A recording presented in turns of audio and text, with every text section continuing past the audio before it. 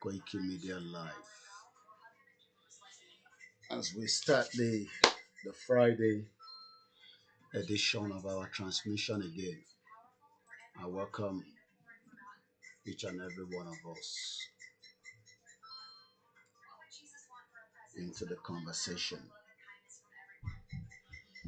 Yoruba Nation, no going back. Yoruba Nation for life. Yoruba Nation, our dream. Yoruba land. Òun nìkan ni ọ̀nà àbáyọ. Adúpẹ́ fún gbogbo èèyàn wa tí ẹ ti ń wọlé, tí ẹ ti ń palẹ̀mọ́ láti darapọ̀ mọ́ wa. Gbogbo ẹ̀yin tí ẹ wà lórí Koikimedia, ẹ ní láti lọ sí orí Koikimedia Odùduwà láti lè continue transmission yìí. Torí lẹ́yìn 5 minutes a máa end Koikimedia. Gbogbo ẹni tí ó fẹ́ bá wa lọ sórí ètò talẹ́ yìí, ẹ gbọ́dọ̀ lọ sórí Koikimedia backup YouTube channel. Níbẹ̀ nìkan lẹ ti lè rí wa wò. Níbẹ̀ nìkan ni ẹ ti lè rí wa wò. So a máa fi link yẹn fáǹfààní ẹ̀yin tí ẹ wà lórí Koikimedia. We will continue to do that till end of the month. After end of this month, a ní lè ṣe bẹ́ẹ̀. Gbogbo ẹ̀yin tẹ́ wà lórí Koikimedia lọ́wọ́lọ́wọ́ báyìí, ẹ lọ sórí backup channel. Níbẹ̀ ni a ti máa bá program yẹn délẹ̀. Èyí tó ń jẹ́ Koikimedia after 5 minutes a máa end it. So ẹ ní 4 minutes láti lọ join wa lórí the channel tí a sọ yẹn. So that is on that. So the program will roll out in just about a few minutes. Mo kí gbogbo alẹ́ nǹkan sí o. Ẹ káàbọ̀ sórí ìkànnì náà. Ẹni tó bá mọ ibi tá à ń sọ yìí, we will push it out on all the platforms láti lè make sure pé miss it out. Thank you so much.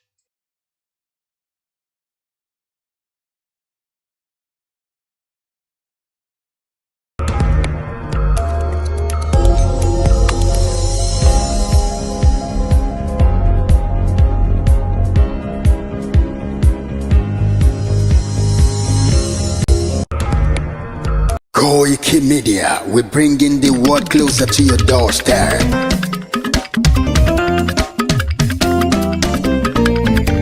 Koikimedia,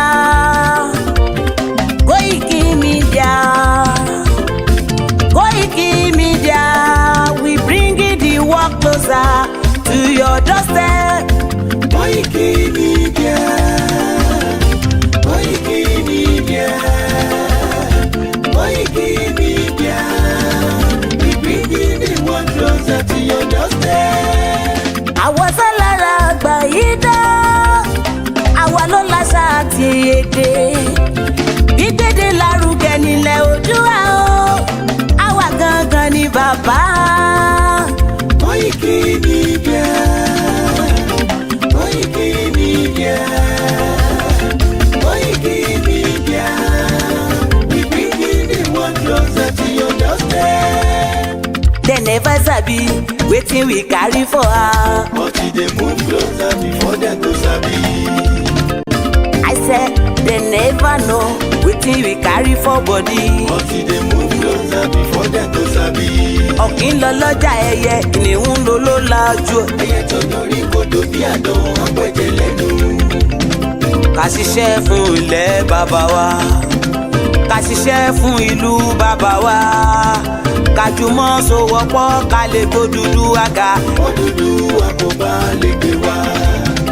Ọmọ Odùduwà ṣègìrì, ẹ dìde fún ẹ̀tọ́ adúláwọ̀, ká lè jọ jùmọ̀ gbé délẹ̀ ìlérí, ká wálé gba ògo ilẹ̀ wa, ká ṣiṣẹ́ ká lè jọ gbàdé, ká lè gbàdé adé adúláwọ̀, àwa ni mọ̀lẹ̀ tí yóò tàn káàkiri. Pé ọmọ Odùduwà ni wá. Koikimedia, àwa là ń gbé tó lárugẹ. Ètò tó pọ̀jù owó tí wọ́n máa ní. Kásá ẹgbẹ́ polówó ọjà wà kájé bùgbà yín jẹ. Ètò tó pọ̀jù owó tí wọ́n máa ní. lárugẹ à ń gbàsà lárugẹ. ètò tó pọ̀jù owó tiwa máa ní. News and sports ẹ máa rí gbọ́. ètò tó pọ̀jù owó tiwa máa ní. ọmọ Ìjẹ̀bú alárẹ̀mí ló ní kí n máa ké tantan. Koiki Media ọlọ́lá gbajúmọ̀ mi o máa bá ṣẹ̀rẹ̀ lọ o. ọmọ Yorùbá nìyẹn ọmọ Yorùbá tata o. à ń gbádùn rẹ ọmọ Ìjẹ̀bú alárẹ̀mí ṣẹ́yìn ló máa fi dìbò tẹ̀ mọ́lẹ̀ o. ẹ̀yin lọ́mọ onígbò máa ń dé mádémádé ẹ̀yin lọ́mọ onígbò máa wọ̀ o. Igbó máa wọ̀ gájòjì ò gbọ́dọ̀ wọ àjòjì tó bá wọ bẹ́ẹ̀ á tẹ̀lé ní ẹbọra. ẹ̀yin lọ máa náwó kóyìnbó tó dé ìgbà tó yìnbó dé o owó náà dẹ́ tún pọ̀ sí o Koiki Media ṣàwa ní bàbá. Koiki Media àwọn ní bàbá. Koiki Media àwọn ní bàbá. Àdáńtọ́ àtúnpèrègèdè. Koiki Media àwọn ní bàbá. àwa là ń gbé tò lárugẹ jẹ́ ká jọ gbọ́ o. Koiki Media àwọn ní bàbá. àtúnjàfẹ́tọ̀ ilẹ̀ wa fẹ́tọ̀ ilẹ̀ Yorùbá. Koiki Media àwọn ní bàbá. ọmọ Òdùwà ni wá o tọkàntọkàn. Koiki Media àwọn ní bàbá. ikú tí ó ṣe bí lébi òsì àdìmú bàbá iyọ. Koiki Media àwọn ní bàbá. We bring you up closer to your doorstep. Koiki Media àwọn ní bàbá. afẹ́fẹ́ tó ń fẹ́ o tó ń kan kí oko lára ni. Koiki Media àwọn ní bàbá. àpèrègèdè Olódùmarè ló fún wa ṣe. Koiki Media àwọn ní bàbá. gbogbo ayé ẹ gbọ́ àwa ní bàbá o. Koiki Media àwọn ní bàbá. ẹ máa bọ̀ wá ẹ gbé polówó ọjà yín wá o. Koiki Media àwọn ní bàbá. òdúdú alágbèdá ní òtítọ́ lágbèdá ní. Koiki Media àwọn ní bàbá. a kì í sọ̀dálẹ̀ a kì í sódìkẹta. Koiki Media àwọn ní bàbá. àdúró tán a tún pèrègèdè. Koiki Media àwọn ní bàbá. Koiki Media we bring you work closer to your doorstep. àwọn ní bàbá. Koiki Media is around. To give us latest. Is around o. Give us latest. Ladies and gentlemen, ẹ mú kalẹ̀ sílẹ̀ ẹ tẹ́tí ẹ gbọ́ ètò tó pọ̀jù owó. ladies and gentlemen, ẹ mú kalẹ̀ sílẹ̀ ẹ tẹ́tí ẹ gbọ́ ètò tó pọ̀jù owó. Koiki Media is around.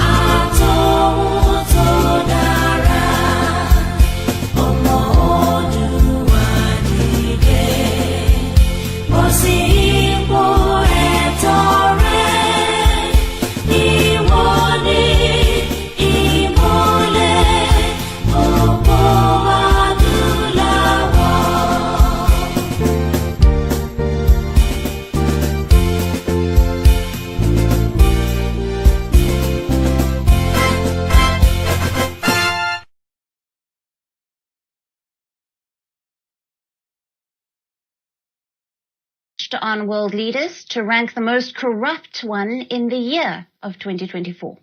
2 African leaders have made it to the top 3 on the list of the most corrupt leaders of 2024. The 2 are Kenyan President William Ruto and Nigerian President Bola Tinubu. The world leaders were ranked by the Organized Crime and Corruption Reporting Project, or the OCCRP. Now, the global network of investigative journalists that specializes in organized crime and corruption. Ruto and Tinubu were the finalists for the OCCRP's Person of the Year Award. The top ranked, that is the most corrupt leaders title, was given to former Syrian President Bashar al-Assad. Kenya's William Ruto was placed second, and Nigeria's Bola Tinubu was secured the third spot. In West Africa's Nigeria also marched against the Tinubu administration last year. The protests were dubbed End to Poor Governance, calling out the government graft. At the center of these protests were his controversial economic reforms, which included removing decades-long costly fuel subsidy to save money. Tinubu claimed that these reforms would fix the economy. However, it further burdened Nigerians with skyrocketing inflation and fuel scarcity. The Nigerian President Tinubu has been accused of amassing enormous wealth for himself and his family. He has also faced scrutiny for being a drug dealer in the US in the past. He was also rocked by allegations of certificate forgery shortly after he was inaugurated as the president in 2023. Now, during his presidency, he has faced backlash over his economic policies. Similarly, Kenyan President Ruto has also faced suspension for graft in the past while serving as a minister. As per reports, in the first 6 months of his presidency, he spent more than $11 million on receptions, parties, and other hospitality supplies. Tinubu is also accused of prioritizing his personal luxuries over the welfare of the Nigerian people. Both leaders frequent foreign trips and have come under the spotlight. In fact, they are both known as Africa's flying presidents, as carried on with their foreign visits in luxurious jets while people in their countries suffered under tough economic conditions. So while public outrage grows against them, such reports are only making things worse for the leaders of the two big African economies. tó òun ni a ti gbọ́ tí wọ́n fi sọ fún wa pé President Bola Ahmed Tinubu, ọ̀pọ̀lọpọ̀ ní Koiki níbo ló ti rí evidence yẹn tó fi accuse our president, the Jagaban of Bogor, pé is one of the most corrupt presidents in the world. Mọ́lẹ́mi kọ́ ni mo sọ, àwọn tó ṣe analysis, àwọn ni wọ́n jẹ́ ká mọ̀ pé President Bola Ahmed Tinubu is one out of the most corrupt politicians ní gbogbo àgbáyé. So do not blame me for that. Ẹ sọ fún President Tinubu pé kó tidy up so that kí ọba tó máa ṣe the next year, tó bá máa ṣe analysis the most corrupt politician in the world, kó má dárúkọ President Bola Tinubu. So èyí tẹ́ ń wá béèrè lọ́wọ́ Koiki pé níbo ni mo ti rí gbogbo information yẹn, èmi kọ́ lẹ máa béèrè lọ́wọ́ ẹ̀. Tinubu ni kẹ́ lọ find out lọ́wọ́ ẹ̀ kí ló dé tí wọ́n fi forúkọ ẹ̀ sí. Bẹ́ẹ̀ a máa wọnú agbami ètò lọ. Mo máa tún kí gbogbo wa pé ẹ káalẹ́ o, ẹ dẹ̀ káàbọ̀ sórí ìkànnì aláyọ̀ tí a mọ̀ sí Koiki Media bringing the world. Ó ní kan náà ọmọ tó ń bá mi ṣiṣẹ́ gbogbo ìgbà ló máa ń ní bringing the war ogun. Mo ní àjà ogun o, Ọlọ́run ní jẹ́ káwa ja ogun, torí ọmọ Yorùbá ò kì í ja ogun. Ọmọ Yorùbá máa ń jà pẹ̀lú ọgbọ́n àti làákàyè. Ẹ bá mi wo ẹ̀yin tí ẹ ṣì ń lọ sórí Koiki Media nítorí pé ẹ tí gbà pé a ti switch. A máa láti máa rán yín létí pé kò ní sí live broadcast lórí Koiki Media YouTube channel. The only live will now be lórí one YouTube channel tá a mọ̀ sí WD76. WD76 yẹn ẹ láǹfààní láti wo live transmission tí a bá ń ṣe lórí Koiki Media. Ìdí tá a ṣe ṣe bẹ́ẹ̀ ni pé a fẹ́ tọ̀ sójú kan so that gbogbo broadcast tó ń lọ sórí Koiki Media YouTube channel á wà ní orí channel kan instead a fi pín sí méjì so that ẹ̀yin tí ẹ tẹ̀ mọ́ra yín gan ẹ lè mọ̀ pé ìkan náà ni gbogbo wa a lè engage. Mo wá tún rọ gbogbo ẹ̀yin olólùfẹ́ wa tí ẹ bá ṣì wà a bit confused.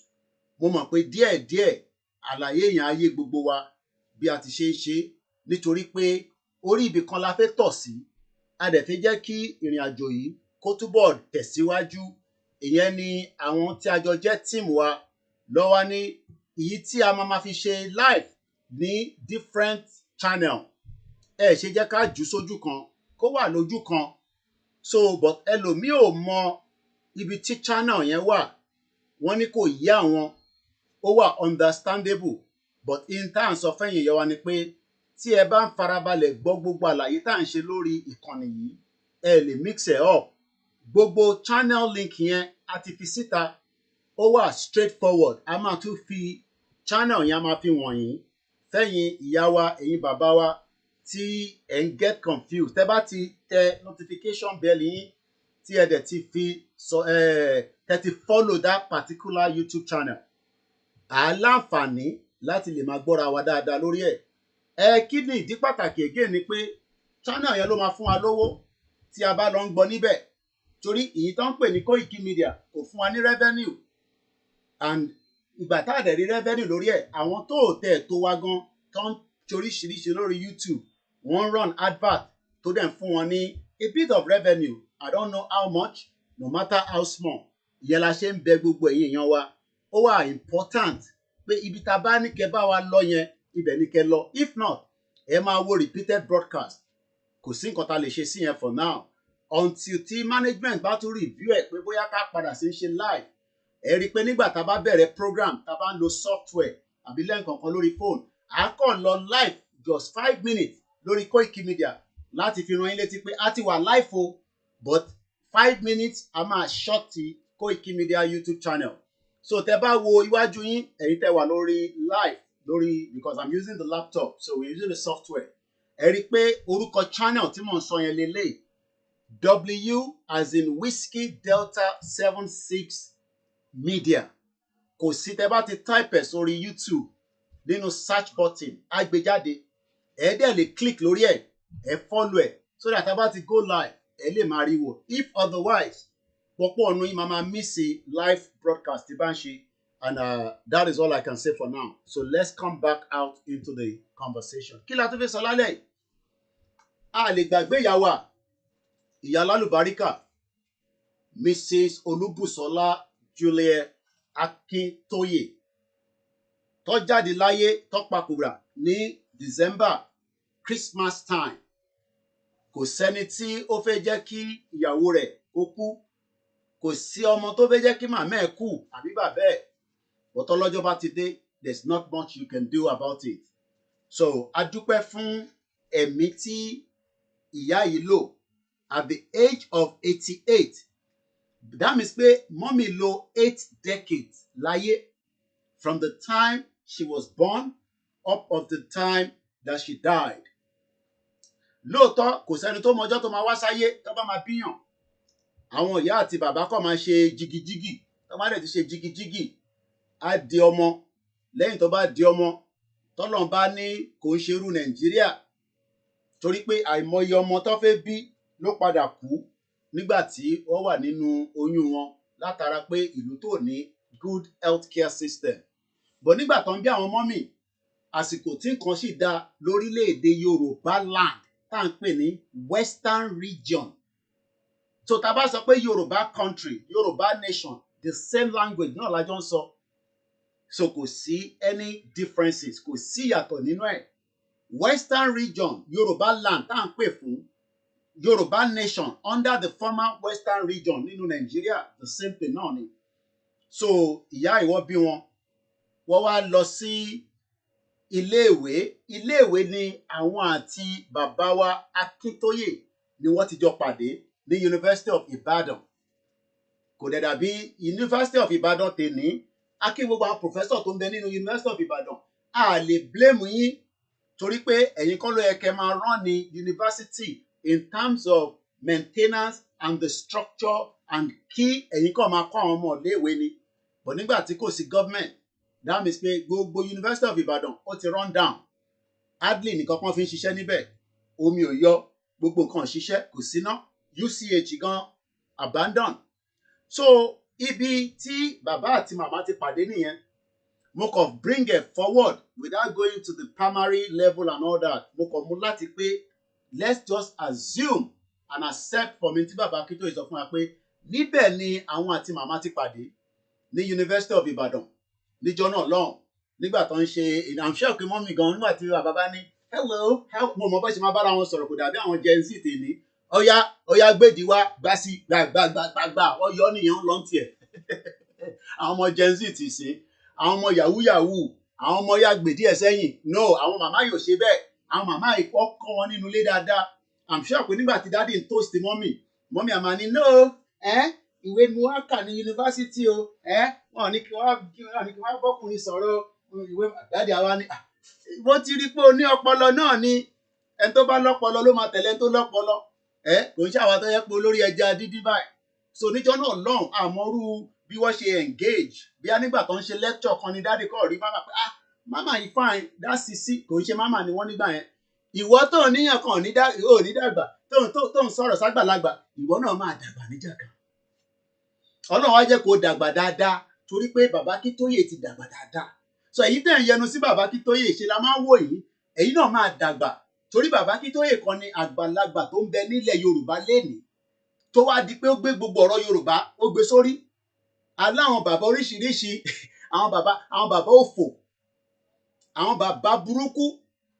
àwọn bàbá tó yẹ ká máa wò pé ṣé bàbá làwọn ilé iṣẹ́ à ń sọ̀rọ̀ bíi tí kan tó ń dunlẹ̀ Yorùbá lọ́wọ́lọ́wọ́ lénìí gbogbo wọn kọ́ káwọ́ báyìí wọ́n mọ bàbá Akintoye èyí tó máa pe bàbá pé ibo ni káwa ti máa support ká máa lọ sí radio station ká lọ máa sọ̀rọ̀ ká máa lọ sí this ká lọ máa sọ̀rọ̀ ká lọ sí that gbogbo wọn dákẹ́ ìyá ìwà dúró tọkọ ẹ̀ pé tí kò bá sẹ́ni kankan mọ́ èmi ìyàwó rẹ̀ tájọ pàdé ní University of Ibadan tájọ graduate èmi àti ẹ lórí Yorùbá land tá à ń pariwo pé kó wá sí ìmúṣẹ kíyà má bàa jà wọn yàn àjọmọdélẹ̀ lérí ni ṣèbádùrà tí gbogbo àgbà náà nìyẹn Ọlọ́run ní jẹ́ kó pe flower fún wa ẹnìkan kìnìkan ẹni tó bá máa kú láàrin ìwà ká tó délẹ̀ lérí Ọlọ́run ti mọ̀ ẹni tó bá máa kú Ọlọ́run ti mọ̀ a kàn ń bẹ Ọlọ́run pé kí àwa máa wà kó má kọ́ wa mọ́ ẹni tó máa wá gbé flower fún lọ́jọ́ iwájú torí ilẹ̀ tó ṣú lẹ́ni nísìn ẹni tó bá jáde láyé ó ti mọ̀ kò dẹ̀ síbi tí kò ti lè káyàn mọ́ January 1st ní olè terrorist ni ó fi mọ́tò ó fi yọ ẹ̀mí àwọn èèyàn before Christmas ní Germany terrorist ni ẹ wo bó ṣe pààyàn kalẹ̀ mélòó bẹ́ẹ̀ so ìyá yìí òun àti bàbá wa wọ́n ń báṣẹ́ lọ iṣẹ́ ò lọ ń bá lọ iṣẹ́ pé kí ìran Yorùbá kíyà má bàa jẹ wá káwọn ọmọ Ìgbò kó má bàa ṣe jàǹbá fún wa torí ta bá ń sọ̀rọ̀ gbogbo ẹ̀yà náà la máa dárúkọ torí tí ìbá dárúkọ àwọn Ìgbò ṣe làwọn kan ara máa ń ní ìyẹn mo ṣe kọ́kọ́ dárúkọ tiwọn torí ta bá sọ pé fake àwọn ló wà lọ́wọ́ ẹ̀ torí nígbà tó bá lo oògùn tó jẹ́ fake ó gbọ́dọ̀ máa kò ní ṣiṣẹ́ lára ẹ wo gbogbo abá díríǹkì tó yẹ kíyàn mú kára yọ ṣe bẹ̀lẹ̀ ìyẹn wá mú kan kídìnì àwa máa bàjẹ́ látara fake product tó ń ṣe mọ̀ pé tá a bá ti gba orílẹ̀-èdè ilẹ̀ Yorùbá ní Yorùbá land wọ́n bí Ìgbò kan dá kó máa gbé fake bọ̀ kódà in tí constitution máa ṣe òun ló máa mọ̀ a máa tighten gbogbo bẹ̀ yẹn bọ̀ nígbà tá a bá gbéra nísìnyí ká gba orílẹ̀-èdè yẹn ná how tá a ṣe fẹ́ control border now ẹ tún wá wo àwọn Haúsá ṣe làwọn yẹn tẹ̀dà bí ìgbà tẹ́ pé wọn ò mọ yàtọ̀ láàrin àwọn àti Fúlàní wọ́n ti gbóhùn sókè báyìí o a máa sọ ibi tí wọ́n ti gbóhùn sókè fún yín láìpẹ́ kí ni mò ń try láti fàyọ ni pé gbogbo àwọn bàbá kan wá dúró ti ìyá Akintoye àti bàbá pé ìgbà tẹ́yìn ti sọ pé ẹ fẹ́ kí Yorùbá dá dúró kí a má bàa jẹ wá kí ló máa ṣẹlẹ̀ sísítà mi kan mo máa ṣẹ́ ọ̀rọ̀ kù ni torí pé gbogbo ọ̀rọ̀ kan la máa jẹ́ kí gbogbo yín mọ̀ lénìí mo kí ẹ dáadáa Arẹwà kíkanjú nígbà tí ó ń sọ kankan ó ní níbi táwọn ti ń tajà tẹ́lẹ̀ àwọn màmá àwọn níbi tó ti ń tajà bẹ́ẹ̀ ni gbogbo àwọn màmá ti wá Ìdúmọ̀tà ní Balógun ni mọ̀mísí mi náà ti tajà títí kó tó sá lọ kúrò Nàìjíríà. Má má jẹ́ kíyàn kan sọ fún ẹ pé mo ṣeré lọ London ni mo wá padà wálé mọ́. Kò sí nǹkan tó jọ. 1990 ni mọ̀mísí mi ti sá lọ. Tó bá gbọ́ sá jápa mọ̀mísí mi jápa. Tó bá ní jápa lẹ́ẹ̀mẹ́ta ó jápa gidigidi. Torí pé ó ń wo future ilẹ̀ Yorùbá báyìí pé tá bá lọ ṣaṣọ àwọn kan máa gbé fake wá. Fake tí ń wá tipẹ́tipẹ́. Àárẹ̀wá kíkọjú wá jẹ́ kó yé mi pé tó bá ṣe product kan lénìí ní Nàìjíríà àwọn ọmọ Ìgbò máa ṣe fake ẹ̀. Kí ló dé fà ni pé ẹni wá mọ̀ yàtọ̀ nínú fake. Báwọn ṣe ń ṣe fake jàǹbá kan nìyẹn fún ìran Yorùbá. Ẹ jẹ́ ká fìyẹn sẹ́gbẹ́ kan. Now jàǹbá kan tó wá wà. Jàǹbá yẹn ni pé àwọn ò tẹ̀ fẹ́ mọ̀ bóyá Mùsùlùmí nìyẹn bóyá Kìrìsìtẹ́nì nìyẹn bí oníṣẹ̀ṣe nìyẹn wọ́n rẹ́dì láti yanjú ẹ kúrò. Bẹ́ẹ̀ ni àwọn àgbà ìranù àwọn àgbà òfò àwọn yẹn rẹ́dì láti yọ ẹ̀mí kúrò lára wa. Àwọn ló ń pè bẹ́ẹ̀ àwọn Fúlàní. Ibikíbi tó bá pàdé ẹ tí wọn náà bá dé ọkùnrin dáadáa bí olóyè Ìgbòho tó dira dáadáa tó bá wọn jà gidi wàá pa ẹ́ síbẹ̀ lẹ́sẹ̀kẹsẹ̀. Ìyẹn wà ń bẹ́ẹ̀. Àtúwá láwọn kan débi pé àtẹ̀mọ́bi tó ti ń bọ̀. Àwọn yẹn ni pé gbogbo ibi tí a ní resources sí ibẹ̀ làwọn yẹn máa ń fi mú fúlẹ̀ sí. Ìwọ làwọn yẹn àwọn foreign tó máa ń pè ní foreign partners. Àwọn foreigners ẹ ti mọ̀ wọ́n ṣe ń dárúkọ UK, France, Germany, India, America. Happy New Year gbogbo ẹ̀ tẹ́ ṣe kí wa. So kí ni wọ́n fẹ́ láti fàyọ ni pé àwọn yẹn ìtàwọn yẹn wà ní pé níbo ni resources ilẹ̀ Yorùbá wà ká tètè kó àwọn terrorists síbẹ̀ kó dààmú yín kẹ́ má rí kankan ṣe. Èní á máa jẹ́ ọjọ́ Jímọ̀ olóyin first Friday of the month of January 2025. Nínú kitchen mi náà ni mo ti rọra ń ṣètò yìí. I need the studio. As long as ẹ bá ti wà acceptable pé ibi tí mo ti ń ṣe ó wà okay fún yín lẹ́ẹ̀kankan àwọn ọmọ Òdùà. Dad, you want to start your program now? Mo ní yes. Wọ́n ti respect mi. Wọ́n ti lọ sí yàrá wọn lókè. Mo dẹ̀ dúpẹ́ lọ́wọ́ àwọn ìyàwó mi. Àwọn kan tẹ̀ ní Koiki nígbà ló wá di pé ó fẹ́ yàwó. Nígbà ló wá di pé ó ṣe kinní kan. Àwọn máa lè. Wọ́n ti ní kí n máa dá yín lò. Èmi náà máa fi ta sí yín ni. Torí tí wọ́n bá comfortable. Èmi fẹ́ kí gbogbo akájọ comfortable ká má wọ́wọ́ ara wa jẹun. So kí ni mo fẹ́ fà bẹ́ẹ̀ ni pé màmá tí ó jáde láyé láti sọ̀rọ̀ ẹ̀ ìyẹn ìyàwó bàbá wa emeritus. Torí pọ́ńtà kan wà tí màmá sọ fún bàbá kó tó kú ìyẹn la fẹ́ mú dúró láti make sure pé gbogbo wa bá fail tí à ní fail. That means pé òkú màmá òkú ìyá Janet Fashakin ẹ máa bá mi rántí àwọn tó ti kú ẹ máa bá mi fi sínú comment section. A jẹ́ pé a fẹ́ gba ara wa sílẹ̀ láti make sure pé a lè lọ tọ́jú ibi tí wọ́n sin wọ́n sí. Torí gbogbo àwọn tó kú yẹn a gbọ́dọ̀ make sure pé family wọn tá a bá tẹ̀ rówó fọ́jú wọn nísìn tí gọ́ọ̀mẹ̀ntì bá ti wà wọ́n gbọ́dọ̀ recognize wọn. 9/11 lẹ́ni nísìn tẹ bá wo gbogbo àwọn tó kú yẹn pátá gbogbo wọn ni wọ́n ní ibi tó gbé orísun wọn sí báyìí tó sin wọ́n sí tó ń tọ́jú wọn tó ń make sure pé gbogbo family wọn yà ò ní jẹ wọ́n. So kí la fẹ́ fàyọ ni pé ìyá wa tó ṣaláìsí ó sọ fún baálé rẹ̀ pé baálé mi ẹ mọ̀ pé tí kú bá máa dé tó fẹ́ kú á ti máa rí sign àwa ò tí kú nísìnyí tó à lè rí sign àwa dẹ̀ máa gbó dáadáa gbogbo yín wa máa jábọ́ a máa dàgbà máa dògbó. Màmá tó jẹ́ abiyamọ rere ó wá pe ọkọ rẹ̀ ó ní ìyà ń jẹlẹ̀ Yorùbá ìyà ń jẹ ilẹ̀ kò ń ṣẹlẹ̀ yẹn gangan ni ìyà ń jẹ o àwọn olówó lórí ilẹ̀ àwa náà ni torí ilẹ̀ yẹn dúró dáadáa ní ilẹ̀ Yorùbá land lénìí tó bá mu àgbálùmọ̀ nígbà tó bá mú tán tó sọ́ọ̀kì gbogbo tó wà lára ẹ̀ tó kọ̀ rọra tú sí ẹ̀gbẹ́ kan tí wọ́n dẹ̀ ti bá tiẹ̀ lọ kò sẹ́ni tó ń wẹ̀tẹ̀ kò sẹ́ni tó fi fertilizer sí tó bá máa fi dídí oṣù kan wàá kọ́ rí pé nǹkan kan jáde lára abẹ yẹn bílẹ̀ Yorùbá ṣe wá nìyẹn. Ìyá wa kan send audio sí mi èmi máa ń sọ pé kò sí bá ṣe lè ṣe ẹ lè gbé ọ̀rọ̀ ẹ̀sìn kúrò nílẹ̀ Yorùbá bẹ́ẹ̀ fẹ́ bẹ́ẹ̀ kọ̀ torí ẹ lè lé mi kúrò nílẹ̀ Yorùbá I'm a Muslim for possible àwọn Christian ní under kan rú gbogbo yẹn náà la mọ̀ but ẹ jẹ́ ká fèsì ibi tí òkodo ọ̀rọ̀ wà but wọ́n sọ pointer kan nínú ọ́díò tí mo gbọ́ yẹn wọ́n nígbà téèyàn márùn bá wà nínú 20 hectares of land tàbí kọ́ lọ máa dáko Fúlàní máa pa wọ́n síbẹ̀ ọ̀rọ̀ yẹn dẹ̀ ó mú yẹ́sì wá because ẹni tí ó jẹ́ kó wà lóko kò jẹ́ kó tún máa ronú security yẹn ọwọ́ ìjọba nìyẹn wà tó ń pè ní ààbò dẹ̀ gbọ́dọ̀ jẹ́ nǹkan tí ó gbọ́dọ̀ ṣiṣẹ́ so that ẹni tó ń lọ sí farm tó fẹ́ lọ dáko àbó fẹ́ lọ harvest àbó kò fẹ́ ṣe whatever kò ní wà worry and the same thing within the the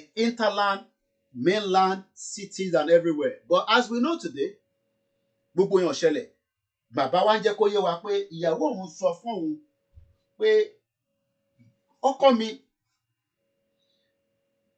má relent má dẹ̀ fojú wo pé ìyàwó rẹ tó máa ń bá sọ̀rọ̀ èmi mo kàn ń exaggerate lè nísìn but definitely bí bó ṣe rí nìyẹn nígbà téèyàn sọ fọ́kọ ẹ̀ pé má jẹ́ kí ìyà jẹ Yorùbá ó èèyàn ti mọ̀ pé ikú ti ń bọ̀ nìyẹn but bàbá wa ò ní mọ̀ pé ikú ń bọ̀ torí ta ló fẹ́ jẹ́ kí love one ẹ̀ kú but eventually mama died ní ìjọ Kérésìmesì tá à ń pè ní 25th of December but bí ṣe sọ her last message òun ni pé kí bàbá kó wa délẹ̀ lérí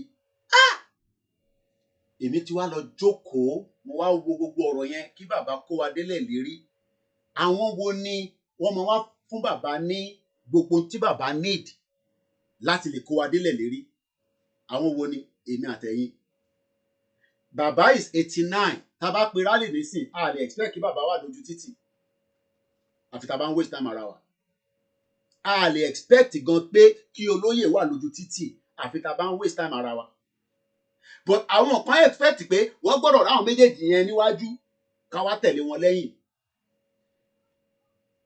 2 things ni ó kù tá a fẹ́ máa sọ lórí platform wa àwa nídìí owó wọ́n dẹ̀ ti jẹ́ ká mọ̀ pé rally ń bọ̀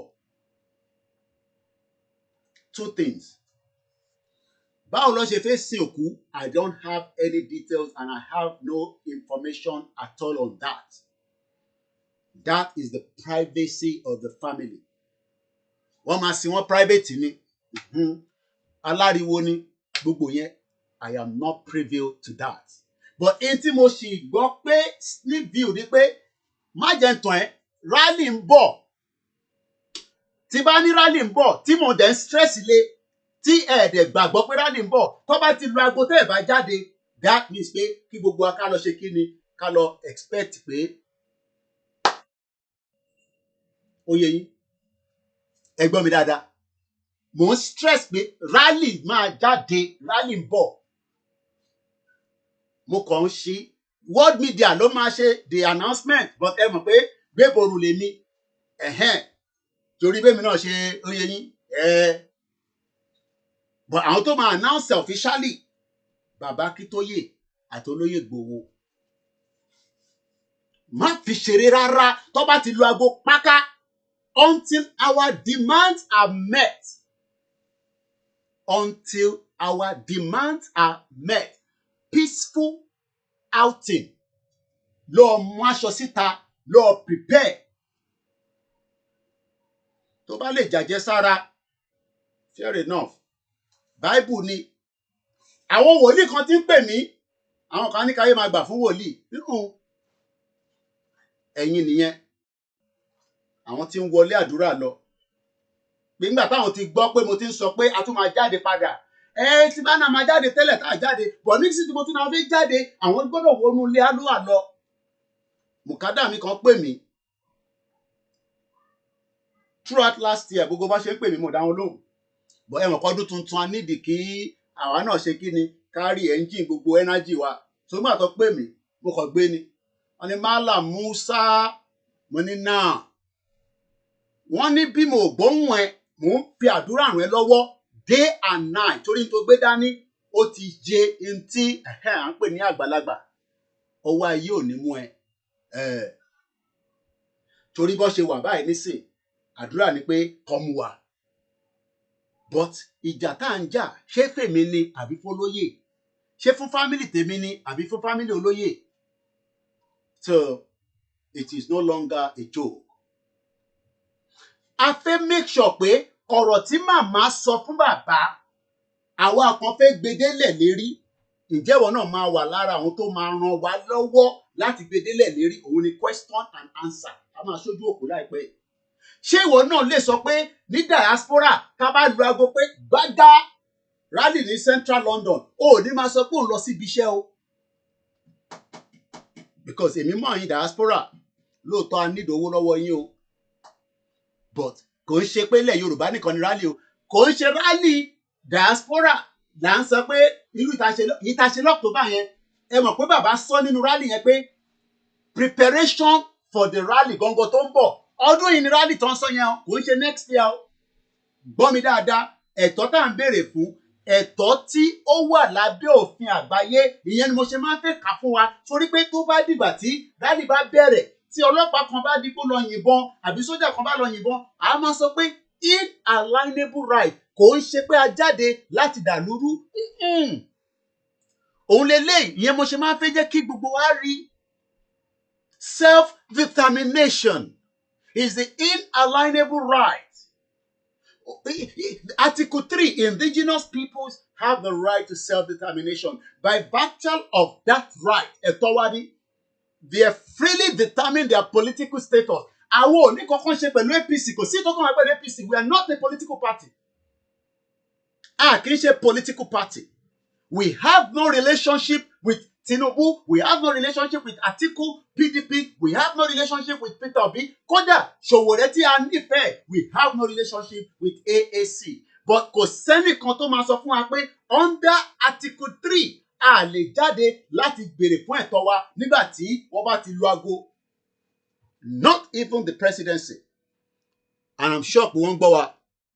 Ìyẹn la ṣe ń jẹ́ kí everybody mọ̀ torí pé international community at some stage wọn ní any choice láti dá sọ̀rọ̀ tó wà nílẹ̀. An international community ló máa fún wa ní country but wọn ní choice láti dá sí ọ̀rọ̀ tó wà nílẹ̀ subject to báwa bá ṣe fẹ́ sí subject to báwa bá ṣe fẹ́ kó lọ. Tẹ́ bá fẹ́ ṣe ní one day ká dẹ̀ padà wọlé kó tún di another 2 months kẹ́tú jáde tó bá jẹ́ pé ẹ̀lẹ́ fẹ́ tó bá jẹ́ pé ká nà farafa kó máa lọ bẹ́ẹ̀. Ó náà pé èyí dára ló máa ń lo kó máa re bẹ́ẹ̀ títí tí demand wa máa fi met. It is up to us. Kò sí kankan méjì mọ́ a ti pariwo ọ̀rọ̀ headline ẹlòmíà kàn lórí headline Ìgbòho ti ṣe gbìyì Ìgbòho ti ṣe gbà ṣe rí gbogbo headline yẹn òun kọ́ ló máa fún yín ní Yorùbá nation. In tó fẹ́ fún wa ní Yorùbá nation tí a máa fi prepare fún while the diplomacy is going underneath. Òun ni pé kí gbogbo wa ká jáde ní gbogbo ilẹ̀ Yorùbá ní gbogbo ìpínlẹ̀ Yorùbá Mùsùlùmí ni ẹni Christian ni ẹni oníṣẹ̀ṣẹ̀ ni ẹni ẹlẹ́ran ni ẹni aláta ni ẹni student ni ẹni. Everybody has been affected. Nigeria is not working. Kò sí àní bẹ́ẹ̀. Kò sí àní kankan pé ẹ tún wá ọ̀nà àbáyọ. The only ọ̀nà àbáyọ tó kù ó ní pé kí Yorùbá kó gba òmìnira kúrò nínú Nàìjíríà kó dá dúró gẹ́gẹ́ bí orílẹ̀-èdè. And that will give us joy. That will give us peace of mind. That will prepare us for the better future. And to engage anything short of that is not going to work. Èní ni ọjọ́ kẹta nínú oṣù àkọ́kọ́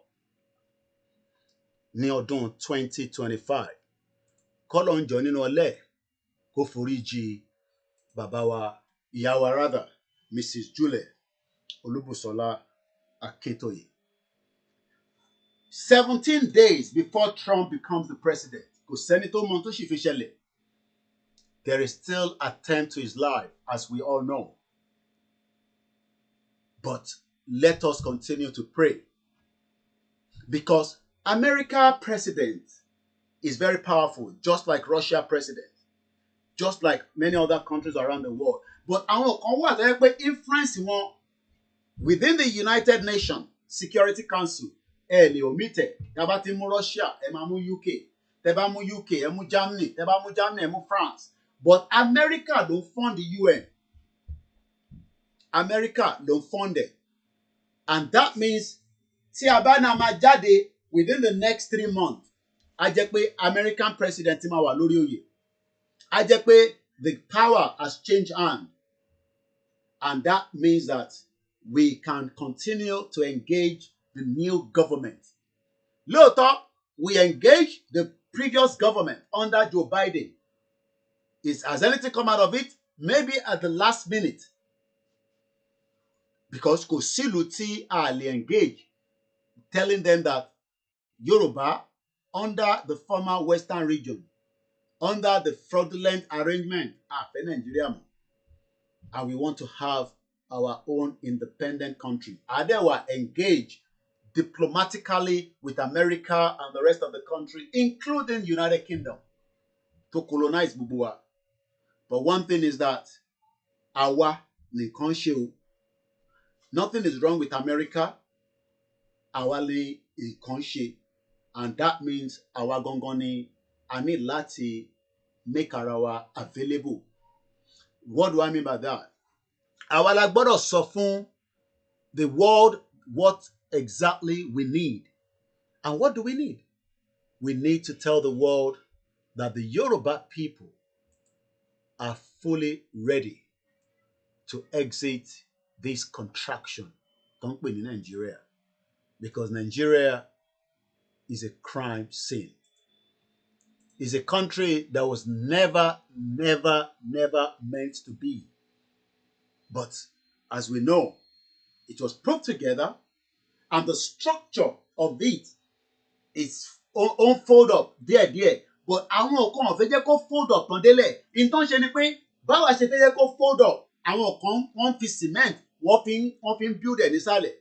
Even though the foundation has been faulty, extremely faulty. And it seems that push, everybody that is saying, Nigeria will break. Nigeria will not break. Nigeria will remain one. Nigeria will not remain one. All these are still many questions that people are talking about. But gbogbo wa ti rí pé ọ̀rọ̀ Nigeria, many Yoruba people tí kò gbàgbọ́ pé ó jẹ́ kí Yoruba land kó dá wà, kó dá dúró outside Nigeria, wọ́n ti ń get message yẹn. But a lot of them wọ́n ní agídí, wọ́n ò fẹ́ accept the truth, and only the truth can set us free. Mo máa play àwòrán kan fún wa nísìn. Àwòrán yẹn is just to say gbogbo tí gbogbo náà ti ń sọ bọ̀ tẹ́lẹ̀ ni. Nothing different, but these are the perspective that this country, this union has failed. Kò sí tí gómìnà lè sọ fún yín, kò sí orin tó lè kọ sí. Let the country go. We will declare war. A máa dá ogun sílẹ̀. Kò ń ṣe Koiki ló ń sọ bẹ́ẹ̀. Àwọn wo ló ń sọ bẹ́ẹ̀? Màá gbé jáde fún wa nísìnyí. We will declare war. A máa dá ogun sílẹ̀. Tí ẹ bá pín Nàìjíríà. Mo rò pé ìlẹ̀ sọ pé Koiki àti Igboho ló fi dógun sílẹ̀. Àwa wá ní àtẹ̀dógun sílẹ̀ mọ́ torí a ní agbára tá fi ra nǹkan ogun. Ìtawà ní ni pé gbogbo ìyà tó fi wá jẹ nínú òwò ẹrú tí wọ́n ṣe, ìyẹn náà tó gẹ́. Bàbá wa alànà dẹ̀ sọ pé ìran Yorùbá ò kì í ja ogun. Ẹ jẹ́ ká gbọ́n tárákùnrin sọ. Good evening, everyone. Thanks for joining me in this video. Nigerian politicians are playing a very dirty game. A very dirty game in the sense that they are making Nigeria to become more unstable. And there is no how stability can come to Nigeria. Lend me your ears. Now, what am I talking about? First of all, take a look at this video. Kasan nan ta rabu. A raba ta kawai. Wallahi. A ra'ayina da masu ra'ayi irin nawa, kasan nan ta rabu. A raba ta kawai. A raba ta. Oduduwa su ɗauki nasu. Biyabara su ɗauki nasu. Mu musulmi mu ɗauki namu. Wallahi wannan shine solution. A raba ta. A raba kasan, wannan shine ra'ayinmu, a raba ta. Su ci man su umma mai din ne. A bar mu da shanunmu a bar mu da waken mu, a bar mu da gyaɗan mu, a bar mu da shinkafan mu, a bar mu da dawon mu, a bar mu da geron mu. Ku je ku ci fetur ɗin. Ku je ku ci. A raba ƙasar. Mu samu mu ɗabbaka shari'ar musulunci. Ba wata shegiya Ngozi ko Dabora da za ta zo ta fi tsirara suke rabin mamanta a waje ta ɓata tarbiyyar 'ya'yanmu ta ɓata ba shegin da ta yi haka da sunan constitution ya ba da right babu wannan a rabu kawai wallahi rabuwar ƙasa ne shine alheri ga musulunci ga musulmai wallahi tallahi shine kuma shine munafukan cikin mu da su ƙara bayyana mu gano su ko kudu ko arewa Allah ya raba ta domin ba za mu yarda ana kashe mana 'yan uwan musulmi ba mu kuma su suna zaune a nan lafiya ba zai yi ba gwamnati ki ta kinnot ba za mu yarda ba ba za mu yarda a kashe mutane musu suna zaune a lafiya suna ɗebe mata tattalin arzikin ƙasa ba za mu yarda ba wannan ba an fa zo wajen red line ba za mu yarda da wannan ba shine gaskiyar magana ba za mu yarda ba yawwa ko da a yi stopping ko kuma a yi yaƙi wannan shine gaskiyar magana wallahi the rate fáǹfààní tí ẹ wà lórí Instagram àtẹ̀yìntẹ̀ ń gbọ́ wa lórí Twitter space àtòrí MixLR àwọn tó ń wò wọ́n rí the translation of in tí arákùnrin yẹn sọ èmi á wá bá yín sọ translation yẹn bí wọ́n ṣe ń kọ síta nígbà tá a bá tún fídíò yẹn play à á mute audio ti man yẹn à á kọ́ máa wo àwòrán yẹn nìkan èmi á wá ṣe the translation bí wọ́n ṣe ń sọ lọ ẹ jẹ́ kí n máa ṣe translation yẹn and I hope I can be fast enough to start reading as it's coming on the screen ẹ má bínú sí wa tí ẹ bá gbọ́ òyìnbó. mo ń bọ̀ mo fẹ́ kí arákùnrin yẹn play video yẹn tó bá ti fẹ́ play video yẹn nísìn. The nation should disintegrate. Let's just divide it. Period. My opinion and others having same opinion as me, let's disintegrate. Let's divide it. Period. Let's divide it. Oduduwa having their own, Biafra too, and we Muslims having our own. I swear that is the solution. Let's disintegrate. This is our opinion. Let's divide it. They should consume their crude oil since it is theirs. Leave us with our cows and our beans, our groundnut, our rice, guinea corn, and our millet. Go and eat your petrol. Go and eat your petrol. Divide the nation so we can have our Sharia Islamic rule. No more bastard Ngozi or Deborah who will be naked with breast out to corrupt our children. No more bastard like that.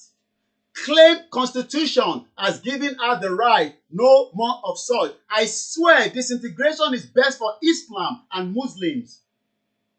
And that is when the betrayer among us will be discovered. Either for the south or for the north. Let's disintegrate. Because we want our Muslim brothers, we won't let our Muslim brothers be killed. And they are living here peacefully. It won't be possible. Government should not take, we won't condone it. We won't condone the killings of us while they enjoy their nation's wealth. We have come to line. We will not agree. Period. It's either they stop now or we will go to war. Period. I swear. Now, fún ìwọ tí o jẹ́ ọmọ Yorùbá, ìwọ ni mo fẹ́ bá sọ̀rọ̀ nísìn torí pé orí yín kunkun yẹn ẹ̀ ń gbọ́ràn. Ẹ kì í gbọ́ràn tá a máa ń sọ fún yín ẹ̀yin ọmọ Yorùbá. Ẹ kì í gbọ́ ọ̀ràn tá a bá ń sọ̀rọ̀ pé ọ̀rọ̀ Nàìjíríà kò ń ṣe tí a máa mú ní ọ̀rọ̀ yẹbẹlẹyẹbẹlẹ. Ó ní tí ẹ bá jẹ́ káwọn pín àwọn máa padà gbógun wá bá yín ni. Èmi wá ń béèrè pé ṣé wọ́n ṣe ń gbógun wá ni àbí arákùnrin kan sọ pé àwọn gbógun bọ̀ torí pé indicator ó jẹ́ kó yé wa pé wọ́n ti ń gbógun wọlé Yorùbá tó bá gbógun lẹ́wọ̀ Yorùbá ni kódà tó bá tẹ̀ jẹ́ pé àdóko lásán mọ́ that is a war because àwọn tí wọ́n make attack tẹ́ẹ̀ fi lè lọ sínú igbó láti lè lọ ṣe farming that is a war ogun ti wà nínú ilé nìyẹn but ọmọ Yorùbá fẹ́ rí evidence wọ́n fẹ́ rí i pé lóòótọ́ ni in tí bàbá Akintoye sọ pé Nigeria is not meant for us. A ṣe ń create àwọn scene yẹn ni mo fẹ́ sáré create scene ibi tí bàbá tí òun àti kíní ti ń sọ̀rọ̀ fídíò mo fẹ́ sáré gbé wọlé but ìgbà tó yẹ pé ẹ mọ̀ mo ní kíní wa ó crash ní the last couple of weeks before Christmas or after before I can't remember now. Òun àti àbàtì olórí burúkú ọmọ àlè ẹ rántí fídíò yẹn tí bàbá ń jẹ́ kí àbàtì mọ̀ pé kò sí nǹkan kan tẹ́ lè ṣe sọ̀rọ̀ Nàìjíríà kò sí nǹkan kan tẹ́ lè ṣe sí ọ̀rọ̀ Nàìjíríà ju pé kí olúkálukú dá ọmú ìyá ẹ̀ gbé but àwọn ọmọ Yorùbá ṣe lẹ́lòmíì nísìn bó ṣe máa pín gúgúrú àti bọ̀lẹ̀ àtẹ̀pà fún ní election tó tún bọ̀ fún campaign ìyẹn ló ti ronú sí bó ṣe fẹ́ di olówó tó máa dolówó nínú country tí kò sí security ó fẹ́ dolówó nínú country tí kò síná tí kò sí welfare ó fẹ́ dolówó nínú country tí kò sálàáfíà tí kò sí peace of mind lóòótọ́ ó dáa ká lówó lọ́wọ́ bó ṣé èèyàn lè lówó nínú Nàìjíríà bẹ́ẹ̀ ni peace of mind àbí ẹ ti gbàgbé àwọn tí Fúlàní pa ní tó gé lórí tó fa wèrè lọ́yàn ẹ jẹ́ a gbọ́ bí bàbá Akintoye ṣe sọ ní bíbá. That's all. But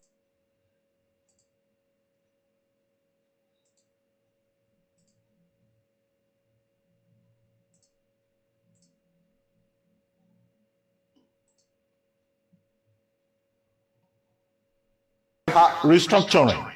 You are talking about self-determination. You don't know this. You don't know the nature of the Yoruba society. You don't. Most of the young people, and they are the majority in Yoruba land, want the self-determination of their Yoruba nation. That's the truth of the matter. That's what is keeping the movement going. And they are also doing so in the diaspora.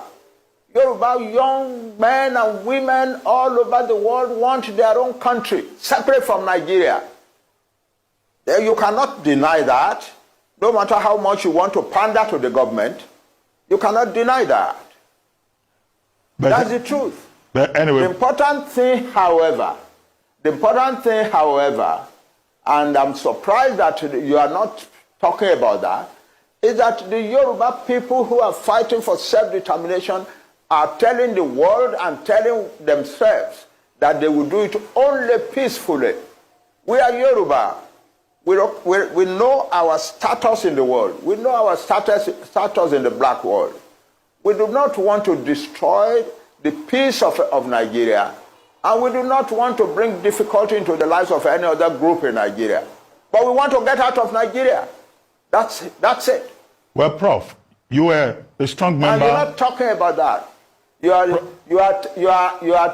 asking me questions. You are asking me questions as if what ORILEEDE did has the support of the majority of Yoruba people who want self-determination. It is not true. Well, Prof, she has a small minority of a section that is ready to do illegalities. A year ago, they went and attacked a radio station in Ibadan, and so on. Now this year, they are attacking the entire government of Ibadan, and so on. No, but we have never sent anybody to go and do that, and we do not support it or encourage it.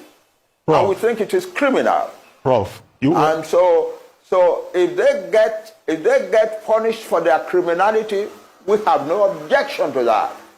Prof, you are a strong member. You cannot, because of them, generalize opposition to self-determination. You cannot. Well, Prof, you are a strong member of the Unity Party of Nigeria, also a very strong member of Afenifere. Afenifere is talking about restructuring. You are now talking about self-determination. What is the difference, in these two ideological positions? Yes. our fathers in Afenifere are doing the right thing, talking about restructuring, so that we can go back and live our own life the way we used to live it prosperously. They're doing the right thing. There is nothing wrong with that. But we, another group of people, larger in number than they, are now saying, no, self-determination is the answer, not restructuring. Why? Because when you restructure, you are still in Nigeria. The people who are coming and disrupting your life and destroying your farms and killing your women and raping your mothers and daughters and so on are still Nigerians. They still have a right to come to Nigeria. The only final solution to that is to separate, so that you have a separate Yoruba country where we can make our own laws and so on, where to which we admit only people we want to admit. So nobody can claim that they have a right to come to our land. They don't have such a. But as long as we are in Nigeria, no matter what restructuring is done, they still have the right to come to our land and do the things. Impediment to Yoruba development is the impediment to Odua development. Without Nigeria, we won't be where we are. 1962, we were far ahead of South Korea and North Korea. We were far ahead of China even. We had television before France. We had radio before South Africa. Now look at where we are today. I think it's a shame that even any Yoruba man can be talking about restructuring at this point in time. What are we restructuring? This country that is already shot to pieces? I don't think that's what we want. But they are always talking about giving Nigeria a chance. The patience of Yoruba with Nigeria has come to an end. Mo kí bàbá wa, a máa padà sórí fídíò tí à ń gbọ́ lọ yẹn. Mo kí gbogbo ẹni tẹ́ ti darapọ̀ mọ́ wa, ẹ jẹ́ ká sáré kí yín ká má fojú pa yín rẹ́ torí pé èèyàn ni yín, ẹ kì í ṣe ẹranko. Mo kí bàbá mi Wàsíù Táíwò, ẹ káàbọ̀ sórí ìkànnì wa. Mo kí Azeez Shakiru, ẹ kúrọ̀lẹ́. Ògúnmọ́lá Abíọ́dún, mo kí ẹ ní ìlú Ìbàdàn. Mo kí Ọlátọ́ni Aegis ní gbogbo Belgium níbẹ̀. Mo kí Dizima 123, our team of diaspora of emeritus Banji Akintoye is working more innovatively than the other diaspora. ORILEEDE Yoruba Àṣà, Bishop Adesina Mokiembe, Daniel Adeyemi Moki, Mr. Larry Lamino, Ọlákúnlé Moki, bàbá wa Kẹ́hìndé Oseni Salami, wọ́n ní ẹ káalẹ́ sà bàbá mi Koiki, ẹ káàbọ̀ sí orí ètò náà sá. Mo kí gbogbo àwọn ìran ọmọ ọkọ Yorùbá gidi náà dáadáa sà. Ó Yorùbá nation, no going back Yorùbá country. Ẹ tún sọ pé Yorùbá nation nìkan ní ọ̀nà àbáyọ fún gbogbo àwa ìran ọmọ ọkọ Yorùbá gidi pátápátá ní láti lè kúrò nínú Nàìjíríà. Lẹ́ẹ̀kan sí mo kí bàbá wa Fab, mo kí bàbá wa Adégoróyè Ọ̀pẹ́yẹmí Àdìsá, mo kí gbogbo ẹ̀yin coordinator tẹ́ ń bẹ nílùú Oǹdó, mo kí General Trustina, mo kí gbogbo ẹ̀yin tí ẹ wà ní different part, mo kí ọmọ Lúkà dáadáa, mo kí bàbá Lẹ́kìtì, mo kí Masby, mo kí àwọn mídíà wa nílé lóko, mo kí ìyá wa Mọ́rẹ̀mí, mo kí bàbá wa, mo kí ọ̀gbẹ́ni Bobby, mo kí Òjíṣẹ́, mo kí Yorùbá Space TV, mo kí Ọlákúnlé lẹ́ẹ̀kan sí, mo kí Oyè Dára, mo kí bẹ́ẹ̀ mo lọ kí Yorùbá World Media, Mr. Larry Lamina, mo kí Yẹmí Fátókì, mo kí ẹ, mo kí Taofik Quadri, mo kí ẹ̀yin tí ẹ ti darapọ̀ mọ́ wa. Triple DRS, mo kí ẹ̀gbọ́n mi dáadáa, a kú ìmúra weekend náà, mo kí gbogbo ẹ̀yin tẹ́ wà lórí floor, mo kí gbogbo àwọn tí wọ́n ti wà lórí ètò, mo kí Oyèrónkẹ́ Ọlánìyàn, mo kí yín o. Just Reason, mo kí ẹ. Mo lọ bẹ́ẹ̀ mo kí DM tó ń sọ pé Koiki mi náà wà níbí báyìí. Mo kí Biafra, oh hey Biafra, no retreat, no surrender, ọ̀rọ̀ àwòtòwòtò. Ọlákúnlé mo kí Plan B. Oyèlábí Amusa, mo kí yín. Ẹ jẹ́ ká lọ gbọ́ in tí ó link mọ́ tí bàbá Akintoye sọ bọ̀ lẹ́ẹ̀kan pé ọ̀rọ̀ Nàìjíríà tẹ́ bá restructure, àwọn the same people tí wọ́n gba ilẹ̀ Haúsá wọ́n fẹ́ gbalẹ̀ mọ́ wa lọ́wọ́. Ǹjẹ́ ẹ̀rí wà àti rí ẹ̀rí náà? Ẹ jẹ́ ká wo in tó ń bọ̀ yìí. Is the Hausa Fulani fight. You know, we don't mention it. That is the bottom line. The Fulani man feels anytime he comes to town, he's molested, he's killed.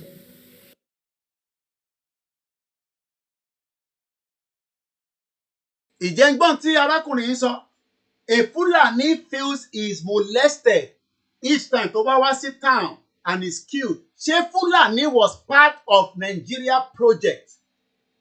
Láti bo ni Fulani ti wá? Àwọn wo ni Fulani? Fulani wá di ẹni tí àwa ń debate nínú Nigeria. Who are the Fulanis? Àwọn wo ni Fulani? Were the Fulani part of Nigeria? How did we get to where we are negotiating with Fulani that were never part of the structure of Nigeria even before Nigeria was created? But look at how they've been able to take out every part of the north. The northern part of Nigeria that is owned by the Hausas has been removed. Our Joko, we are now deliberating. We are now discussing where we should be as Yoruba, as Igbo, as Hausa against Fulani that are the smallest minority within Nigeria. But as I speak to you today, they have become the majority. Because if you look at the APC chairman, Ganduje is a Fulani man. So how do we now continue to deliberate if we should remain in a country where the Fulanis are moving at the speed of sound and they never forget and they never forgive? Why are we being stupid? Why are we trying to sacrifice Bola Ahmed Tinubu for the future of the Yoruba people, knowing fully well that Tinubu will not be alive another 50 years, but the Fulani will still be alive, existing, if we do not stop their agenda now? Is there an agenda? Does the Fulani have an agenda for Nigeria? Can anybody put in the comment section if there is an agenda in the Fulani campaign within the Nigeria and outside Nigeria to move until people are killed, massacred, take their land, and then even turn them to what they don't want to be? But this man, a terrorist military man, is now telling us that, oh, no, Fulani are not happy when they come to town, that people are killing them. That is a lie. And what was saying defend the Fulani? They are defending the Fulani that has made so much chaos within Nigeria. Look at how they are defending Fulani. Listen to this. Which is it for you, Dr. Obadiah? Do you think the government is unwilling or unable to protect the people of Southern Kaduna? In fact, it is not only unable, it is unwilling, and we have good reason to feel that they are part and parcel of the killers. Let me make some revelations to you. That's a very big allegation, Dr. Obadiah. The government is part and parcel. Malafia Lake was saying that the government is part and parcel. Are you not listening to a government official at the bottom defending the Fulanis? They know it is when the Fulani come to the town, they are being massacred and killed. Let's hear how this Fulani man is telling us that it is because Fulani are coming to the town, they are being massacred and killed by the people. My name is Koiki. This is a live transmission.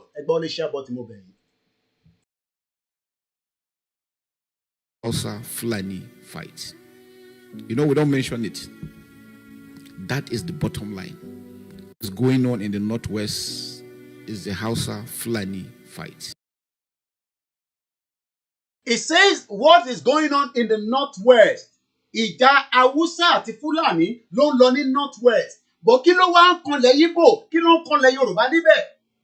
If they are fighting in the Northwest, why then are we concerned and worried about leaving Nigeria? Is it because we can smell something? Is it because there's an agenda? Is it because there is something pushing that eventually might kill every single one of us if we do not leave now? Kí ló fà á tí a fi ń sọ pé this agenda is not going anywhere? We have enough evidence to back it. As I'm preparing to give you the next snip view of a video, that there is no amount these Fulanis do not forget and do not forgive. Even in 1,000 years, they will come back. Even in 1,000 years, I say, The Fulanis never forgive and they never forget. Let us watch this video. They drink, they fornicate, they do all the things that all human beings do. So it's not a question of religion. There's no question of anybody being truly a Muslim there. I knew a Chief George who was supposed to be leading Muslim prayers, who anytime he came to me, my official residence, would put brandy or whiskey in a mug and be drinking, and they would smoke and all that. So I don't think it's religion. When they started this Sharia, how many of them are obeying Sharia? How many of them? No, none of them leaders. So it's not religion per se, but they use religion to deceive people. And say, Hausas were not Muslims at all. So they say, well, let's give you a superior religion, we give you Islam. But that didn't apply to the South because we've had Muslims in Yoruba land even before 14th century. So truly what we are fighting against, or what is going on, is clash of culture and civilization. That's right. Not merely the Fulani versus the Igbo or the Fulani versus the Yoruba. No. It's clash of civilizations. Yes, clash of civilizations. So it's not about the Fulani and the Southwest. It's about something that is brewing in the North, but it's falling back to the South and is giving us concern. Let's continue to listen to, my good brother, Edmond Obilo and Chief Tola Adeniyi, as they are explaining to Nigerians that there is a clash of differences between what the terrorist Nigerian military is telling us that, it is Hausa Fulani problem, but why the Yoruba wants to go out of Nigeria, we don't know. But there is an agenda kan wà. Agenda yẹn ni wọ́n cook, wọ́n prepare agenda yẹn, and that agenda, tá a bá gbé food break lé lórí, we will be part of where they will anticipate, wọ́n máa yọ àwa náà kúrò on the ground. Àìtí parí fídíò yẹn, I am just buttressing the pointer. Let's go back to Chief Tola Adeniyi because there is another evidence. Hausa are speaking up now. Wọ́n ní kì í ṣe kankan náà. We don't know these people. Mọ̀bí tó ti wá. I will give you the evidence as it's been loading in just about a few minutes. Let's go back to Chief Tola Adeniyi. My name is Olayomi Koiki. Ẹ bá ń pín ètò yìí dáadáa. Clash of cultures, yes, you're right. That means we have not really integrated as a people. Never, we have never been. So if we have never integrated as people, why are the Yorubas, the Igbos, those that are still saying one Nigeria, you are trying to push yourself with people that you will never integrate with? The end of Nigeria will happen from the diaspora. Àwa la máa make the effort, but tó bá ti lu aago gbága, let everybody be out there and demand that the country should dissolve. Because a fẹ́ ogun táwọn Fúlàní ń gbé bọ̀, tó ń gbé bọ̀ láti Futajoni, tó ń gbé bọ̀ láti Sahel, láti Mali, láti Niger, tó ń torí bọlẹ̀, tí Nigerian military dẹ̀ ń defend wọn pé, it is just the fight between Hausa and Fulani. Koiki, don't worry. We will settle the fight. We will make sure that the fight doesn't come down to Southwest. But ogun yẹn ti wà already. Ẹ má bínú, because I had another audio that was live. Ẹ máa rántí pé iṣẹ́ ìkó ń ṣiṣẹ́ ìyàn kan. So, but I've already seen where the problem is. Ẹ ṣé gan ni. So what I'm trying to explain to us is that the danger is going nowhere if we do not put a full stop, because this Hausa girl has been talking. He said, Koiki, you are not helping me out here. You can be helped better than me. Let Yoruba people know that we are in danger. Let the Igbo help us, that we are in danger. Let the international community help us. Let us listen to this, my beautiful sister. Let's listen to her quickly. Mumbo, there's a lot going on, and we will make sure tonight we enlighten you again.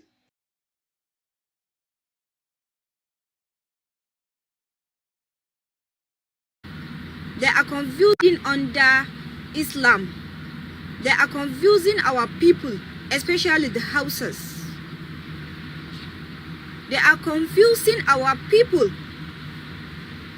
All the imams in Nigeria, especially the northern part of Nigeria, all of them are Fulanis. All the imam, Gbogbo ìmáàmù tó ń bẹ ní every part of the north are Fulanis. So what kind of ideology do you think that you will integrate with this kind of people? That is why my brother Edmond Obilo is asking that why are we not integrating with these people? You cannot integrate with them because their own part of Islam is Sharia. Their own part of ways is to make sure that they kill you if you wear clothes that has an open head. And this is the time. That's what I'm worried about. You are playing with fire because Bola Tinubu cannot stop the agenda of the Fulani while we are still in one Nigeria. What big animals for that? President Bola Ahmed Tinubu can never stop the agenda of the Fulanis against the rest of the Nigerians while we all remain in Nigeria. The end of Nigeria will happen very soon. Oh God,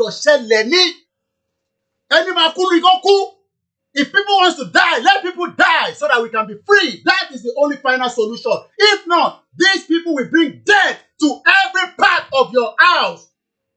Bomb bastard. Let's listen to Edmond Obilo again. Mumbo, my sister from the north. I'm coming, give me 1 minute. The word the Nigerian people is a fallacy. Is that what you're saying? Yes. Because again, in those days, you will say there have always been Igbo markets, Hausa markets in Enugu. There have always been Sabos in Shagamu. But those Sabos were occupied by Hausas. Hausas are peaceful people. We traded with Polanod. We didn't. Even the few Fulanis that came with them at that time, when you had the Sabo in Shagamu or in Ibadan here, they would still look for one Fulani man and make him their Seriki. How did the Hausa accept? They were subdued. Despite their large number. Yes, they were subdued. Of course, they killed, they ruined, they extirpated their 7 kingdoms. They killed their 7 rulers. So you hear that? They killed every part of people that are Hausas. Walk Pawadanu. Walk Sekidi. Walk Pashege Simonlara. One make sure pé wọ́n jẹ́ kó exist. They were killed. And this is why we are saying to Yoruba people. This is why Tashe sọ fún yín pé if you are saying that what we are discussing is not anything to be concerned about, let's go back to why the Hausas are speaking out in a minute. Let's go back quickly. Mo kí gbogbo alẹ́ nǹkan sí.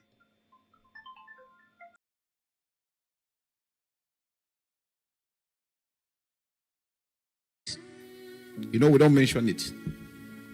That is the bottom line. The Fulani man feels anytime he comes to town, he's molested, he's killed. The Hausa man believes that the Fulani man using his headsmen enters his farm and destroys his crops. So it's been a long time, I'm sure you're aware, it's been a long time issue that had not been addressed. It is a long time issue that has not been addressed. Only ọ̀rọ̀ yìí tó ti ń lọ for a very long time. Nígbà wo la máa address ẹ̀? Ṣé President Bola Tinubu ló máa bá wa address ẹ̀? Àbáwọn Afẹ́nifẹ́re? Ta ló máa bá wa address issue tó wà láàárín Hausa àti Fulani? Ìbéèrè tí mò ń bi gbogbo wa nìyẹn o. Ta ló fẹ́ bá wa address problem tí gbogbo wa ń wò lójú kòrókòró báyìí tó ń sọ pé Èkó lè ní gbé èmi spray? Kò sí wàhálà lẹ́kọ̀ọ́, but àwọn èèyàn wa tó ń gbé nílùú òkè kọ́ pa wọ́n síbẹ̀ kọ́ má lè lọ sóko. Let's go back to one more step. Ká lọ sọ́dọ̀ Malafia Obadia. Bó ṣe ń ṣàlàyé fún wa lẹ́ẹ̀kan lọ, ẹ jẹ́ ká lọ gbọ́n tóun náà sọ tán. The government just say, oh, it is revenge killing and so on. Then you leave it there. Oh, because it is revenge killing and so on and so forth. The body language of this administration, the body language of the state government shows clearly that they have a hand in the killing. Malafia ni the body language of the Nigerian military is showing that they have the hands. Ọwọ́ wọn wà nínú ẹ̀. Tọ́wọ́ Nigerian government bá wà nínú ẹ̀, ìyẹn Nigerian government àná, ṣé a tún lè sọ pé ọwọ́ President Bola Tinubu náà tún wà nínú ẹ̀ ni? Because ìgbà tí Malafia ń sọ̀rọ̀, it was not Tinubu that was in power, it was Boko Haram, the bomb bastard, the Fulani man.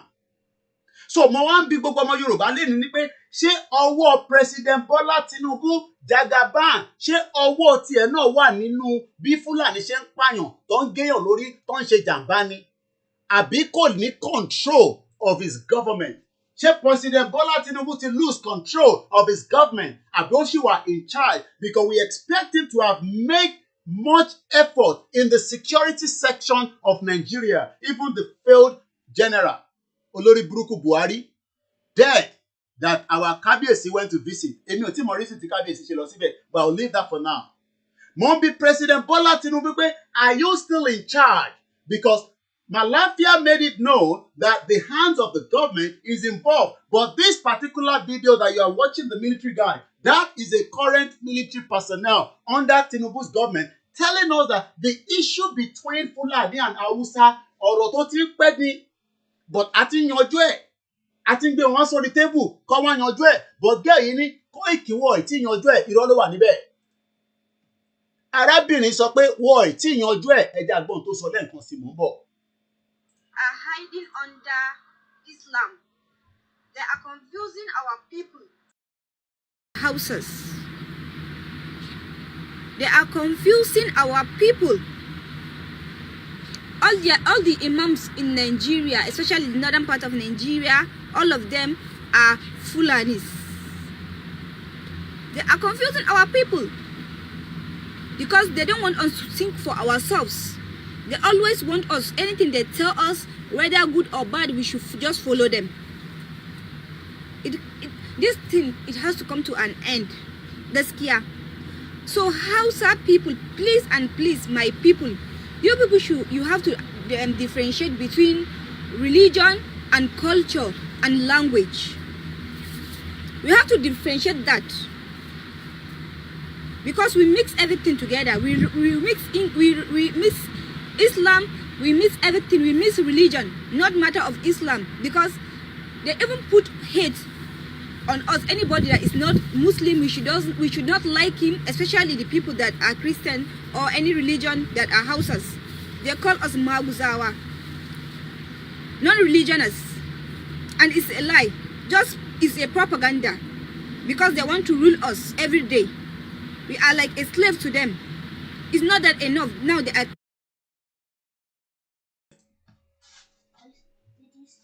Yeah, I'm not finished yet. What do you want? Oh, you want my iPhone? Oh my God. All right, let me give you the iPhone 1 minute. When I think the iPhone here, stay there, don't come here. Are you sure the iPhone is with me? It's not with me. It's not here. It's with you. So, ẹ̀gbọ́n kan tí sister wa, she's not Fulani o, she's Hausa, but they are worried. They are worried is being buttressed by Chief Tola Adeniyi. Let's go back again and listen to Chief Tola Adeniyi. And took over under the guise of religion. Another thing they used the word corruption. Oh, your people are corrupt. We are sent. Your people are corrupt. They've always used the word corruption to deceive people. But the jihad is over. How come the Hausa man is yet to claim that Hausaness again? The jihad is over. We are no longer in the 17th, 18th, 19th century. We are now in the 20th century. How come this is still happening between them? Emma Agbo responding, Chief Tola Adeniyi. Ṣẹ̀dá èèyàn ọmọ Yorùbá, the reason why we are going stressful to try and explain is because the danger is no longer yesterday. The danger, we can see it now. Do you want to hear the final part of the danger? Okay, let me go back to Malafia Obadia. Let's mute our mic again. Good afternoon, good evening. Share the program. Tẹ̀yin tí ẹ̀ ń tún fídíò yìí wò. That means pé ẹ wò live because ẹ follow ibi tá a ní ká ti lọ máa wo Koiki Media, WD76 Media. The link will continue to be shared on all the platforms. We will go live only for 5 minutes lórí Koiki Media and we end it. You must all come. Afẹ́tọ̀ sojú kan. I have to come back fẹ́yìn tí ẹ wà lórí Instagram. Ẹ fún mi ní few minutes. I have to pick this call quickly. Má bínú sí mi. Hello, brother me. Yeah, Alpha. No doubt about it. Because you see, General Abacha, and people don't give him his due. Do you think you'd have tolerated such nonsense? And let me make some revelations, because some of us also have our own intelligence networks. Okay. Have met with some of the bandits. We have met with some of their high commanders. One or two who have repented. They have sat down with us, not once, not twice. They told us that one of the northern governors is the commander of Boko Haram in Nigeria. Boko Haram and the bandits are one and the same thing. They have one of the northern governors is a Boko Haram leader. Who of them? I don't know. But we know from Malafia Obadia, Eshegoni Mr. Son Odu, Happy New Year. And you went further with your super chat. So that more people can give us this kind of super chat.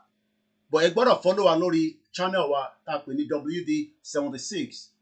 You went further. Differentiate between religion, culture, and tradition. These three are parallel lines. And we will be doing more program. Kini wọ́n pè ní religion, kini culture, kini tradition.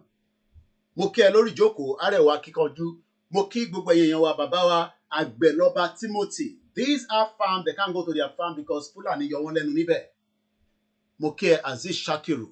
Mo kí brother mi Bamidele Aliu. Ẹ jẹ́ ká padà ká lọ gbọ́ ibi tí Màláfíà ń jẹ́ kó yé wa pé there is a particular governor present. Bóyá nísìn kò ṣe governor mọ́ àmọ́.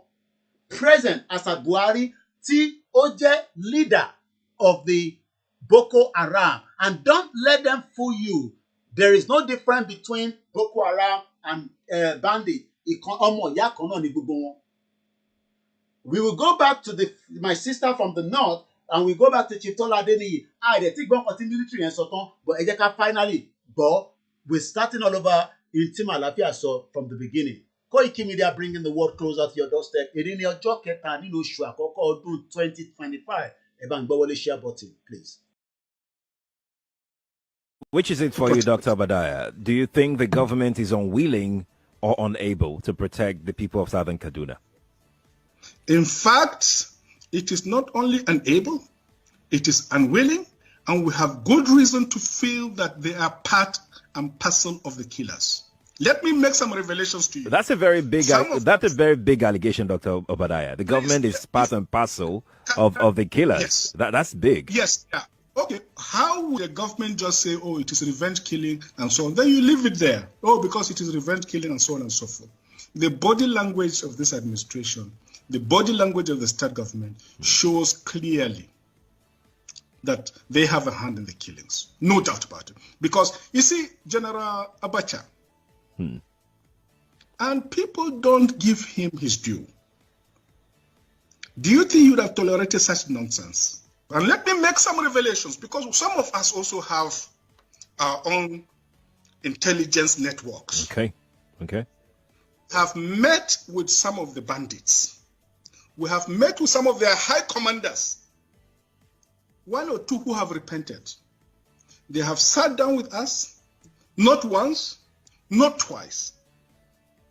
They told us that one of the northern governors is the commander of Boko Haram in Nigeria. Boko Haram and the bandits are one and the same thing. They have a sophisticated network. During this lockdown, their planes were moving up and down as though there was no lockdown. Moving ammunitions, moving logistics, moving money, and distributing them in different parts of the country. They're already in the south, in the rainforest of the south. They're everywhere. They told us that when they finish these rural killings, they will move to phase 2. The phase 2 is they will go into the urban cities, going from house to house, killing prominent people. I can tell you, this is the game plan. By 2022, they want to start a civil war in Nigeria. Many people say that civil war was never started. Maybe it has not yet been finally pushed. Let's go back and listen to the chief of staff or whoever that person is. I believe, the military spokesperson, telling us that the issue between Hausa and Fulani will be resolved by who? By the Yoruba elders. Let's go further and see what people are saying on that.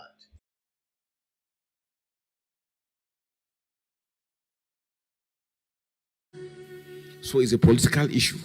The difference between Fulanis and the Hausa is that Fulani, they have their own tribe. They have their own language. Yes. The way they speak is different from Hausa. Yes. If you listen to a Fulani man speaking, yes, with the way a Hausa man will speak, yes, they are quite different. Yes. But what makes them to become one is that religion. They came with that religion and they said to them they are one. But yes, it's good that religion make you one. But at the same time, if you people say I want, then why, because of the religion, you later become emir in their states. A state that is supposed to be ruled, governed by a Hausa man. When you go to Kano, when you go to Katsina, they even extended into Sokoto. You even go to Kaduna, you will see it's a Fulani man. It's a place that is supposed to be dominated, is supposed to be ruled by the people of that state.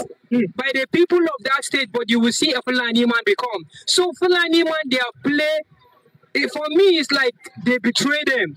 For me, that's for me. For me, it's like they come with a deception. They come and they deceive you people, they give you the religion and they take over the resources of you people. The thing that you're supposed to be ruling, something that you're supposed to become dominant for it, they are the one who are dominating it. You can see that Hausa man has never become a president in this country. Why? Because Fulani man, they have been deceiving the Hausa people. We are one, because of religion, but they never become president. And Fulani, let me tell you, Fulani are not beggars, to be honest. Yes, let me just say the truth. Why is it that Fulani people are not beggars? It's because they are the one who have been hijacking the treasure of this land to themselves. They are the one who have been accumulating the treasure of this country for themselves. So there are children who are staying in the villages with their cows. They don't beg and they don't marry. They don't marry a lot of women. You never see a Fulani man marrying, having many children like that. But I don't know why they came and they allowed the Hausa Fulani, they allowed the Hausas to marry, to get more people, to get more population. For me, they want the Hausa people to get more children, more population, so that in times of politics, they talk of democracy is a game of numbers. So they need that numbers, and the Hausa people are the one producing those children. And you can see the people that they are using to go and to do this killing, majority are the Hausas. But the one who you will discover leading is a Fulani man. And the leader, the gang road leader is a Fulani man. While the majority that will follow behind are the Hausas. So they are using the Hausas to achieve their aim, to achieve their goal. But now I'm glad that the Hausa people are discovering the truth. Why will a Fulani man come and put something in? Fulanis are hiding under Islam. They are confusing our people, especially the Hausas. They are confusing our people. All the imams in Nigeria, especially the northern part of Nigeria, all of them are Fulanis. They are confusing our people because they don't. Ẹgbẹ́ popcorn tí náà jáde. Ẹ bá ní popcorn nílé, ẹ̀yin náà gbé popcorn síta.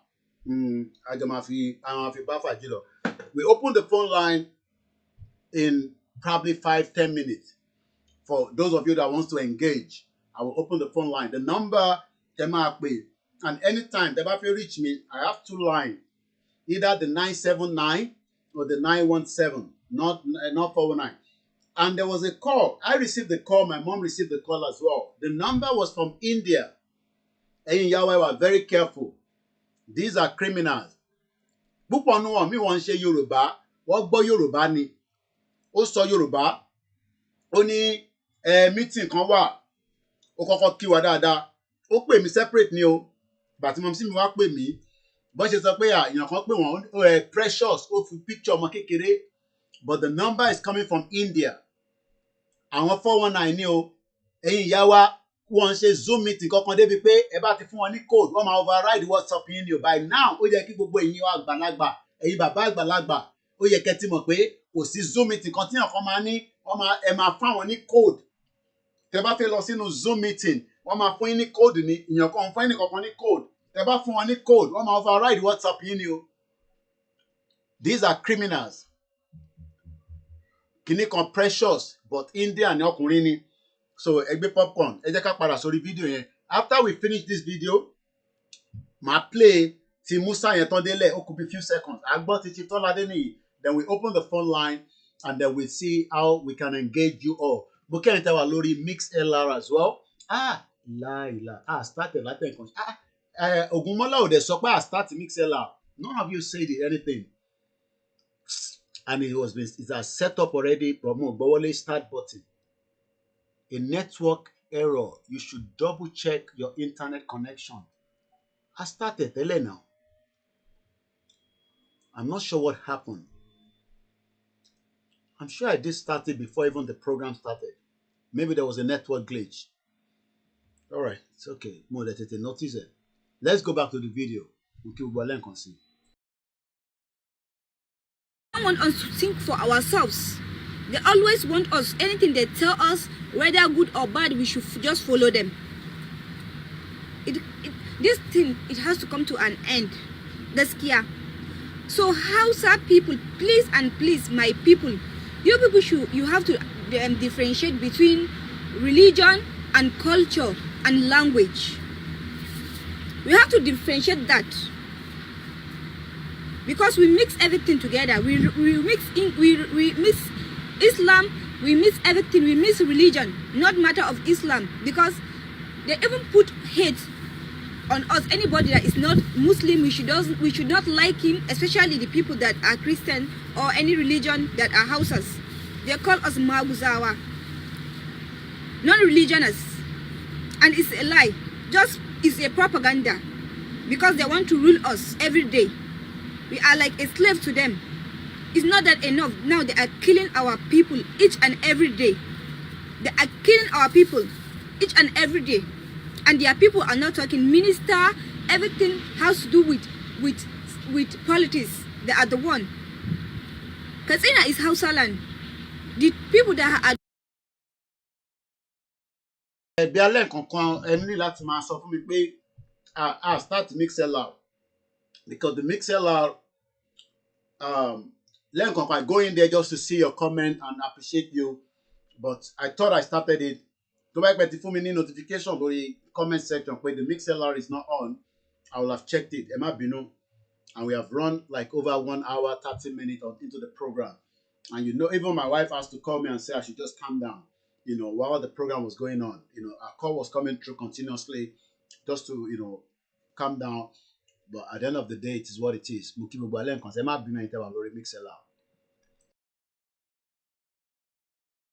doing governor like the one I know since I grew up. All of them are Fulanis. The 4 governors are Fulanis. Why? Kano is only one house. All of them are Fulani. Even vice governor is Fulani.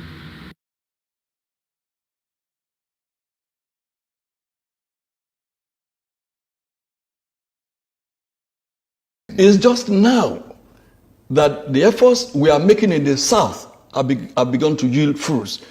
You will be surprised to hear that now in Hausa land, we now have Hausa Christians. Never had that before. Never. You now have Middle Belt Forum that are saying we are not northerners, we are middle belters. We are not northerners. Don't call us northerners. Now, when you see a Jukum man or you see a Lantan man and you say you are Hausa or you are Fulani, he will be angry. He may even draw his dagger. Don't call me Fulani. I'm not Fulani. I'm not Hausa. What we did not know until recently is that when you call a Fulani man Hausa, he will be angry. He will say Banzani. Because he knows that I'm superior to Hausa. How can you say I'm Hausa? But before now, before Buhari came to establish his suzerainty over Nigeria, We all lumped all of them together. We're northerners. And like I wrote some 4 years ago, there's no north. There's no north that we used to know. The north is dead. There's nothing called north anymore. So there's a Fulani now standing on his own. It's standing on its own. There's no more north. If they try any war today, oh God of mercy.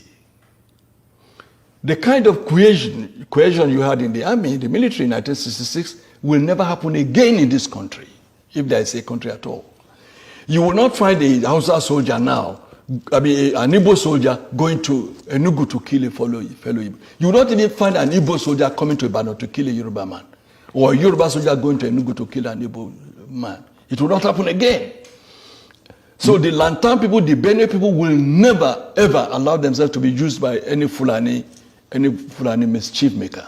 So if I'm getting you right, your argument is that the Fulani hegemony has been broken. Dead.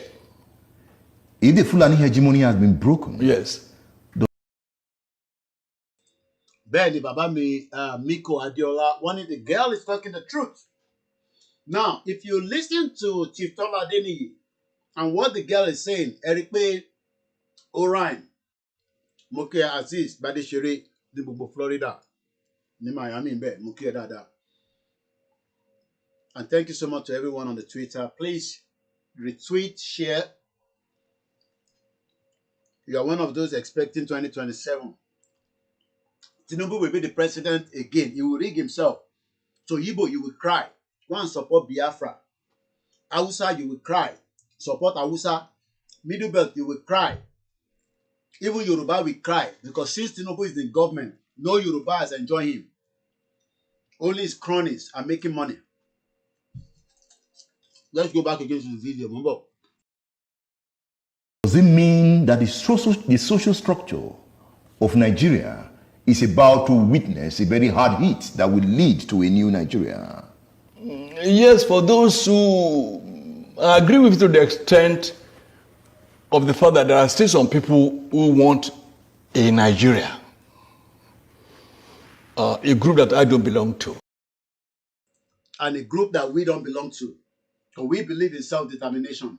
So if you are one of those that still believe in one Nigeria, you are one of the slaves. And this is your picture. Let me bring your picture out. Eruniye, you are a slave. If you still believe in one Nigeria, you are part of the slave that we are talking about. So I will put it like that so that Wale Maranti, how the colonial dealt with you and us. No, let me put it this way. Dealt with our father and our mother back in the days. Moki Aziz Lekonsi, brother mi dada kò ní bàjẹ́ fún ẹ. Moki gbogbo ẹ̀yin ìyá alálùbáríkà. So tó bá ní o fẹ́ Yoruba nation, ẹrú ni ẹ́. And this is how you look as our father were all tied up in this direction. Let's go back to Chief Tola Adeniyi. I'll mute my mic again. But for such people, yes,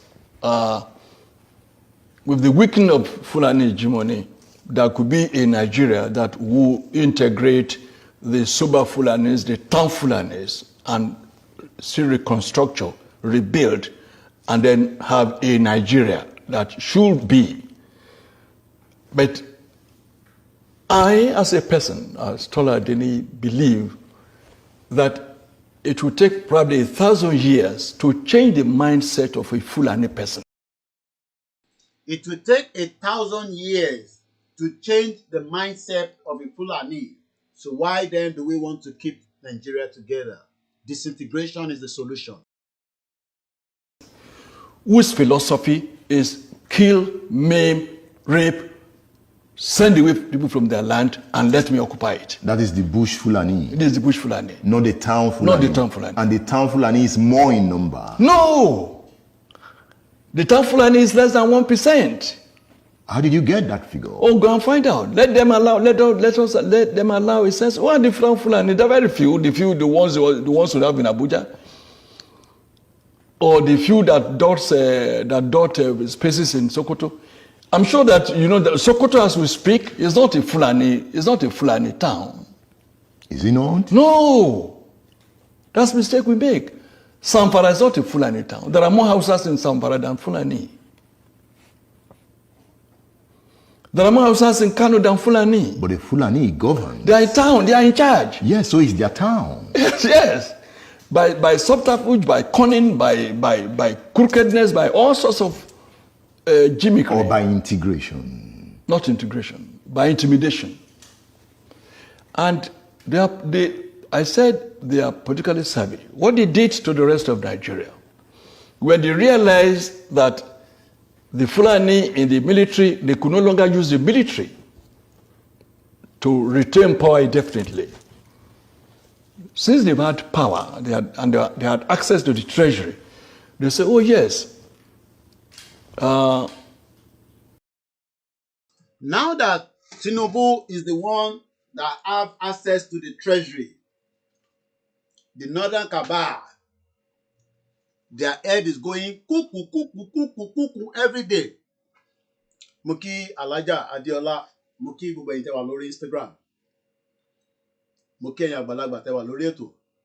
Somebody is sending a request. Mr. Akinjide, ẹ ṣe sùúrù díẹ̀ sí. Ẹ jẹ́ ká gbọ́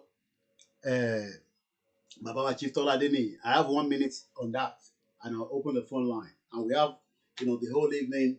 As long as I am not tired, I'm in my house. If I feel tired, I end it. If otherwise, we can crack on for 5 hours. But tell you know about to engage. Happy New Year. Sí gbogbo ẹ̀yin èèyàn wa. Aziz wọ́n kí ẹ lórí ètò mọ́ sí ń kí ẹ. Aziz Ìgbòho #1 nìyẹn. Mo kí gbogbo ẹ̀yin èèyàn wa. Mo kí gbogbo ẹ̀yin ọmọ Yorùbá. Mo kí ẹlẹ́ǹkan sí sísítà mi Arẹwà Kíkanjú kò ní bàjẹ́ fún ẹ bá ń kí mọ́ sí. Mo kí gbogbo ọmọ Yorùbá ní gbogbo ìpínlẹ̀ bí tẹ́ bá wà. The end of Nigeria ló yẹ ká máa pariwo. We love Tinubu, like I always say. Tinubu is now holding the treasury. The northerners are going mad. They are going cuckoo. Ẹ má bínú ẹ̀yin tẹ́ wà lórí Instagram, má padà wálé kan sir. I have to take this call. Ẹ má bínú ẹ jọ̀ọ́. So let's quickly take this call and I come back again on the program. My mind. Edmond is from the east or wherever. Brilliant man. He may likely oppose us and contest with us and rival us.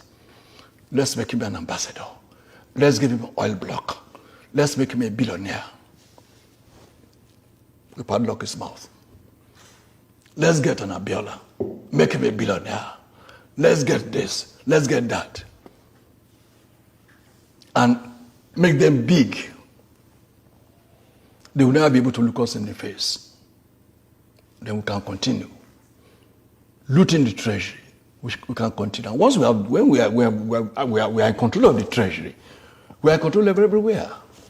So we can hire thugs. We can do whatever we would like. And that is why they introduced what I call plutocracy into Nigerian political etymology. Plutocracy. Meaning? Plutocracy is the government of the rich. Yeah. Oligarchy is the government of the muscle men. They drink, they fornicate, they do all the things that all human beings do. So it's not a question of religion. There's no question of anybody being truly a Muslim there. I knew a chief judge who was supposed to be leading Muslim prayers, who anytime he came to me in my official residence, he would put brandy or whiskey in a mug and be drinking, and they would smoke and all that. So I don't think it's religion. When they started this Sharia, how many of them are obeying the Sharia? How many of them? No, not. Ẹ máa kó tó repeat rẹ̀. Ẹ yẹ ká gbé ẹni tó ń send the request wa. Ẹ má bínú ẹ̀yin èèyàn wa. Mo kí gbogbo ọmọ Yorùbá lẹ́ẹ̀kan sí. This is the time tí a máa fún yín láyè kí ẹ lè pè wọlé. Bàbá mi Waris Jinadu, mo mà kí yín o. Happy New Year fún gbogbo àwọn èèyàn wa. Gbogbo ẹni tí ẹ bá fẹ́ support ilé iṣẹ́ yìí, kò ń ṣe owó oúnjẹ ni mò ń wá o. Like I always say, owó tí organization yìí lè fi ṣe operation láti lè tẹ̀síwájú òun ni à ń béèrè fún. Ẹ gbóhùn sókè bàbá wa Akínjídé, ẹ jẹ́ á gbọ́ látọ̀dọ̀ yín. Ẹ kálẹ́ sẹ́, ẹ bá gbóhùn sókè dáadáa. Àgbọ̀yìn o. Location 9 kọ́lọ́n kó ṣàánú wa o. ìlú tó yẹ kí íńtánẹ́ẹ̀tì máa ṣiṣẹ́ íńtánẹ́ẹ̀tì ò ṣiṣẹ́ dáadáa but à ń gbọ́ yẹn máa sọ̀rọ̀ lọ I'll see if we can still manage it. Ẹ go ahead sir, à ń gbọ́ yín à manage it.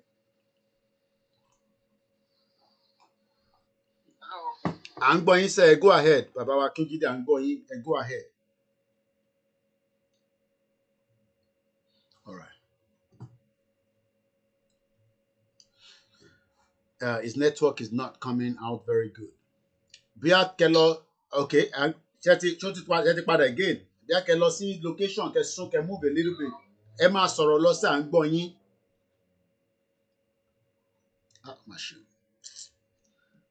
Àwọn táwa labroad are more important of the benefit of internet access ta ní. A lot of people are struggling back home. Kò easy rárá. They're paying for it but they're not getting the service. All right, tẹ́ ẹ bá gbọ́ wa á jẹ́ pé bí a kẹ lọ try WhatsApp kẹ pè mí látòrí WhatsApp. So because sometimes the Twitter space because tẹ́ bá pè wá lórí WhatsApp call then kẹ wá padà sórí Twitter space tẹ́ máa fi gbọ́ wa. So I think that is the best bet. Kẹ mú nọ́mbà yìí +44 tẹ́ bá ń gbọ́ èmi o +44 74 04 04 40597. Màá tún pè lẹ́ẹ̀kan sí +447 404 0044. Ẹ jẹ́ kí n tún pè báyìí +447 404 044 05917. Tẹ́ bá lè pè wá láti orí yẹn I think because if otherwise gbọ́yìn rárá so I'm going to remove you because it's not your fault, it's not my fault. That is the problem with Nigeria. So the line is open. Mo kí ẹ sister mi, I won't mention your name but Ọlọ́run bá ń túbọ̀ fún ẹ ní àlàáfíà ara. Ọlọ́run ní fi àárẹ̀ kò fi dè gbogbo amọ́lẹ̀. Kò sí nǹkan tó dàbí pé kíyàn ní àlàáfíà ara because if I give any hint ìwọ lè jẹ́ pé wọ́n làwọn èèyàn máa lọ wá lórí social media nísìn. It's a hard working part of Yoruba nation. I know where everybody is. As long as you come in, I can sense you, I can feel you, and we are human beings. You will not know until you meet each other. So bí Koiki náà ṣe rí lélẹ̀ bọ̀bọ̀ kúkúrú dẹ̀ ní Koiki àwọn ọ̀dẹ̀ máa jágbe mọ́yàn lórí social media. We are all the same and don't let anybody ẹ̀yin tẹ́ wà nílé. I always try to use that narrative. I don't want you to think that àwa tá wà níta we are the special human being that wọ́n control ẹ̀yin tẹ́ wà nílé. And I always let people know that because àwọn kan wà because you are outside, you think that you are superior than those at home, that you know better than them. No, mọ̀ tó wọn. Condition ló jẹ́ kí crayfish kò bend. Tó bá fún àwọn náà láyè, and let me give you my open view, but I need to set my camera properly because if I fún yín open view me, I don't want you to see more than what I want you to see. I have to control, what I want you to see. So this is my background. So I've removed the other one. So this is my open background. Àwọn tó wà lórí Instagram can see the open background. So kí ni mo ń try láti sọ ni pé sometimes ẹ̀mọ̀ power tower labroad because bí èèyàn kan ti fún ní £10 ló ti fún £50 situation ló jẹ́ kó rí bẹ́ẹ̀ tó bá yẹ pé bí tí ilẹ̀ Oòduà tá à ń pariwo ẹ̀ everybody tó wà ní lórí ilẹ̀ yẹn ó wà comfortably dáadáa tó yẹ pé àwọn náà wà okay tí wọ́n ń rí jẹ tó ń rí mu wọ́n máa tó bá send owó sí wọn gan kí làwọn fẹ́ fi ṣe. Mo kí ẹ̀yin tẹ́ ń fún wa ní super chat ìtafẹ́ náà nìyẹn a fẹ́ ká tọ̀ sójú kan kẹ wá sórí channel wa and like I said the YSDM is still let me show my background again with the YSDM website. They are working around the clock. Àwa la ní YSDM and now it still remain part of us. And that's their website www.ysdm.org. Mo dúpẹ́ lọ́wọ́ ẹ̀yin tí ẹ ṣe make a donation lọ sínú the Naira account tí wọ́n fi sílẹ̀. Tẹ́ bá béèrè lọ́wọ́ ẹ̀mí náà tí bá fún yín ní personal account yẹn pè mí lé olè. Ìta máa jẹ ó yàtọ̀ sí tẹ́ máa fi fún YSDM tá máa fi gbà sápò. So sometimes àṣírí àwọn tó ń donate straight tó jẹ́ diaspora. But tẹ́ bá wo website tó wà lẹ́yìn mi nísìn tí bá move away ẹ ṣáà rí bàbá wó lọ́wọ́. Ẹ rí ibi tó kọ brown button purple button yẹn donate ẹ lọ síbẹ̀ ẹ click on the donation button ká donate síbẹ̀. Ṣé rí I expect that between now and the end of this month tó bá jẹ́ pé bá ṣe ń pariwo pa ti prepare pa fẹ́ jáde fún rally ó jẹ́ kí gbogbo ẹ̀yin dà mo mọ̀ kọ́ ní diaspora ní shut up ẹ tún ti dé Ẹ ṣe ṣọ́tọ̀ rí wa ti gbowó àti bàbá Akintoye. And I'm not joking. I have evidence of people within a particular group tó ti attack èmi àti gbowó. I'm not making this up. Pé ṣé Koiki àti tútù bẹ̀rẹ̀ wọn àti gbowó? Àbí? Because mọ̀ pé èmi mi kan mo ṣe sọ̀rọ̀ rally dé sí. Èmi ò tí gbọ́ tí any other media kankan ṣì sọ̀rọ̀ rally. Wọ́n dẹ̀ ti ń gbọ́ pàtí sọ̀rọ̀ rally. Lóòótọ́ wọ́n ti ń mention ẹ̀ fún wọn pé a gbọ́dọ̀ bẹ̀rẹ̀ sí lọ sọ̀rọ̀ rally. Because into ẹ̀ ká máa sọ nísìn. But a lè sọ̀rọ̀ rally tá a bá donate sí YSDF. Personal account Kọ́lá ní èmi béèrè owó ó yàtọ̀ sí pé ká lọ donate gẹ́gẹ́ bí ọmọ Yorùbá ní gbogbo àgbáyé ká lọ bẹ̀rẹ̀ sí donate. Ṣẹ́rẹ́ tí a wà níta Koiki ó ti sú wa a lè jẹ́ kó sú wa o. Fight to finish ni o a lè jẹ́ kó sú wa o. Àtẹ̀yìntẹ̀ ti donate sọ́dọ̀ onítìrì ẹ lè jẹ́ kó sú yín o. Because ìyà kan náà ni gbogbo wa ṣì wà o ẹ̀yin ò tí gba country o. So bẹ́tà kí gbogbo àjọ ọmọ tá à ń ṣe o. Kí ni mo sọ? Ẹ dẹ̀ nídìí Ìgbòho torí túpọ̀ onítìrì kò ní sọ̀kalẹ̀ kò ní farahàn. So Ìgbòho gangan ni Olódùmarè rán sí wa bí bàbá wó lọ́wọ́. So bẹ́tà kí gbogbo wa ká mọ tá à ń ṣe o. Sẹ́ni tó bá sọ pé yẹn a fẹ́ gba Yorùbá country a fẹ́ wà l'Amẹ́ríkà okay. But ẹ jẹ́ ká máa wo àwọn èèyàn wa tó wà nílé. Gbóhùn sókè Azeez.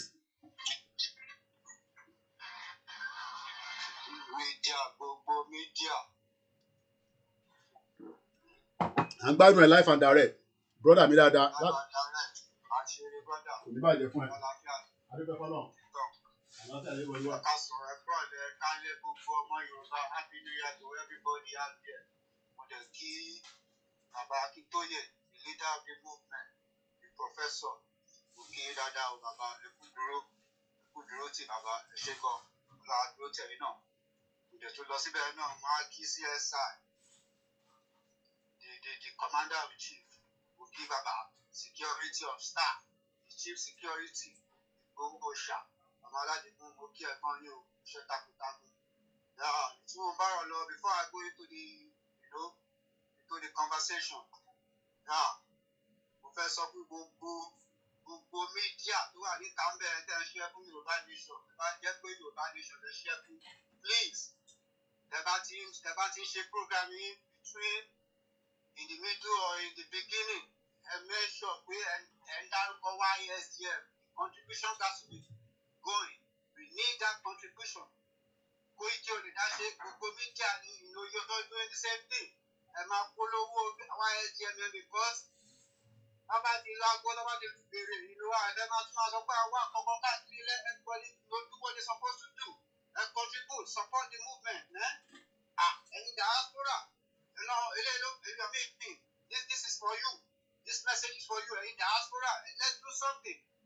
Ẹ gbọ́wọ́ lọ́wọ́ òṣèlú now. We don't have nothing to do with these politicians. Àwọn ọlọ́mọ ẹ̀fọ́ wa. Diaspora lele yo. Àwọn tí Yorùbá land yẹn ẹja fún wọn sẹ́gbẹ́ kan náà. They need the help. We the diaspora lájẹ́ kẹlẹ́ ọlọ́wọ́ sáré la máa sanwó pàpọ̀ sí la máa ṣe kó tó jẹ́ ká ṣe. The time is against us right now. The time is against us. Let's do what we have to do and call it a day. Ẹ jọ ẹ̀bẹ̀ là ń bẹ̀ o. Ẹ̀yin diaspora, ẹ̀yin Yorùbá gidi, because I know millions of you have family back home. Millions of you got family back home. Ẹ jọ now. Àrè máa pariwo every day pé kẹdáwó this is supposed to be automatic. Without hesitation, you're supposed to call Koiki or do what you have to do. Go media, I don't know.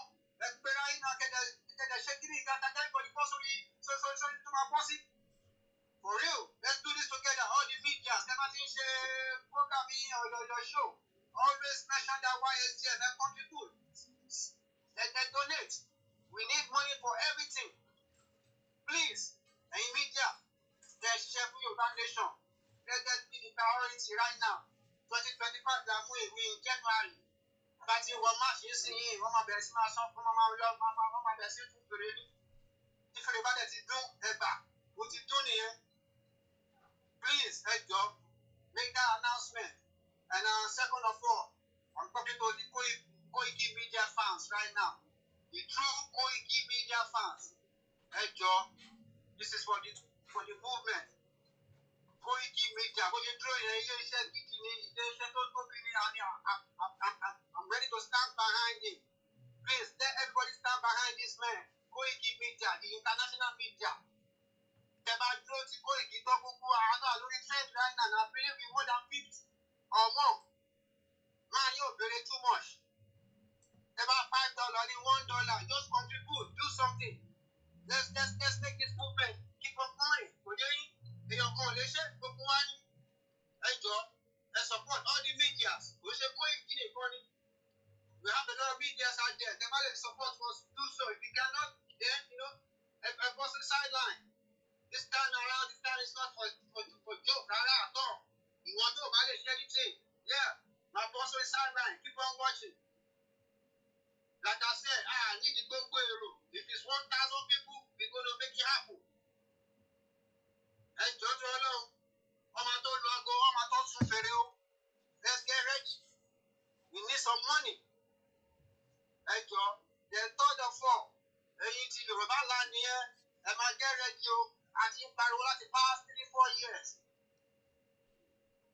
Nobody lago, nobody need to and but the boss is what the money out. And how got the right to go to Ìjẹ̀bú, Ìbàdàn, Kwara, Ìlọrin, gbogbo every axis, gbogbo Yorùbá land ẹ̀rọ jáde simultaneously, including Lagos. Ẹ̀gbọ́n dada, Lagos is not excluded including Lagos State. Gbogbo angle ẹ̀ máa ti jáde sọ̀lọ̀ Agége, Kétu, Ọjọ́ta, gbogbo everywhere. Tó máa fi lọ sí Ògùn State, Ọ̀yọ́ State, Kwara, Oǹdó, gbogbo ẹ̀ la máa ti jáde simultaneously. We're not coming out at one spot. Ẹ̀yin people, ẹ̀yin Yorùbá people tó wà nílẹ̀ Yorùbá yẹn ẹ ready. Go get ready, go find your book backpack gbogbo ẹ̀. Because ẹ bá ti jáde síta àwọlé mọ́ ọ tí tó bá ti gbóhùn wá. Wọ́n ṣe tó máa jáde àti máa sáwọlé orí bẹ́ẹ̀ yẹn o. That's not how you gonna get this freedom. Bọ́ síta, ẹ bá ti bọ́ síta ni ẹ̀yin tálẹ́ máa ti sùn. Ìkàlẹ́ máa ti dín ìgbẹ́yẹ̀ ọ̀dọ̀ máa sún àsún orí títì. Kò sí kan tó change o. Àmà bọ́ síta ni mí ìtẹ̀mí sọ̀rọ̀ yìí, I'm coming down. You best believe that. Bàbá mi nílẹ̀ bẹ́ẹ̀ so I have to come and defend that. Kò sí security kankan tó máa defend lẹ́nu ilẹ̀ yẹn àti ilé bàbá mi fún mi. I'm the one how to do that. So gbọ́ dáadáa, ẹ bá ti bọ́ síta, ẹ máa lọ wọlé, ẹ máa bọ́ síta ni wọlé padà wọ́n tó bá gbóhùn wá. This is not a joke no more. Yorùbá people, please. Àwọn ọ̀gbẹ́ gbogbo yín lè bọ́ síta, ẹ̀ẹ́dẹ́ bá lè bọ́ síta yín youth. Ẹ̀yin ọ̀dọ́, ẹ máa gẹ́ rẹ́dí o, ọmọ tó lu aago. Ẹ bá ti bọ́ síta nìyẹn. Ó bá tẹ̀sí dalẹ̀ ẹ̀ tún wọlé lọ, tún jáde next day. Ẹ máa wà níyẹn o. Tí o tó bá sọ pé òkè ẹ̀yin bọ́ ẹ̀sẹ̀ ní sùúrù. Until then, kò sẹ́ni àgbọ̀ anything wọn. So ẹ máa get ready. That's that on that. Then,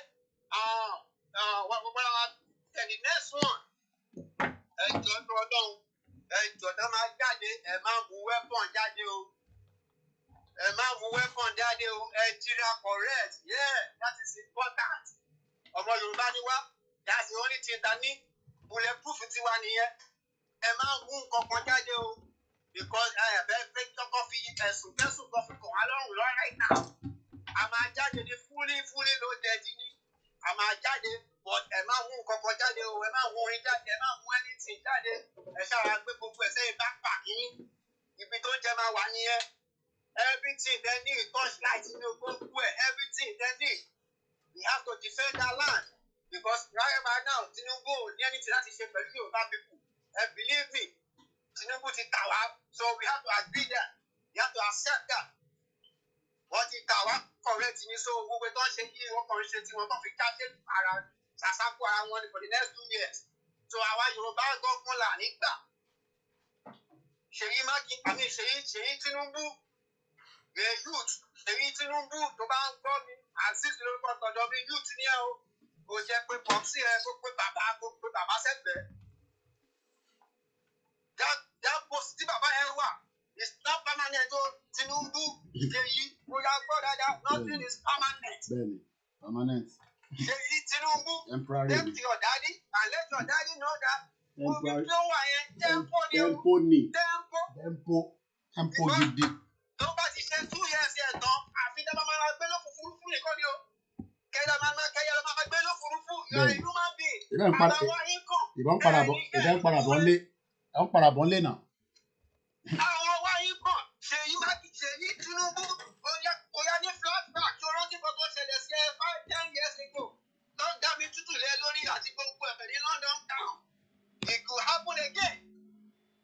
So bóyá sọ́fà bẹ́ẹ̀ kò sí security kankan tó lè gbé lẹ́yìn o. Táwọn KC bá ti jáde nìyẹn. And that's it. Koikimedia, God bless you and God bless our Yoruba people. That's all I have to tell you. Àṣírí Àṣírí brother mi. Azeez lẹ ti gbọ́n ẹ̀yẹn ó ti fòmúlẹ̀ gbogbo ẹni tó fẹ́ pè wọlé ẹja gbọ́ látọ̀dọ̀ yín nọ́mbà tẹ́ máa fi pè òun náà ló wà ní ojú òfurufú lórí screen pẹ́ẹ̀nì tí mo wá lẹ́ẹ̀kan nígbà tó ọmọ ọdún àbí èmi ní pẹ́ẹ̀nì mo kí gbogbo alẹ́ nǹkan sí i mo kí ọmọdé mo kí àgbàlagbà mo kí arúgbó mo kí wa pé a ṣe wà lórí ètò wa ìyá wa ẹ ti wà lórí ètò ẹ bá gbóhùn sókè ẹ káàbọ̀ sà ìyá mi ẹ káàbọ̀ mà ẹ káàbọ̀ ẹ kú iṣẹ́ ìní àdúrà wa gbà à ń gbọ́ yín ọ̀dà a ṣe wà lórí ètò ẹ bá gbóhùn sókè à ń gbọ́ yín.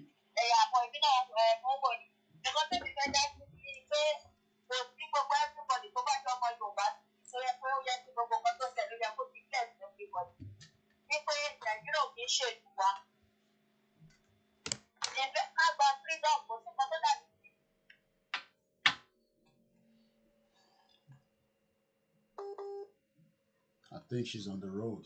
So. All right, I need that switch. I'm going.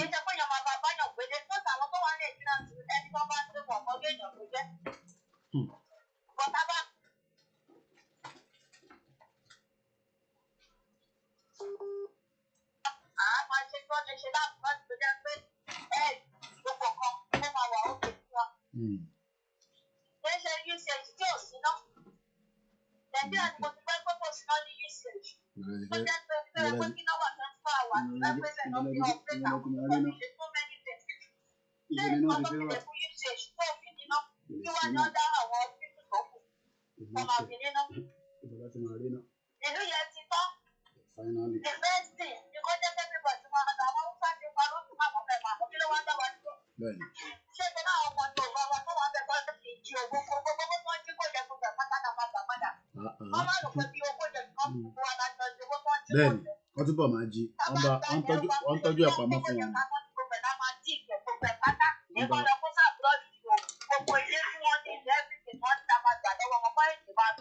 Wọ́n bá wa tọ́jú ẹ̀ pamọ́ ni. Bẹ́ẹ̀ rò pé ló là ń ṣe.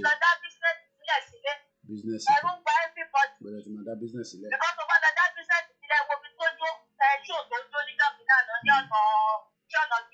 Bẹ́ẹ̀ni.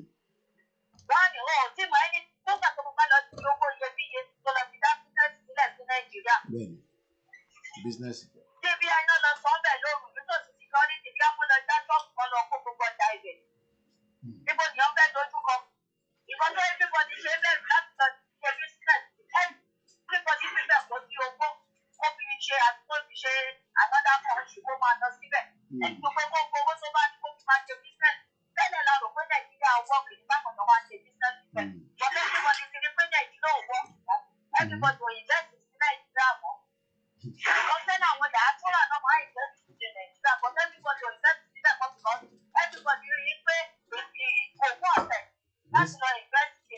Risk yẹn ti high jù.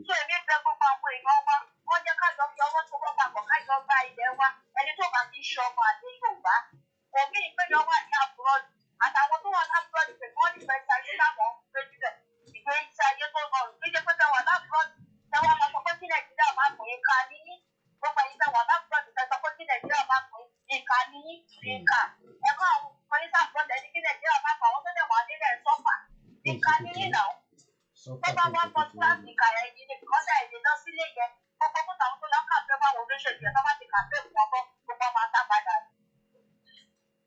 ẹ jẹ́ kájọ fọwọ́sowọ́papọ̀ kájọ gba ilẹ̀ Yorùbá ìránì kan tó fẹ́ ti ṣẹlẹ̀ onítìrí ló máa ń gba gbogbo ìrìnàjò ìlú àbájúbalẹ̀ Yorùbá onítìrí máa ń wà wèrè yẹn òun ló dá gbogbo ẹbí tẹ̀wọ́ ẹ jẹ́ kájọ fọwọ́sowọ́papọ̀ ó sì bá ti bàbá wa Akintoye wọn náà bá wa sọ̀rọ̀ kẹ́yàwó wọn.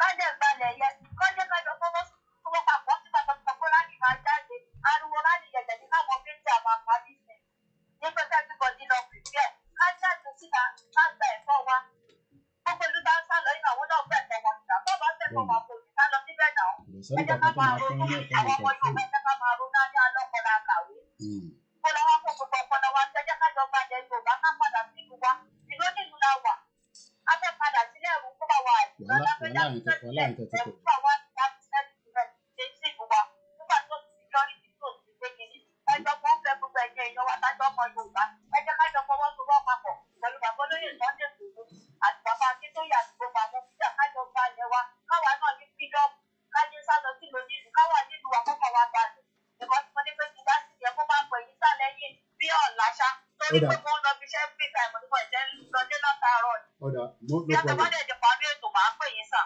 ẹ ṣé gan ni ìyá wa thank you so much.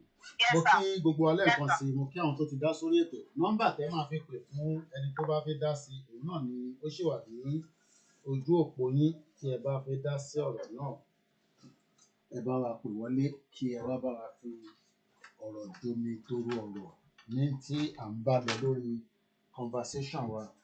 I've been standing up for the last 2 hours, so I decided to sit down a little bit so that I can have a bit of, at least lecture yẹn tí ń lọ látẹ̀kàn. Àdẹ̀dúpẹ́ fún èèyàn wa.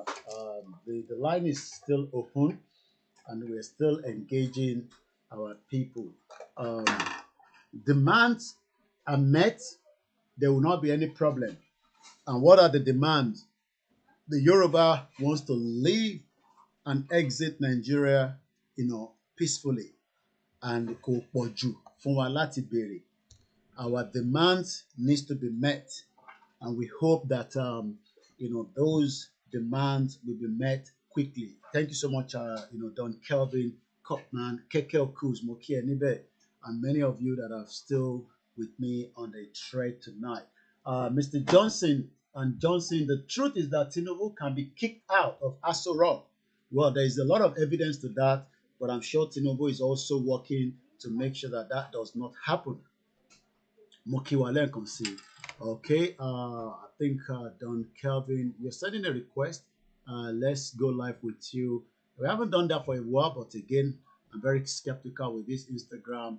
Maybe with Moki Grandma Felicia Jagbe, Moki Mr. Shegun 3917, Moki Sister Milen Consola Fanfani Alafia, Moki Dr. Abe Akionshun, happy birthday, Bomidada, working tirelessly, supporting, the Nigerian community in the United Kingdom, a very hardworking, trained lawyer. Moki Uncle Moripe, Gbadun le lọ sí Dubai, ọ̀pọ̀lọpọ̀ ọdún. I hope I will get a copy of your book. If I am permitted to have one, I would be lovely to have a copy. Now, let's come back and ask questions. Some of us are, going into our 60s. I have not been 50 years old yet. But if we make all the effort now, just like Baba Oluwole should make effort during the time of the independence, we can then start working to build a better foundation. You cannot build a better foundation in Nigeria. There's no amount of your knowledge. Your knowledge is not as powerful as Professor Akintoye. Kò sí knowledge tẹ́ fi gbé kalẹ̀ tó dàbí ti Baba Akintoye. Because he can see it. He saw it during the Second Republic. And everybody knows that. But the problem is that people still want to be slaves. And that is what we need to stop now. We don't want to be slave anymore. We want to be free. Free. And it can only be done if we all put our effort. So we've listened to the first part. The second part now will be just some part of recollection of event that has been played before. I think somebody's trying to call in. Let's take the call again. Ẹ jẹ́ ká lọ sọ́dọ̀ brother wa Aziz tó ń pè. Hello. Ẹ kálẹ́ o. Ṣebí dá sórí ètò ni. Same to you. Mo wà lórí ètò já sọ̀rọ̀ létà mo wà lórí ètò. Gbóhùn sókè. Tẹ bá ṣe tán kẹ́ wo WhatsApp yẹn wú ọmọ àlè tó ń bú Ìgbòho yẹn. Okay. Ọmọ àlè tó ṣe dreadlock yẹn. Ó ti wà prison pẹ̀lú bíbá yìí sí báyìí. Prison ọ̀dọ̀ yín ló wà. Wọ́n ti mú wá sí prison báyìí. Ìfà ló ti ṣe New Year. So gbogbo wọn náà bọ́ ṣe máa forí dọ́ ẹni tó lọ́wọ́ dá tí wọ́n forí gbá orí pẹ̀lú ẹ̀. Orí ẹ̀ ṣe máa fìyà jẹ wọ́n náà nìyẹn. Irú òun yẹn tó jọmọ kékeré ni tí ò tí ì ní sẹ́ẹ̀sì pé irú Ìgbòho yẹn ń jà fún ìrandíran àti ìran tó ṣe ń bọ̀ ni tó ń ṣe ẹnu yọ̀tọ̀yọ̀tọ̀. Ó máa bínú pé àwọn tó wù fún yẹn ló jẹ́ kí òun wá sí bíbá yìí kó mọ́. Even àwọn fáǹsì Ìgbòho tó wà nínú bíbá yìí gan adéjọba gbé nígbà tó bẹ̀rẹ̀ sí ní ṣe pé ìwọ ẹnu ẹ ti kó bá ẹ. Àwọn fáǹsì Ìgbòho tó wà nínú ibi tí wọ́n ṣe 100 ọ̀kántébù wọ́n bẹ̀rẹ̀ sí ní ṣe ó yẹ kó máa ráàánú ká ló sọ̀rọ̀ dáadáa pẹ̀lú Ìgbòho ni ó yẹ kó máa ráàánú gbà kó máa lọ gbóúnjẹ fún kó máa lọ gbé gbogbo ẹ̀ fún ibi tó wà yẹn ni. But wọ́n jẹ̀bi ní gbogbo yẹn ti fílẹ̀ gan ni mo wá bèrè lọ́wọ́ kankan lálẹ́ pé ṣọ́ ti fílẹ̀ wọn ló wà punishment cell ló wà látijọ́ tó ti dé wọ́n tún kéré ẹ̀ ni tó bá jẹ́ lómi ni ó yẹ kó fún ní free meal gbogbo náà máa rìn kiri everyday but based on ẹ̀ṣẹ̀ tó ṣẹ̀ wọ́n kéré ẹ̀ ní ó dà pé ó dà tó bá wá láti kóòtù yẹn pé kó kéré ẹ̀ pa síbi tó wà yẹn. So tó bá tún ti wá di ọ̀la màá wá lọ bá kẹlẹ̀ rí confam màá gba voice note yẹn màá jẹ́ kó mọ̀ ẹnu tó fi bó òrìṣà yẹn á fi padà ẹbẹ́ tì mí ẹ kó tì mí rọ́ọ̀dì lálẹ́ ẹ̀ ẹnu tó fi bó òrìṣà yẹn á fi padà wá fi gbolẹ̀ níwájú òrìṣà tó bá ti dọ̀la ẹ máa expect the voice note mi. Wá ṣeré brother wá ṣeré láṣẹdùmarè mo sọ fún yín pé títí dénú prison làwọn èèyàn ti ń gbọ́ wa. Ẹ̀ka dé mọ́bẹ̀ gbogbo ibi tí prison Nàìjíríà wà títí dé north làwọn èèyàn ti ń gbọ́ koikimedia ẹni tó pè yẹn live from the prison ló ti pè mí bọ́n mo ní dárúkọ prison tó wà and many of them some of them are innocent while some of them commit crime but we know that many politicians tó commit crime àwọn ò sínú prison náà àbí bẹ́ẹ̀ kọ́ mẹ̀kúnnù ló wà ní prison táwa bá dẹ̀ wá sí bíbá tá à ń sọ fún yín pé ìyàtọ̀ ń fi Yorùbá jẹ most northern part of Nigeria àwọn ọmọ wọn kan sínú prison lọ títí but let me just leave that section ẹni tó pè at least 4 years ago bá ṣe bẹ̀rẹ̀ movement ló ti reach out èèyàn kan wá ní freedom ẹran ti bọ̀bọ̀ kan èmi ò tẹ̀ mọ̀ pé ó búgbòho èmi tẹ̀ sì fi máa sọ pé ọmọ tí gọ́ọ̀mẹ̀ntì tó ṣe àlè sọ̀rọ̀ ni ṣé gọ́ọ̀mẹ̀ntì máa wá sọ gbogbo wa di pé ká má lè sọ̀rọ̀ àṣọtẹ̀ tí búgbòho làwọn tí ń bá sọ pé ọ̀gá ẹni tó bá dẹ̀ bú Ìgbòho èmi ló ń bú nìyẹn àbọ̀rọ̀ mo yẹ nísì you're welcome ẹni tó bá tún bú Ìgbòho èmi gan ló bú nìyẹn mi ṣe sọ wẹ́nu ni òun lọ pè ní sí pé prison tí wọ́n gbé wá òun ni brother mi yẹn ló pè kò tẹ́ mọ̀ pé mo wà live ó dà pé náà ti sẹ́ni kankan sí mi tẹ́lẹ̀ kò mọ̀ pé mo wà live ẹ ṣáà rántí bọ̀bọ̀ náà ó ní this guy is now in the prison with me here since 10 days ó ní freedom Ìgbòho ń jà fún Yorùbá ó ń bú Ìgbòho I'm sure some of you know him wọ́n dán ṣe dreadlock òfò ọlọ́run ṣàánú ẹ̀ torí a lè ṣépè fún ẹ̀ màá kọ́ nìkan náà kó ṣàánú gbogbo ẹ̀yin tó kù náà bẹ́ẹ̀ tẹ́ ń fẹ́mi tó bá jẹ́ pé kò bú Ìgbòho nísìn mo rántí Mr. Idris pẹ̀ sọ fún mi tó bá jẹ́ pé kò bú Ìgbòho nísìn ó máa yẹ kẹ́ pẹ̀lẹ́ pàtàrọ̀ mo rí pé ó gbádùn ráìsì ẹ̀ lánàá wọ́n máa ti gbé díẹ̀ wá sí and still man of fridge tó bá yẹ pé kò bú Ìgbòho nísìn lẹ́nu kí Ìgbòho kọ̀ jáde pé kí lọ́mọ wá ṣe Tinubu kí ló ṣe Ìgbòho lè jáde kó sọ̀rọ̀ kó ní ká release press statement ọ̀ṣẹ́ lè tó ti bú Ìgbòho ni Ìgbòho máa sọ yẹn so ẹ jẹ́ ká gbádùn nígbà tí olóyè ṣì wà nínú ilé ẹ̀ tí bá ń wọ àwọn fídíò yìí máa kọ́ wọn pé olówó kí ló tẹ̀ wá dínú Yorùbá movement ẹ mọ̀ pé Buratai nígbà tó lọ bá Ìgbòho nínú prison kò mọ̀ pé Ìgbòho gbọ́ English wọ́n mú interpreter dání interpreter ẹni tó máa interpret fún olóyè sọ fún ọmọ tó mú wá yẹn pé orí ò pé bí mo sọ fún ẹ pé mo gbọ́ òyìnbó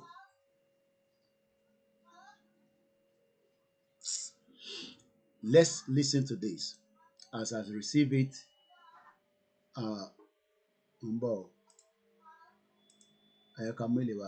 so gbogbo èèyàn wa let's keep donating towards the movement who are very important tá bá fẹ́ ṣe àṣeyọrí ni o YSDM cannot operate without us supporting it. They need every single one of us to support. Àwa dẹ̀ mọ̀ àwọn tó ń lọlé dáadáa tó jẹ́ pé wọ́n ní access tó ń lọ sí Nàìjíríà. Things are not working as many of you might think. Mo mọ̀ èèyàn kan tó ṣe ó ti dé Amẹ́ríkà padà. Tó bá yẹ pé ibi tí Nàìjíríà ń ṣiṣẹ́ ni wọ́n ní tún defraud ẹ̀. Kò ń ṣe inú Nàìjíríà lọ ti defraud ẹ̀ o nígbà tá à ní airline tiwa. Tá bá ní airline tiwa nísìnyí ìbẹ́ airline tiwa la máa lò. Most of the airline don't travel from Britain, the EasyJet, they are British airline yàtọ̀ sí Virgin àti BA. EasyJet, Ryanair àwọn yẹn tẹ̀ máa ń ná gbogbo àwọn Monaco gbogbo àwọn ìlú kéékèèké yẹn. So ẹ̀yin yẹn wá we can only encourage ourselves. Ẹ jẹ́ ká gbọ́ fídíò yìí. Ẹ̀ka ọ̀gbọ́mọdé bẹ̀ ọ́ dàbí ààfin ọba Akínrógun bàbá mi mo forí balẹ̀ lọ́dọ̀ ọba orí adé ọ̀rọ̀ ló ọmọ orò láwẹ̀ orí adé ọmọ aládé gẹ́gẹ́ fún òtòkò Yorùbá rúbọ ọmọ agúnyẹ́ tó kó bọ̀ wá bọ̀ ọ̀sà ọmọ oríṣẹ̀ pẹ̀lẹ́ kò ní gàdégàdé òròlú àrọ́wọ́dẹ́rù oògùn èèyàn tó ní bàbá yín làjọ òkúkú parọ́ lọ́jọ́ ọjọ́ tí ebi ń bá orí ni bàbá yín fi dẹ́mu egun àbùké ni bàbá rẹ̀ fi tẹ́ ẹ̀ wá òtòkò Yorùbá rúbọ ọmọ agúnyẹ́ tó kó bọ̀ wá bọ̀ ọmọ oríṣẹ̀ pẹ̀lẹ́ kò ní gàdégàdé òròlú àrọ́wọ́dẹ́rù oògùn bàmí Akínrógun ẹ mọ̀ gbóhùn ẹnu mi ẹni wọ́n ká pólápó èèyàn tí wọ́n ká pólápó ẹni wọ́n ká gàdá lérí àgàdá ẹni òbílẹ̀ jẹ́ pété-pèrò kí wọ́n dáwọ́ ẹ̀dẹ́lẹ̀ lọ́jọ́ ọjọ́ sí kọjá pépélé àjànàkú wa kọjá dùbú erin wa lọ lóko àgbẹ̀ntàkà sí ẹ̀gbọ́n bàbá ńlá kú bàbá ní ajẹ́fọ́kọ́ péré ìbí ká ẹ̀bìtì ká ẹ̀bìtì tí ò gbójú tí ò lè pa bí pátákó ẹkùn ká ní ìtajà lẹ́nu ajẹ́ bàbá májà arúgbó ikú tí jágbe mọ́ ni kó tó pa ni kúkú dùkú ni ó ti ṣe wé gẹ̀rùgẹ̀rù ọ̀pọ̀ wa ti máa rú mọ́ gáàlì orí adé ọ̀rọ̀ ló mọ gbóhùn ẹnu mi dáadọ́ orí adé ọmọ aládé ṣẹ́ṣẹ́ fún ọkọ tó yọ sí mọ́ gbóhùn ẹnu mi ọkọ tó yọ sí ọkọ rọ́pò bàbá mọ́ gbóhùn ẹnu mi dáadáa gbogbo èèyàn tó bá ní ẹ mọ́bọ̀lẹ̀ ní débálẹ̀ ẹsẹ̀ wọn kù náwó mi òròlù ní ọmọrò láwẹ̀ orí adé ọmọ aládé ṣẹṣẹ fún òtòkò rúbọ ọmọ àbúrò òtòkò wá bọ̀ ìgbò ọmọ rẹ nílé àwọn bàbá rẹ ìgbò ọmọ rẹ alágbàdo òde ọmọ àtẹpẹ́ tó ojú omi ọmọ kékeré lódò sẹyà ọmọ sẹyà dé ní yàrá àdí omi kan sí ní sẹsì níwájú ìgbò ọmọ rẹ àwọn ewé ìwọ yìí náwọn bá kan ti ṣe wọn ṣe kẹrẹkẹrẹ wọn bomi kan sí wọn láwọn bá ṣe ẹyà ṣe wọn ṣe kẹrẹkẹrẹ bómi ṣe ẹyà wẹsẹ ògbórí ọmọ aláya ló lè gbélé ńlá àwọn ọmọ òkè mẹ́ta tí bẹ́ẹ̀ bò mọ̀ rẹ ọ̀kan ṣe mí dábọ̀ ọ̀kan ṣe mí máa rọra ọ̀kan nígbà tọ́ ọmọ náà kí lọ wá gbòmọ̀ rẹ fún gbòmọ̀ rẹ ọmọ aláya ló lè gbélé ńlá ọmọ lẹ gbogbo kìkì ga pé kí gbòmọ̀ wà láàfin bàbá mi bá mi àdìsá adùn ní ọgbẹ́ ẹ̀yìn ọ̀rọ̀ àdìsá máa gbóhùn ẹnu mi ohun mẹ́ta níbẹ̀ tí ó fẹ́rẹ̀ ara wọn bóyá kì í tiẹ̀ tó di mẹ́rin eléyìí burúkú ò lè fẹ́rẹ̀ olórí àtọ̀ fẹ́rẹ̀ ojú epo púpọ̀ fẹ́ràn aṣọ funfun eléyìí burúkú ò lè fẹ́rẹ̀ olórí pàpàǹbarì ọkọ fẹ́rẹ̀ àlè ọ̀tá tí bá ní ọtí ọ̀bá dúró odò ní ògbé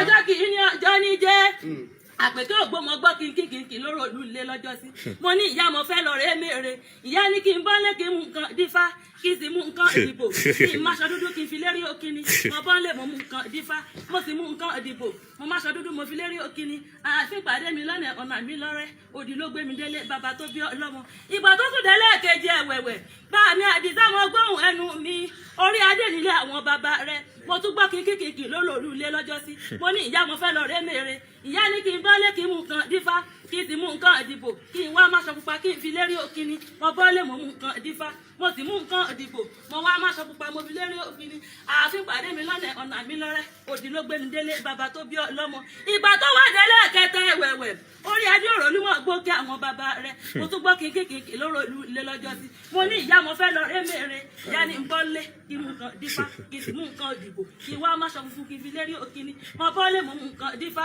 mo sì mú nǹkan ìdìbò mo wá máṣọ funfun mi lórí òkìní àfi pàdé mi lọ́nà ọ̀yọ́ mọ́ mi ẹ̀sìn funfun ló gbé mi délé bàbá ní ilẹ̀ fi jọ́ mọ bàtà funfun aṣọ funfun kí tó lọ́sà ẹni ọkọ̀ wò kọ́ lọ́lá ìwọ́n lọ́mọ oníṣẹ́ ẹ̀pẹ̀ ẹ̀nẹ́pọ̀ ní gàlẹ́gàlẹ́ òròlú arówójẹ́rú òògùn káyà àdìsáwọ̀ lọ́jọ́ gbogbo ọmọ kí n yọ owó ọṣẹ wọ́n wá ń pè tèmi ní ọgbà tèmi ní omú èyí tí ọba gba tèmi ọmọ àkẹ́ni orí adé mọ́ ní ṣẹ́gíṣẹ́gí nìkan ní ilẹ̀kẹ̀ ọ̀gbọ̀n òròlú lẹ́mọ̀ wọn jà tẹ́sùn mọ́ gbóhùn lẹ́nu òròlú adé làwẹ̀ orí adé ọmọ aládé ṣẹṣẹ òtókò yorùbá rúbọ adé làwẹ̀ ó adé làwẹ̀ ẹ̀bà ń kórí adé òròlú adé làwẹ̀ bàbá mi àti sámọ gbóhùn ẹnu mi ògùn bẹ lọ́dọ̀ rẹ̀ ọlágbájá ni. kábíyèsí wọn ní láǹfẹ ń bá bẹ kọ àkàrà ní bàbá yọ èyàn tá a bá fẹ́ yẹ lọ́mọ ẹwù ni èyàn tá a bá máa fẹ́ bí Elédùmarè ní lójú àpèjọ ògbó mo dúpẹ́ lọ́wọ́ Ẹlẹ́dàá mi mo sì dúpẹ́ lọ́wọ́ Elédùmarè ọba tó jẹ́ mọ́ bàbá mi àdìsá lọ́fẹ́ lófò lónìí ọmọ Adéọlá àpèká mo rántí ọjọ́ kìíní àná bóyá bí ọdún kẹrin mo wá ṣe àwọn orin mo kí bàbá mi àdìsá ti di àwọn èèyàn wá pé wọ́n lápẹ̀kẹ́ ń bọ́ lọ sí ipò ṣá ò lè mọ̀ ò sì lè rí nǹkan kan gbà lọ́wọ́ ẹ̀ ọjà rẹ̀ àwa ta wà á lè ta wà nínú òsì tó yẹ kó máa kì náà ń kọ́ ṣùgbọ́n mo dúpẹ́ lọ́wọ́ aláwùrà bí ó mo dúpẹ́ lọ́wọ́ aláwùrà bí ó tọ́jẹ́ kí n mọ aládìsá mo dúpẹ́ wà ní àdìsá mo dúpẹ́ lọ́wọ́ Elédùmarè. àṣẹ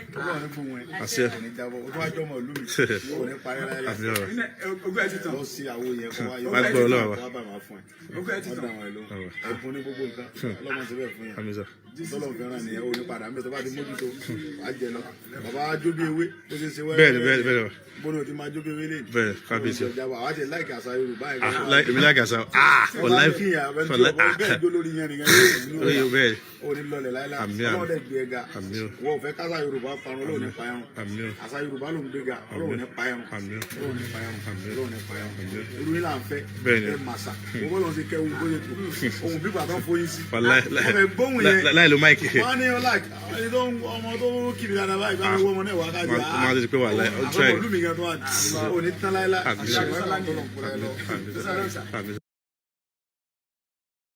nígbà tẹ́yìn náà gbọ́ àṣà ṣe rí Korean aṣọ níjẹta àbí ní I think bí àjẹta àbí last week Korean kí ló fi ń mèkó owó culture wọn ni àti tradition ẹ wo ìyá wa yìí nísìn ó yẹ kó máa lọ káàkiri àgbáyé wọ́n wà bẹ́ẹ̀ wọ́n pọ̀ káàkiri náà but kò ń ṣe pé pọ̀ jù tó mo wá tún bọ gbogbo wa pé tá bá push dáadáa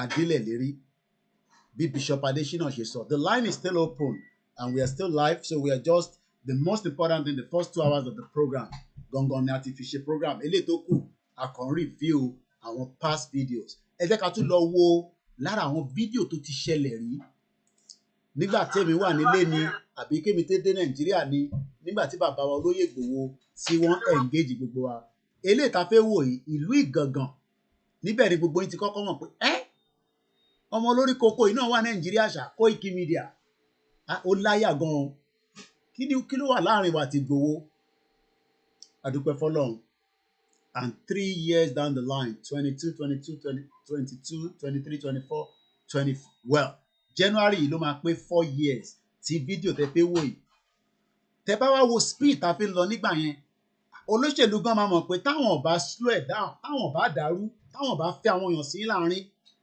Nàìjíríà máa ti pín ó lè máa padà pín náà ni ká dúpẹ́ fọ́lọ́run fún ẹ̀mí tí bàbá ṣì wà láyé wọ́n gbìyànjú ní July 1st 2021 ọjọ́ burúkú ni mo ní fídíò yẹn lọ́wọ́ tí Lady K fi bẹ̀rẹ̀ fídíò yẹn ó wà ní archive mi báyìí tẹ́ bá gbọ́ fídíò níjọ́ náà which I might play before then because I'm at home ẹ̀rí pé mo ti jókòó nísìn because orí dúró mo wà látẹ̀ǹkan so I decided to come and sit down and relax and then and just get the ẹ̀rí pé background mo jókòó nísìn this is my open background mo dẹ̀ mọ̀ pé dúdú lọ́sàn máa so àwa tó kù ní ká má fòyà ká má dẹ̀ bẹ̀rù ká má bẹ̀rù pé tó bá ṣẹlẹ̀ kí ló máa ṣẹlẹ̀ tó bá ṣẹlẹ̀ kí ni kò ní ṣẹlẹ̀ ẹ jẹ́ ká gbọ́ fídíò ìmú bọ̀.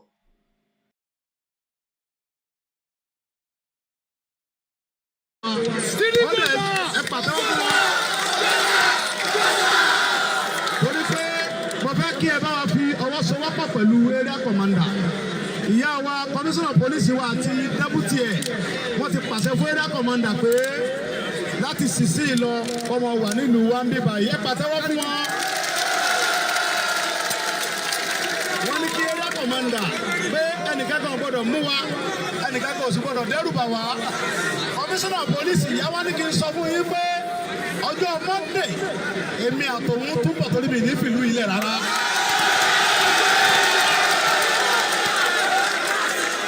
sábà fẹ́mi ní sọ̀rọ̀ fẹ́ mọ́ bàbá ẹ̀ ní ọjọ́ Monday èmi àti komisanna police ìyá dáadáa àti deputy ẹ̀ àtúnbọ̀ níbo tí ọ̀bá rí bẹ́ẹ̀ mọ́ gbà mí gbọ́mọ láyé.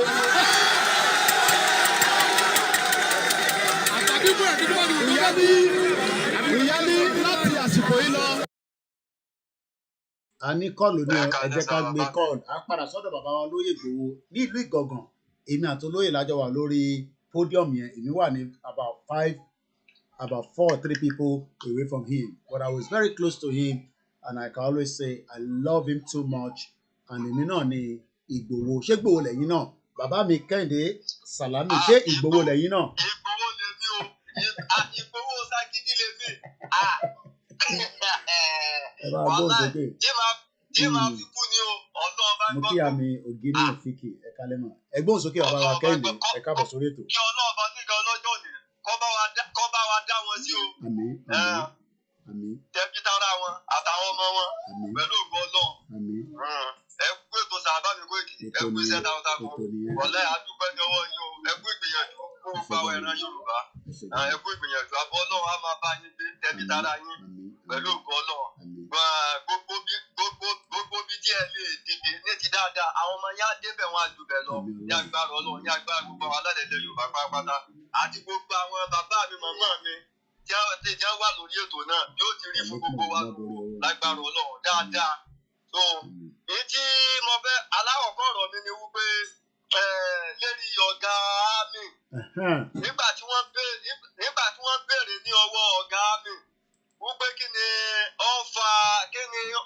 nǹkan tí ó ń fa ìjà nílẹ̀ Haúsá ó ní ìjà bìtúé láàrin Haúsá sí àárín Fúlàní ni. so tí wọ́n bá fẹ́ ṣe lọ́nà ẹ̀tọ́ ìjẹ́ ní ṣé Fúlàní ló ní ilẹ̀ ní àbí Haúsá. yóò bá sí pé àwọn náà wọ́n ti àbòsí bọ̀ ṣé Fúlàní ló ní ilẹ̀ ní tàbí Haúsá gẹ́gẹ́ bí olórí ológun ṣé kò yẹ kí wọ́n wá gbégbèsè lé lérí kí wọ́n mọ bí wọ́n ti hàn gbọ́ àwọn Fúlàní yìí wípé ẹ lẹ́tọ̀ọ́ láti Okay. Ṣé ọ̀gá ológun náà ṣé wọn mọ̀ báwọn Haúsá ni wọ́n nílẹ̀ ni? Wọ́n báwọn Fúlàní wọ́n rìn wá láti ibì kan. Àrèkàjá bàtà làwọn àwọn òní bí kan gbé ilẹ̀ wà ní. Àwọn kan máa ń rìn káàkiri náà ni. Gbogbo tí wọ́n ń sọ yẹn jẹ́ sọ pé ìjà láàrin Haúsá sí Fúlàní ni. Sọ yẹ kó rí bẹ́ẹ̀ lórílẹ̀‐èdè tó bá létò. Kájòjò kó sọ wípé òun ọmọ bá ọmọ onílẹ̀, òun ọmọ bá dún ilẹ̀ rẹ̀, òun ọmọ jẹ gàba lé lórí. Sọ yẹ kó rí bẹ́ẹ̀ tọ́ka ológun náà sì ń sọ tírù nǹkan báyẹn sì jáde lẹ́nu wọn. Ó kẹ́nà bóun orílẹ̀-èdè ṣe fẹ́ wá nílọ síwájú tí bá rí báyẹn lọ. Tájòkì bá fọwọ́ lalẹ̀ mọ́ lé onílẹ̀ lórí wípé mi ni mo gbọ́dọ̀ máa jẹ gàba lé ọ lórí. Ibi tó o bá fẹ́ gbẹ́sẹ̀ sí èmi ni mo gbọ́dọ̀ máa sọ fún ọ pé ibi tó o gbọ́dọ̀ gbẹ́sẹ̀ sí ni.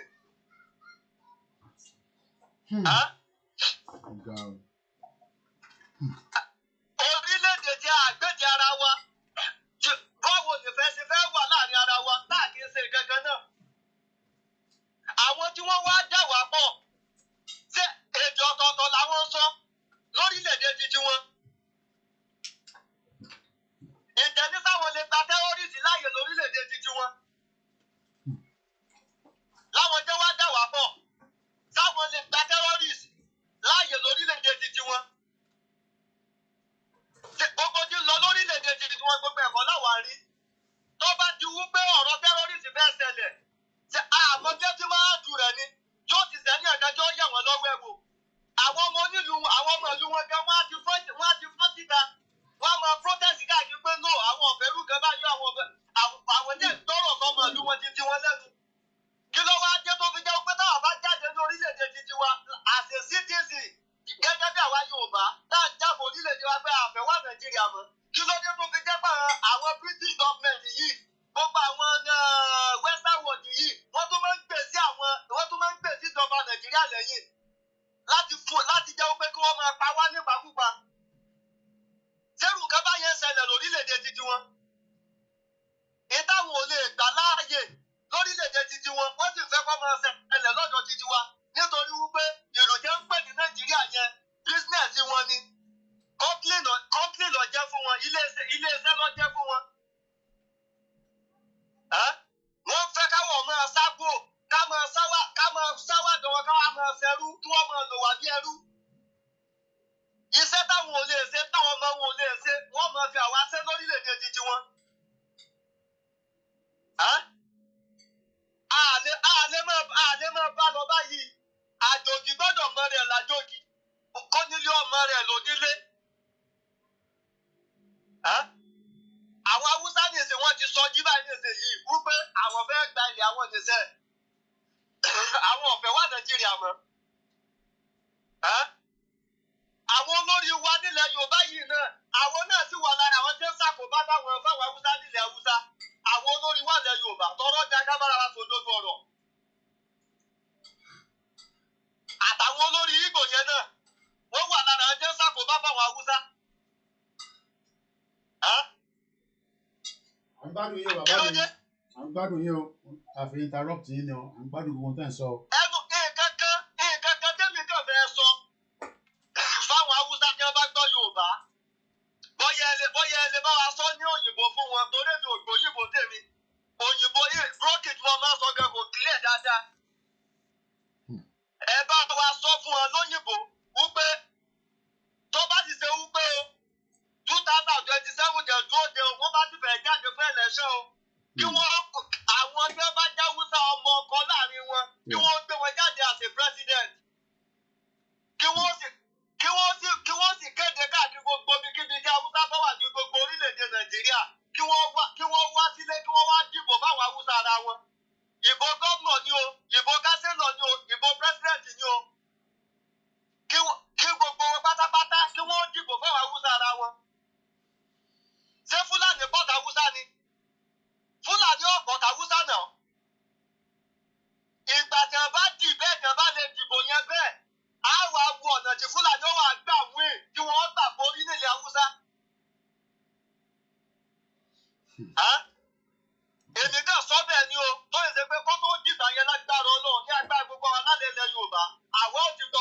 kó tó dìgbà náà.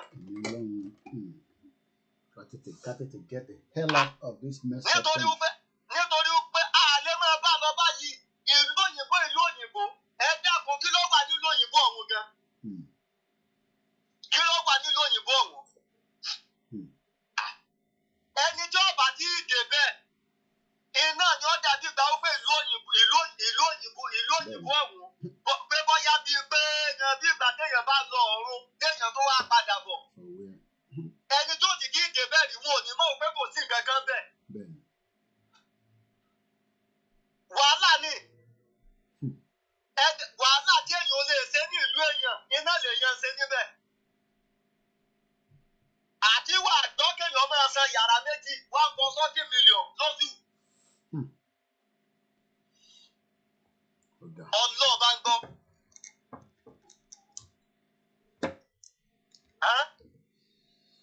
Yàrá méjì $1.40. Owó tẹ̀ yóò fi gba sẹ́kọ̀ọ́dé gidi ní ìlú èèyàn tó bá ṣe pé ìlú wọ́n bá to ìlú yẹn dáadáa ni. Tó ṣe pé téèyàn bá nílé téèyàn gan téèyàn bá gba sẹ́kọ̀ọ́dé $1.40 yẹn ó lè jọ́dún kan tàbí kọ́jọ́ ní ọdún kàbọ̀ lè yóò fi gbé lulẹ̀ o. Iná ni mo san lóṣù ní bíbá yìí.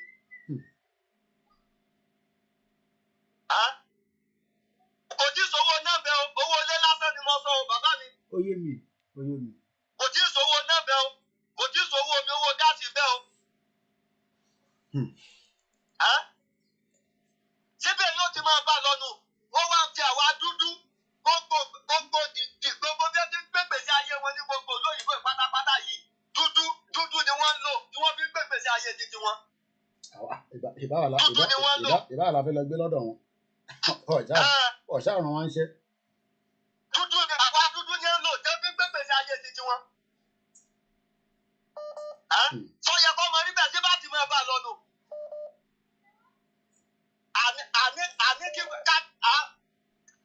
pẹ̀lú ògbó náà kí gbogbo ọmọ Yorùbá ní tilé tó gbogbo àwọn tá a bá wà nínú òyìnbó pátápátá èmi náà ti ń bá àwọn èèyàn mi sọ̀rọ̀ lé nígbà wọ́n wà níbi iṣẹ́ tí mo wo prógámù yìí lọ torí lọ bí iṣẹ́ látàná àníṣẹ́ lánàá bọ̀ tèmi ọ̀la tún ní lónìí ìrọ̀lẹ́ yìí ni mo tó lọ torí ọ̀rẹ́ mi náà òtútù kan wọlé sí mi ní ara ní àná bàbá mi àní mò ń rìn lọ báyìí bí mo ti ń lọ ní ojú títì jákà dúdú mọ̀ wọ̀ jákà mi àwọn kurukuru bí ẹ̀dọ̀gùn yẹn ó sì bo jákà mi bí ìgbà pé bọ́yá náà eérú funfun márùn-ún ni wọ́n dàlù mí lára.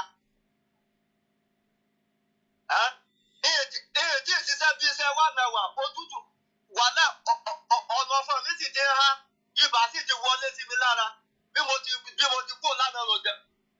Ìrọ̀lẹ́ yìí ni mo tó lọ torí restaurant bàbá ẹ mọ bí ṣe ń lọ. Oyè ẹ ní láti fi gbẹnu sọ̀rọ̀. Nígbà wọn ò ní ẹni tí ó rìn wọ́n lọ́wọ́ ní ẹgbẹ́ sí mi pé kí n dákun kí n sáré wá ṣe àwọn pẹ́pẹ́pẹ́ kan ni mo fi mánéèjì lọ tí mo fi lọ nu ilẹ̀ tí mo bẹ̀ mo kó bẹ́ẹ̀ ni. Àwọn ọmọ wọn ẹsẹ̀ ní bíbá yìí àwọn ọmọ wọn ẹsẹ̀ sáwọn ọmọ tó yẹ pé wọ́n máa tẹnu bọra wọn lẹ́nu káàkiri ni wọ́n máa nu mọ́tò bàbí power bike lẹ́fẹ̀ẹ́ sọ ni. Owó ọ̀fẹ́ ni ń jẹ. Ìgbà àwọn àtọ̀rìn wa kan tí wọ́n kẹrin wá láti ibìkan jẹ́ ẹja màálù wá. Màálù ni ẹja wá o. Wọ́n sì ti ń gbalẹ̀ lọ. Lẹ́mi èmi sì ń sọ. Ó ní dídí ti fi lọlé náà. Ṣùgbọ́n lílọlé tèmi ọba lọlé. Èmi láwọn tèmi ó kè sí tẹ́lẹ̀ jẹ́ ti tèmi. Tó ẹgbẹ́ gbogbo Fúlàní tó wà ní abúlé wa. Gbogbo wọn lè bẹ́ẹ̀ lọ lébò lánàá lébò.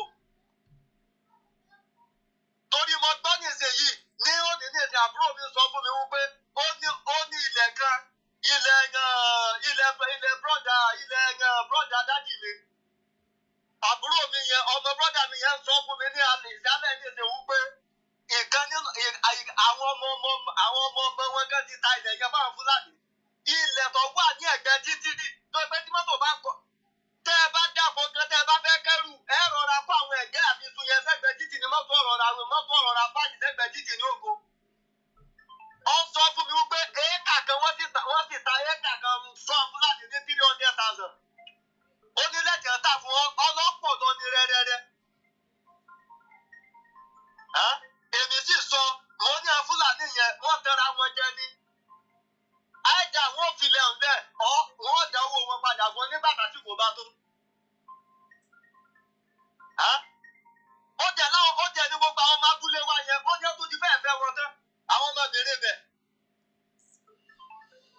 èmi tí ń sọ fún wípé ṣe bí mo sọ fún ọ wípé kọ́ máa ṣàlàyé gbogbo ẹ̀fọn ó lòun máa sọ fún wọn kódà mo tún kọ̀wé Yorùbá nation fún pé kọ́ máa ní abúlé lọ ọlọ́run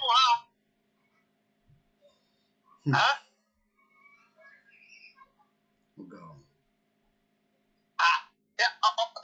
táwa Yorùbá tí a bá tètè gbára wálẹ̀ nísìnyí ọwọ́ táwọn ará bíbá yìí fi lélẹ̀ nílẹ̀ Haúsá iná yẹn tó fẹ́ fi lélẹ̀ nílẹ̀ Yorùbá yìí.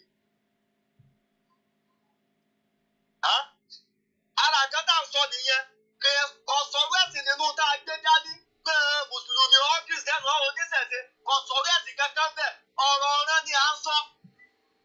ibẹ̀ ló lórí burúkú kan ti sọ wípé kóhùn òtí torí pé ìran kóhùn gbàgbé ẹ̀sìn wọn ẹ dẹ́kun ta ló ní kó gbàgbé ẹ̀sìn ìyẹn mú kí wo ni mo sọ. a sọ pé ọ̀rọ̀ ọ̀rẹ́ ọ sọ báwọn olórí burúkú kan sọ pé kóhùn gbàgbé ẹ̀sìn wọn kóhùn ọ̀rẹ́ ti ràn náà oníbọ̀yà rẹ̀ yóò gbé òun wà lálùjẹ náà ẹ dẹ́kun sílẹ̀ ń bá làákàyè mu. Irú èèyàn báyẹn ní ọpọlọ. Tí wọ́n lọ jálùjẹ náà ni tó tí mọ̀ bóyá tó bá kó àlùjẹ náà lọ. Ẹni tí èyí ò rò pé yóò wọ àlùjẹ náà gan nínú àlùjẹ náà tó ọdẹ tó ń sọ yẹn. Ẹni tó rò ti pé yóò lọ àlùjẹ náà ìní lálùjẹ náà. Ẹni tá a ti rò pé yóò rí ọ̀run wọ̀ iná ní lọ.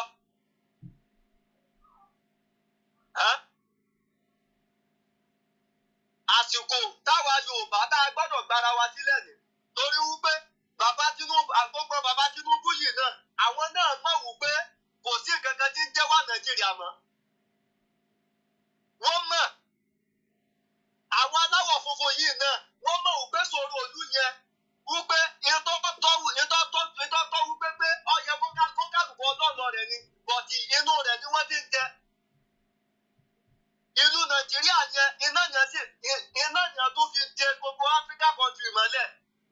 Tí Nàìjíríà bá fi túká gbogbo Áfíríkà kọ́ńtì pátápátá àwọn náà ti bọ́ nínú ìgbèkùnjẹ́ wà lò.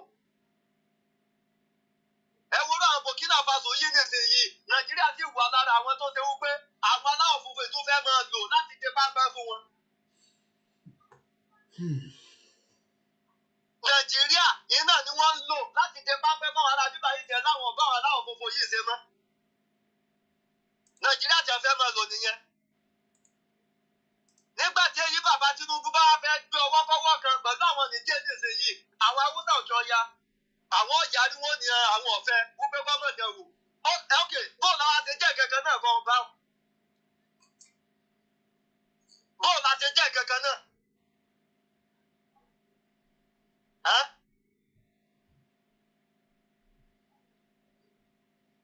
Bàbá mi so ẹ dákun bí gbogbo ìjọba ṣe máa jẹ ẹ jẹ́ kí káyọ̀dé máa mọ̀ lójú ọjọ́ so nípa ọ̀rọ̀ rálì tẹ̀ sọ so. Ṣé ẹ gbọ́ mi sà? Mo kúkú gbọ́ yín bàbá mi gbogbo ń tẹsán pátá ni mo gbọ́ Ọlọ́run àbá wà pẹ̀lú ẹ ṣé gan ni. Àbí Ọlọ́run àwọn bàbá mi Prof Banji Akintoye kí Ọlọ́run bá nìkan lọ́jọ́ òní kọ́ bá wa lọ́ọ̀rẹ́ mi wọn kẹ́mi wọn kò dáadáa pẹ̀lú ògbọ́n náà Yorùbá nation tá a fẹ́ gbà yìí ojú ẹ̀mí wọn báyìí ni ó ṣe láìpẹ́ láì jìnnà yìí pẹ̀lú ògbọ́n náà ojú ẹ̀mí wọn ni ó ṣe bàbá bàbá wa ju Sunday Igboho náà kí Ọlọ́run bá nìkan lọ́jọ́ òní kọ́ bá wa lọ́ọ̀rẹ́ mi tiwọn náà so Yorùbá nation yìí yóò sojú ẹ̀mí tiwọn náà wọ́n jọlá nínú rẹ̀ pẹ̀lú ògbọ́n náà tọmọtọmọ wọn tààrọ ọmọdọmọ wọn àti gbogbo ọmọ ọkọ Yorùbá náà kò sí tó dàbí òmìnira láyé yìí òmìnira ju owó lọ òmìnira ó ju owó lọ torí tí èèyàn bá wà ní orílẹ̀-èdè tí ó ní òmìnira ọlọ́ngàn owó kékeré ní owó kékeré iná ní owó. Àwọn orílẹ̀-èdè ti ní lọ síwájú wọn ìkówó orílẹ̀-èdè yẹn lọ sí orílẹ̀-èdè míì.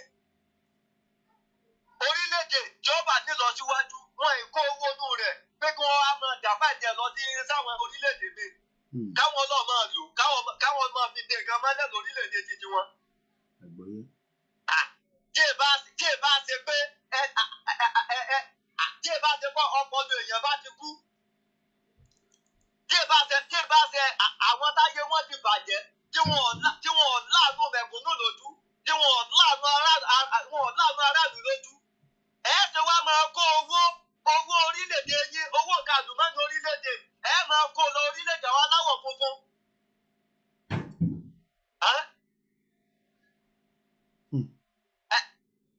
Àwọn èèyàn yín tí wọ́n wà bẹ́ẹ̀ wọn ò ka àwọn kó kankan.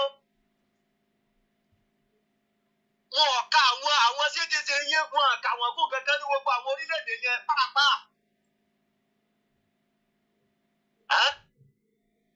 Ẹ jẹ́ kó ní kálukú lọ lọ́tọ̀ọ̀tọ̀. Kò sí àǹfààní kankan tí wà Nàìjíríà ń ṣe fún wa.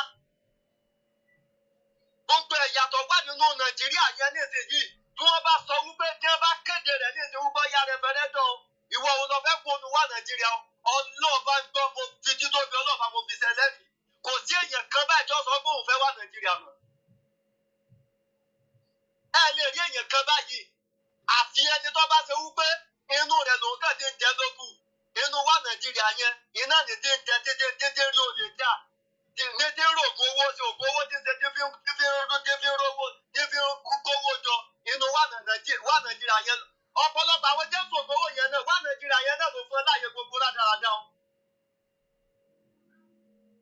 Jẹ́ ń ké orí jẹ́ ń ṣe gbogbo ẹ̀fẹ̀ fẹ́fẹ́ jẹ́ ń ké rí jẹ́ ń ṣe gbogbo ẹ̀ káàkiri. Tèmi wà Nàìjíríà yẹn náà ló fún ẹ láàyè gbogbo ló fún ẹ ní gbogbo àyè rádaràdà o.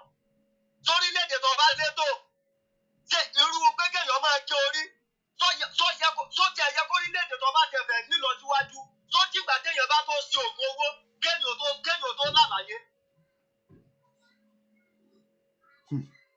Téèyàn gbọ́dọ̀ ṣògo owó pé èèyàn gbọ́dọ̀ máa dẹ́mi ọmọlàkejì bí rẹ̀ kéèyàn máa dẹ́mi ẹ̀ légbodò kó tó là.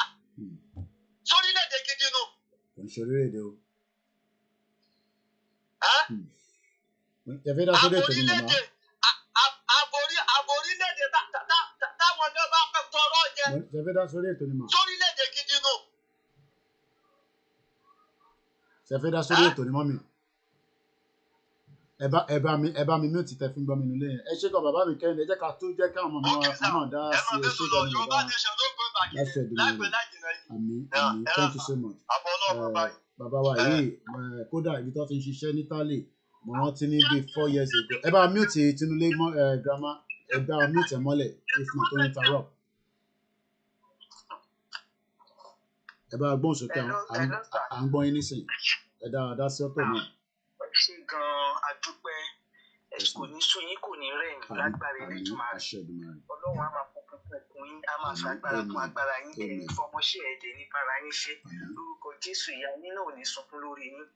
Lákọ̀ọ́kọ́ mo kọ́kọ́ kí bàbá Banji Akintoye wọ́n ṣe àgbà wọn àdálẹ́ wọ́n ṣe tó jẹ́ pé wọ́n là wá lójú wọ́n ṣe tó jẹ́ pé wọ́n ṣì wá níyè wọ́n ṣe nítorí pé àwọn ló jẹ́ ká mọ bó ṣe ń lọ.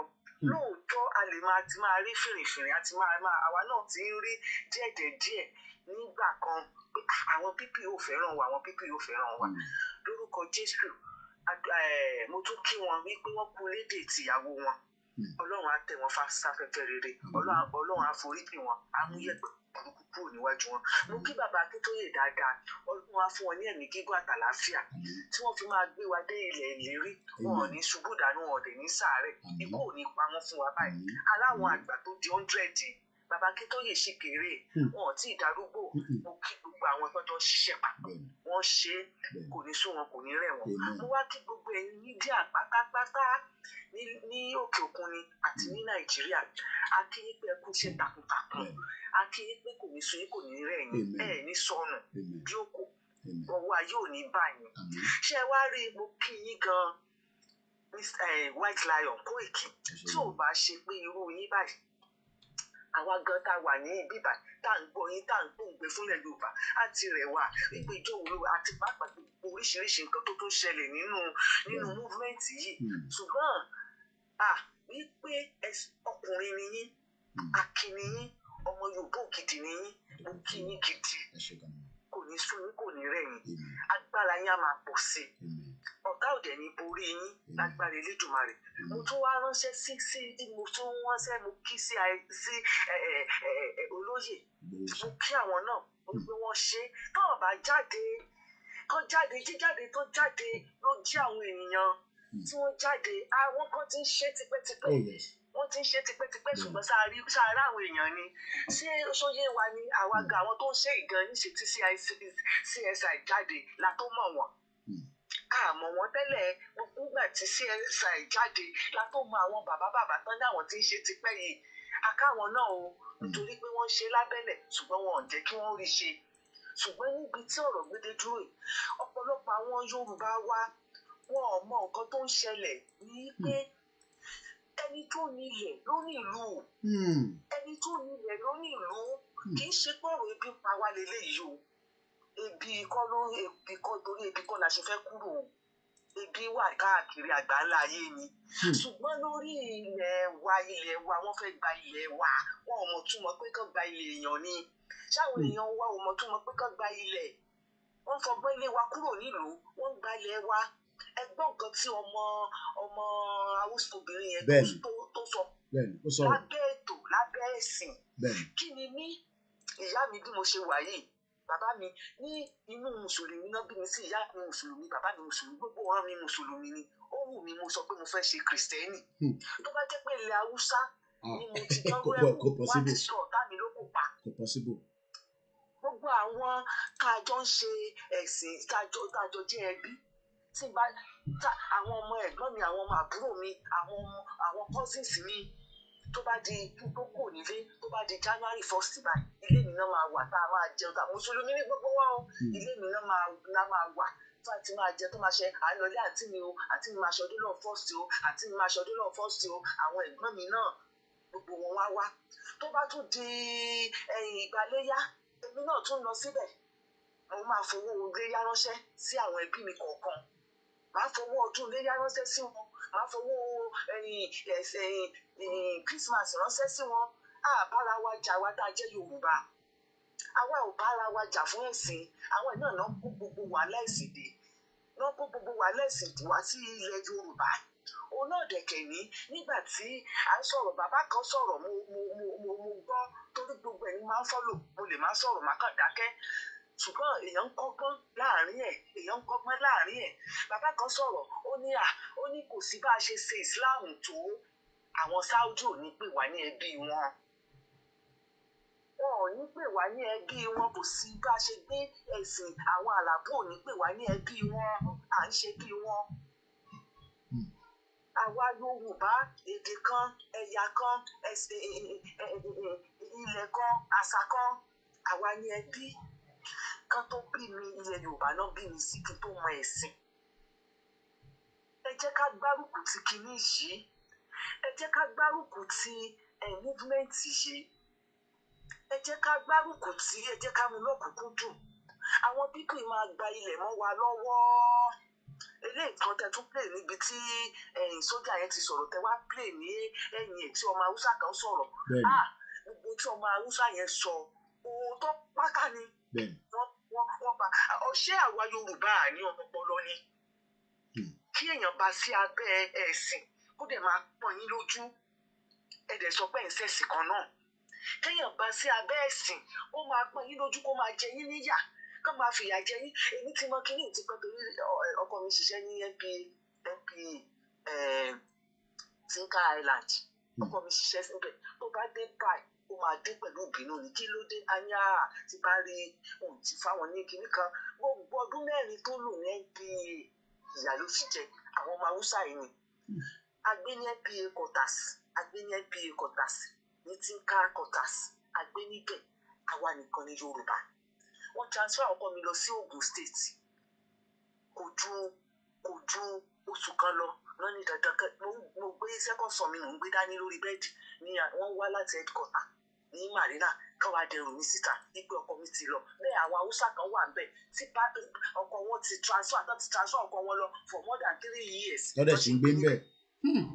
wọ́n sì gbé níbẹ̀ wọ́n wá dẹrù mi síta wọ́n fi ọmọ mi mo lọ wẹ̀ ni wọ́n dé ló wá pè mí ìyá Faruku àwọn kan ti dé owó wá fẹ́ kẹ́rù yín síta nínú kinní o mo ní ẹ jẹ́ kan kó síta wọ́n dẹ̀ kó síta lóòótọ́ but bébì mi second son mi nígbà yẹn ó wà lórí bẹ́ẹ̀dì wọ́n fi sílẹ̀ wọ́n jẹ́ kí n dé kí n wá gbé bébì mi mo gbé bébì mi wọ́n dẹ̀ ti padlock sí ẹnu ọ̀nà wọ́n tì mí síta. ta ló wà àwọn wo ló wà láláṣẹ ń gbà yẹn ṣe bá àwọn haúsá ni ṣe bá àwọn náà di marina ṣe bá àwọn náà di port authority tí ọkọ mi dẹ̀ ṣiṣẹ́ bẹ̀ fún good 4 years káàrí nǹkan kan mú bọ̀ ń bẹ̀.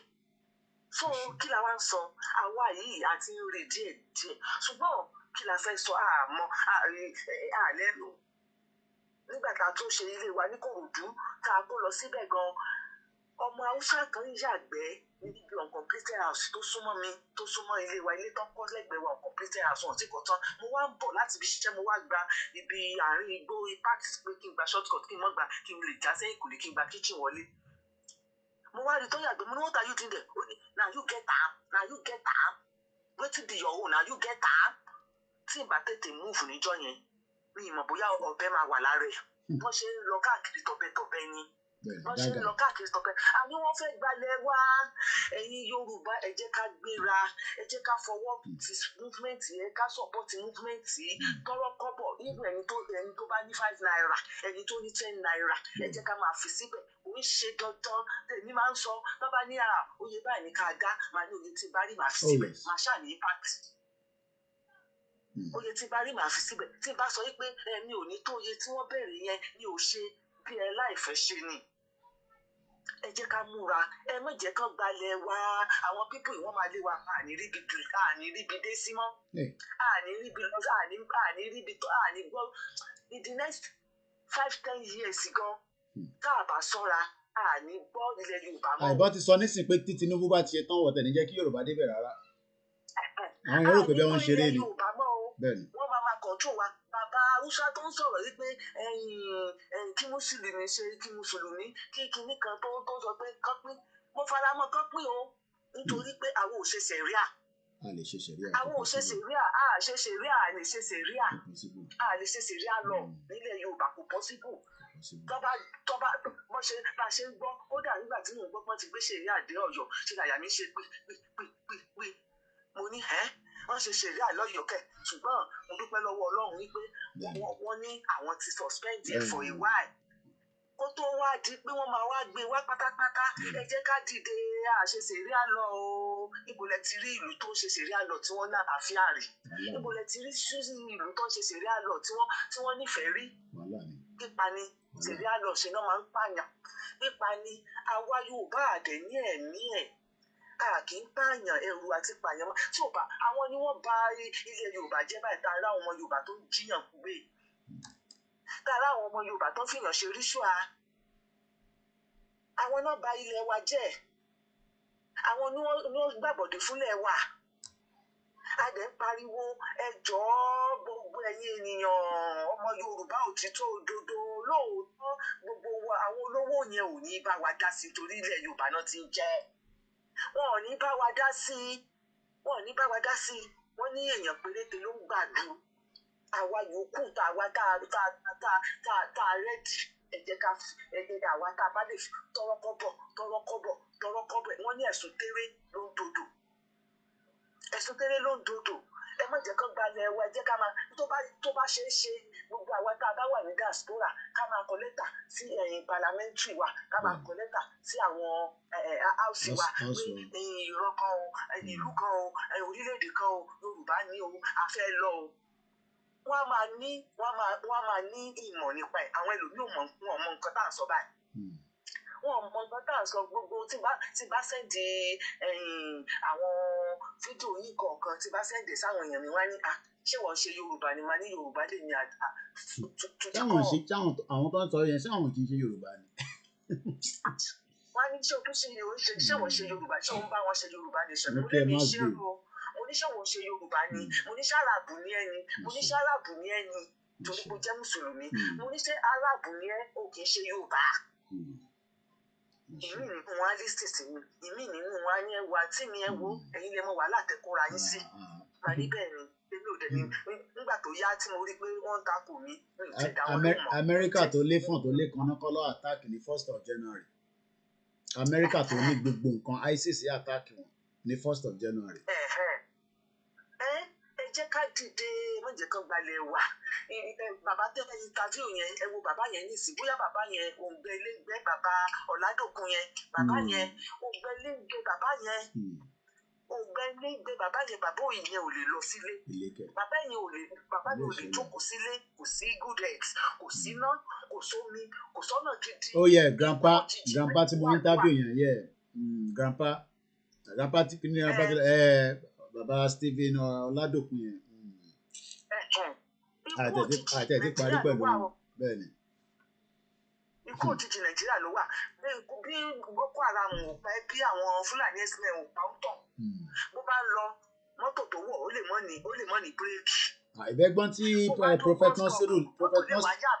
Prophet Nasiru láìgán sọ pé ẹni tó bá lóyún tó bá gba Ajégúnlẹ̀ kọjá tóyún yẹn ti pé tó kù 3 months tó máa bímọ yẹn ọmọ yẹn máa bọ́lẹ̀ torí nígbà tó bá já sínú galloping.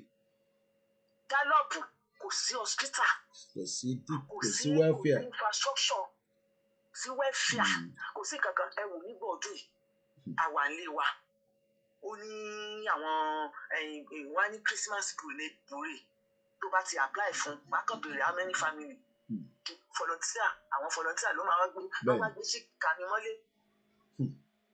Eléyìí tí ìyá wa Naomi tó lọ ṣe tó di wàhálà sí lọ́rùn yìí kò yẹ kó rí bẹ́ẹ̀. Bẹ́ẹ̀ni, the system was working. Ìgbà àwọn èèyàn máa ti àwọn tó wà in the need yẹn wá ti pe hotline pé kódà ìtújú gan ló yẹ kó jẹ́ pé à ń jáde lọ tọrọ oúnjẹ níta. Ó máa pe ní. Mo need the help o kódà àwọn ọ̀tẹ̀ fẹ́ kẹ́nìkan kan mọ̀ pé wọ́n gbé kan wá bẹ́ẹ̀ nínú ilé. Ọ̀fẹ́ kẹ́nìkan kan mọ̀ pé wọ́n ń gbé kan wá báyọ̀ nínú ilé because ìtújú gan ló máa ń jẹ́ fáwọn èèyàn pé òun pè pé kó wá support ẹ̀ so àwọn náà máa fẹ́ kó wà discreet kò ń ṣe tọ̀dọ̀ tiwa ó gbọ́dọ̀ wà discreet ni. Wọ́n ní gbogbo nǹkan táwọn ń ṣe yìí tó bá pè wọ́n tán wọ́n ní àwọn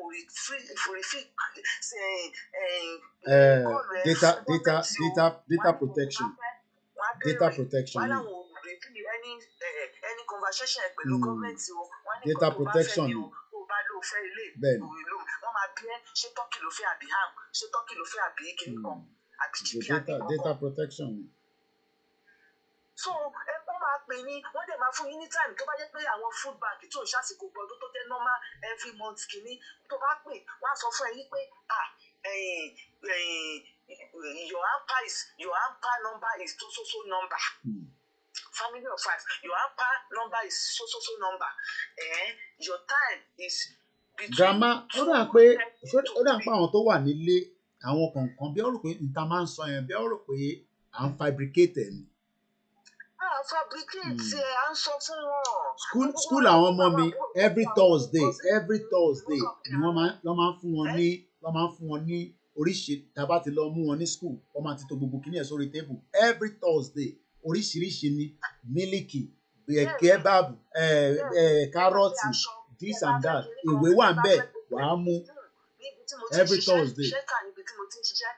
Àwọn ṣẹ́tà níbi tí mo ti ń ṣiṣẹ́ àwọn kan wà àwa gan-an tó máa sọ fún wọn wípé àwọn tó wá tọ́ṣẹ̀ yẹn ń dé sí Canada tí wọ́n rí gbégbé tí wọ́n wá síbi ṣẹ́tà wa a tún máa sọ fún wọn pé ẹ lọ bá ní ṣẹ́tà wa yẹn tẹ́ ẹ bá rí nǹkan tó máa ń wò wá síbẹ̀ fún àwọn tó ń gbé bẹ́ẹ̀ kò sí nǹkan náà ókè bó ni àwọn yẹn ìyá àwọn ọmọ ìlú bó ni wọ́n ṣe fẹ́ ìyà jẹ wọ́n bọ́ọ̀ ṣiṣẹ́ wọn á jẹun àmọ́ yìí pé kò dáa kéèyàn má ṣiṣẹ́ wọ́n ní ibi téèyàn bá ní àǹsà sí wa àwa máa ń ṣiṣẹ́ ni.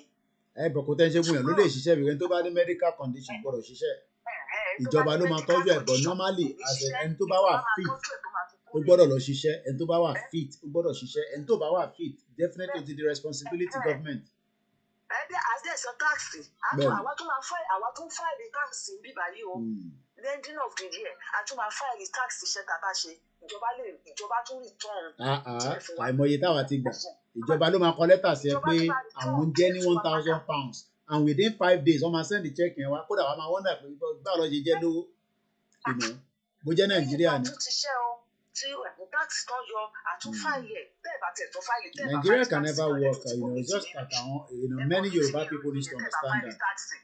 ẹ jọ̀ọ́ gbogbo ẹ̀yin ọmọ Yorùbá nílé lóko lẹ́yìn òdì ẹ jẹ́ ká fọwọ́sowọ́pọ̀ fún mẹ́ǹtì yìí ẹ jẹ́ ká ṣe ẹ má jẹ́ kó gbalẹ̀ wà ó ti wù kó rí àlè kódà ká ní citizenship ìlú yìí à ń ṣe ara wọn níbi tá a wà à ń ṣe ara wọn wọ́n dẹ̀ ní pé àjòdùn wọ́n ṣe máa ń pòwe wọ́n á ní ilé ìbọ̀sìn ọkọ̀ wọ́n á ní àjòdùn bí ìgbẹ́ ní kinní kan rí.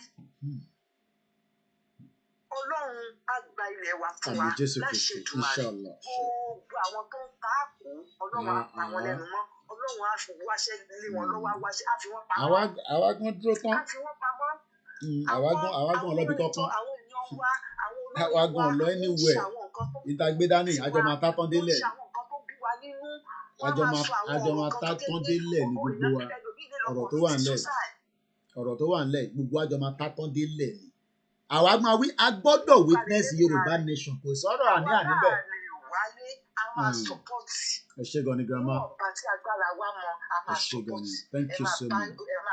ẹ ṣé gan ni mo dúpẹ́ lọ́wọ́ yín. àmín àmín àmín àmín gbogbo wa pátápátá àní kúkú òjijì àwa la máa gba ilẹ̀ yìí bàbá Akintoye ló máa ná àsíá yẹn láṣẹ Èdùmàrè lágbára Elédùmarè ẹ máa bẹ́ sọ̀tọ̀. thank you so much.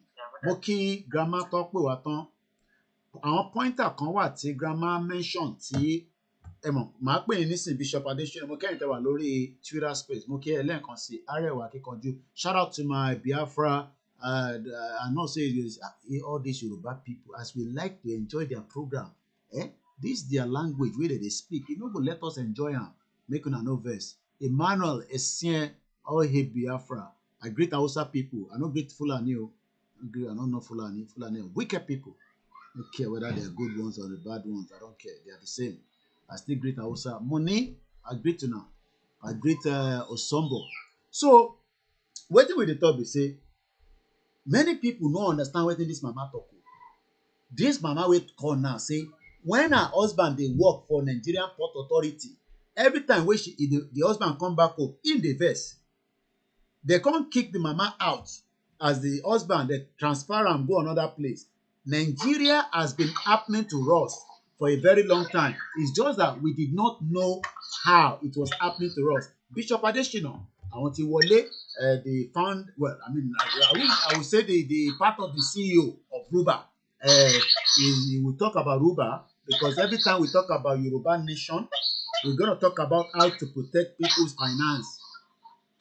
And if we don't talk about finance, in every ramification in this movement, our people one day they go wake up and wahala go happen. They no go see their money. Bishop Eba Agbonsoke. ẹ kúṣẹ́ takuntakun ẹ ṣé gan lọ́pọ̀lọpọ̀ direction tí fẹ́ sọ̀rọ̀ lé lórí before but bẹ́ẹ̀ ṣe sọ̀rọ̀ RUBA ó wá sí mi lọ́kàn kí n jẹ́ explain fáwọn èèyàn one more time kó lè yé wọn. Then I can go deep into àwọn nǹkan tó ń ṣẹlẹ̀ nílé bí and reason why Baba is instructing us to take some decisions tí wọ́n gbé now. RUBA is currency. RUBA is Yoruba Nation RUBA currency. Just the way you have Nigerian, the Federal Republic of Nigeria Naira. RUBA is a money. Just the way you have Naira, pound, sefa, dollar. So RUBA is money. RUBA is a currency. So RUBA kì í ṣe company. Owó ni RUBA. Owó ni RUBA. Now, àwa ní àwọn company, private companies tó ná RUBA. That is transacting RUBA currency. Biru company titi wa RBE Virtual Bank àná RUBA. Tí a dẹ̀ gba ẹ̀tọ́ láti ọ́fíìsì bàbá wa Banji Akintoye. Apart from the fact wípé àwa ni wọ́n gbéṣẹ́ yẹn lé lọ́wọ́ tá a ṣe owó yẹn tó di níná tá a dẹ̀ gbé kalẹ̀ padà fún Yorùbá nation. a tún ní àwọn company mìíràn tí ó jẹ́ olóògùn virtual bank àwọn náà ná rúbà the private company bank tó ná rúbà. A tún ní àwọn private company mìíràn ABC virtual bank tí wọ́n ná rúbà. A ní àwọn báńkì private bank bẹ́ẹ̀ lọ sí bíi 6 tí a ná rúbà. A ní company kan tá à ń pè ní Rúbà Cash. Àwọn ẹni àwọn èèyàn máa ń sábà wá kiri lórí Google Play Store Rúbà. So Rúbà is money. Rúbà is not a company. Orúkọ tàwọn yẹn ló kàn jẹ́ Rúbà Cash. Lẹ́yìn wọn a ní báńkì mìíràn tó ní rúbà lẹ́yìn orúkọ ẹ̀ mọ́. We don't allow it. So ó ní ohun tó ṣẹlẹ̀ nígbà kan àwọn Rúbà Cash yẹn náà kọ̀ rọra yẹra wọn sẹ́gbẹ̀ẹ́. Gbogbo àwa tó kù pátá náà ní ojúṣe tí à ń ṣe láti pa ọ́fíìsì bàbá wa Akintoye fún Yorùbá Nation gẹ́gẹ́ bí ẹ̀tọ́ wípé à ná owó Yorùbá Nation. That's a structure. That's the structure of government. The government owns the central bank. The central bank is the one that owns the money of the nation, and the commercial bank, which are private companies, spend the money of the nation and paying royalties to the central bank. That's the structure. Ìjọba ìlú kọ́ ló ní bank. So it's private. So don't let anybody confuse you saying that Rúbà is a private business. That is the confusion that they always use. So we have private company, but Rúbà is money. Rúbà is not business. Rúbà is money. It's Yoruba Nation that owns it. So we private companies spend Rúbà and pay royalties to Yoruba Nation through the office of Professor Banji Akintoye. So as educated as many of us are, we should understand it and make it clear. When àwọn tó ní nǹkan ṣe tó bá fẹ́ confuse yìí, ẹ máa get it straight. Wípé ojúṣe ìlú ni láti gba tax lọ́wọ́ private individual. And the purpose tó mú Nàìjíríà sì máa jẹ́ Nàìjíríà lẹ́nu. Òun ni wípé Nàìjíríà is a government who license private individual to do business.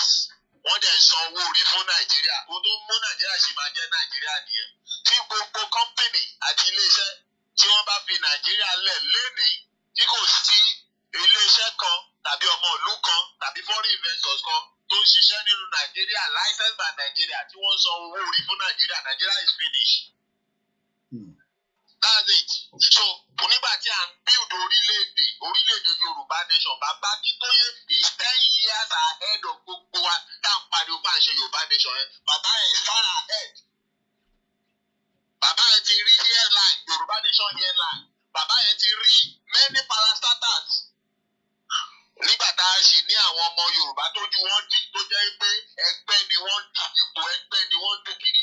Government or nation is bigger than ẹgbẹ́. We are talking about parastatal. Nigeria bẹ́ẹ̀ ṣe wọ́n yẹn bó sì ṣe wà ní 30 states is far bigger and potent. Bó sì ṣe wà ní 30 states tó wà yìí is far bigger and potent. Because it's a sovereign state. It's still a sovereign state. Bó tilẹ̀ jẹ́ pé àwọn parastatal wọ̀nyẹn they are full of corruption. But because it's a sovereign state and àwọn parastatal wọ̀nyẹn is a system, it's still powerful and potent. So kò sẹ́ni tó máa gbé agbára lé ọmọ òkókó lọ́wọ́. Jẹ́ ń gbọ́ mi sà. Mo gbọ́ ìmọ̀ fi interrupt mi. Ọmọ ìkókó tí wọ́n bí tí kò mọ ọ̀tún yàtọ̀ sósì, ẹ ò lè gbé kan kẹgbẹ́lé lọ́wọ́ o, ó máa pápá rẹ̀ ní o. Kò sí bàbá rere kan àbágbàlagbà kan tó máa ṣe irú ẹ̀.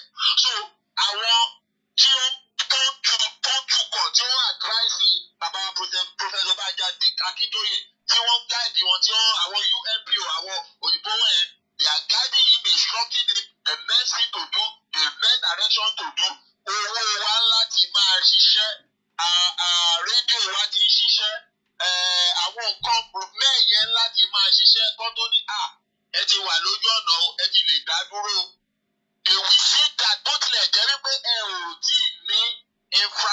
infrastructure tó jẹ́ strong infrastructure but àwọn institutions yẹn ó láti máa run kì í ṣe wípé ẹ kò máa gba orílẹ̀-èdè lófo tí Nàìjíríà bá wá collapse ibo lẹ ti wá fẹ́ bẹ̀rẹ̀ ṣe rò pé àwọn tó wà nínú parasátà nínú Nàìjíríà wọ́n á shift àwọn tó ti ń ṣiṣẹ́ wọn lọ wọ́n ẹ̀ẹ́kọ̀ wá dé ẹ̀wá ní kọ́ kúrò lọ́fíìsì kí lẹ mọ̀ tó ń ṣe tẹ́yìn fẹ́ máa ṣe níbẹ̀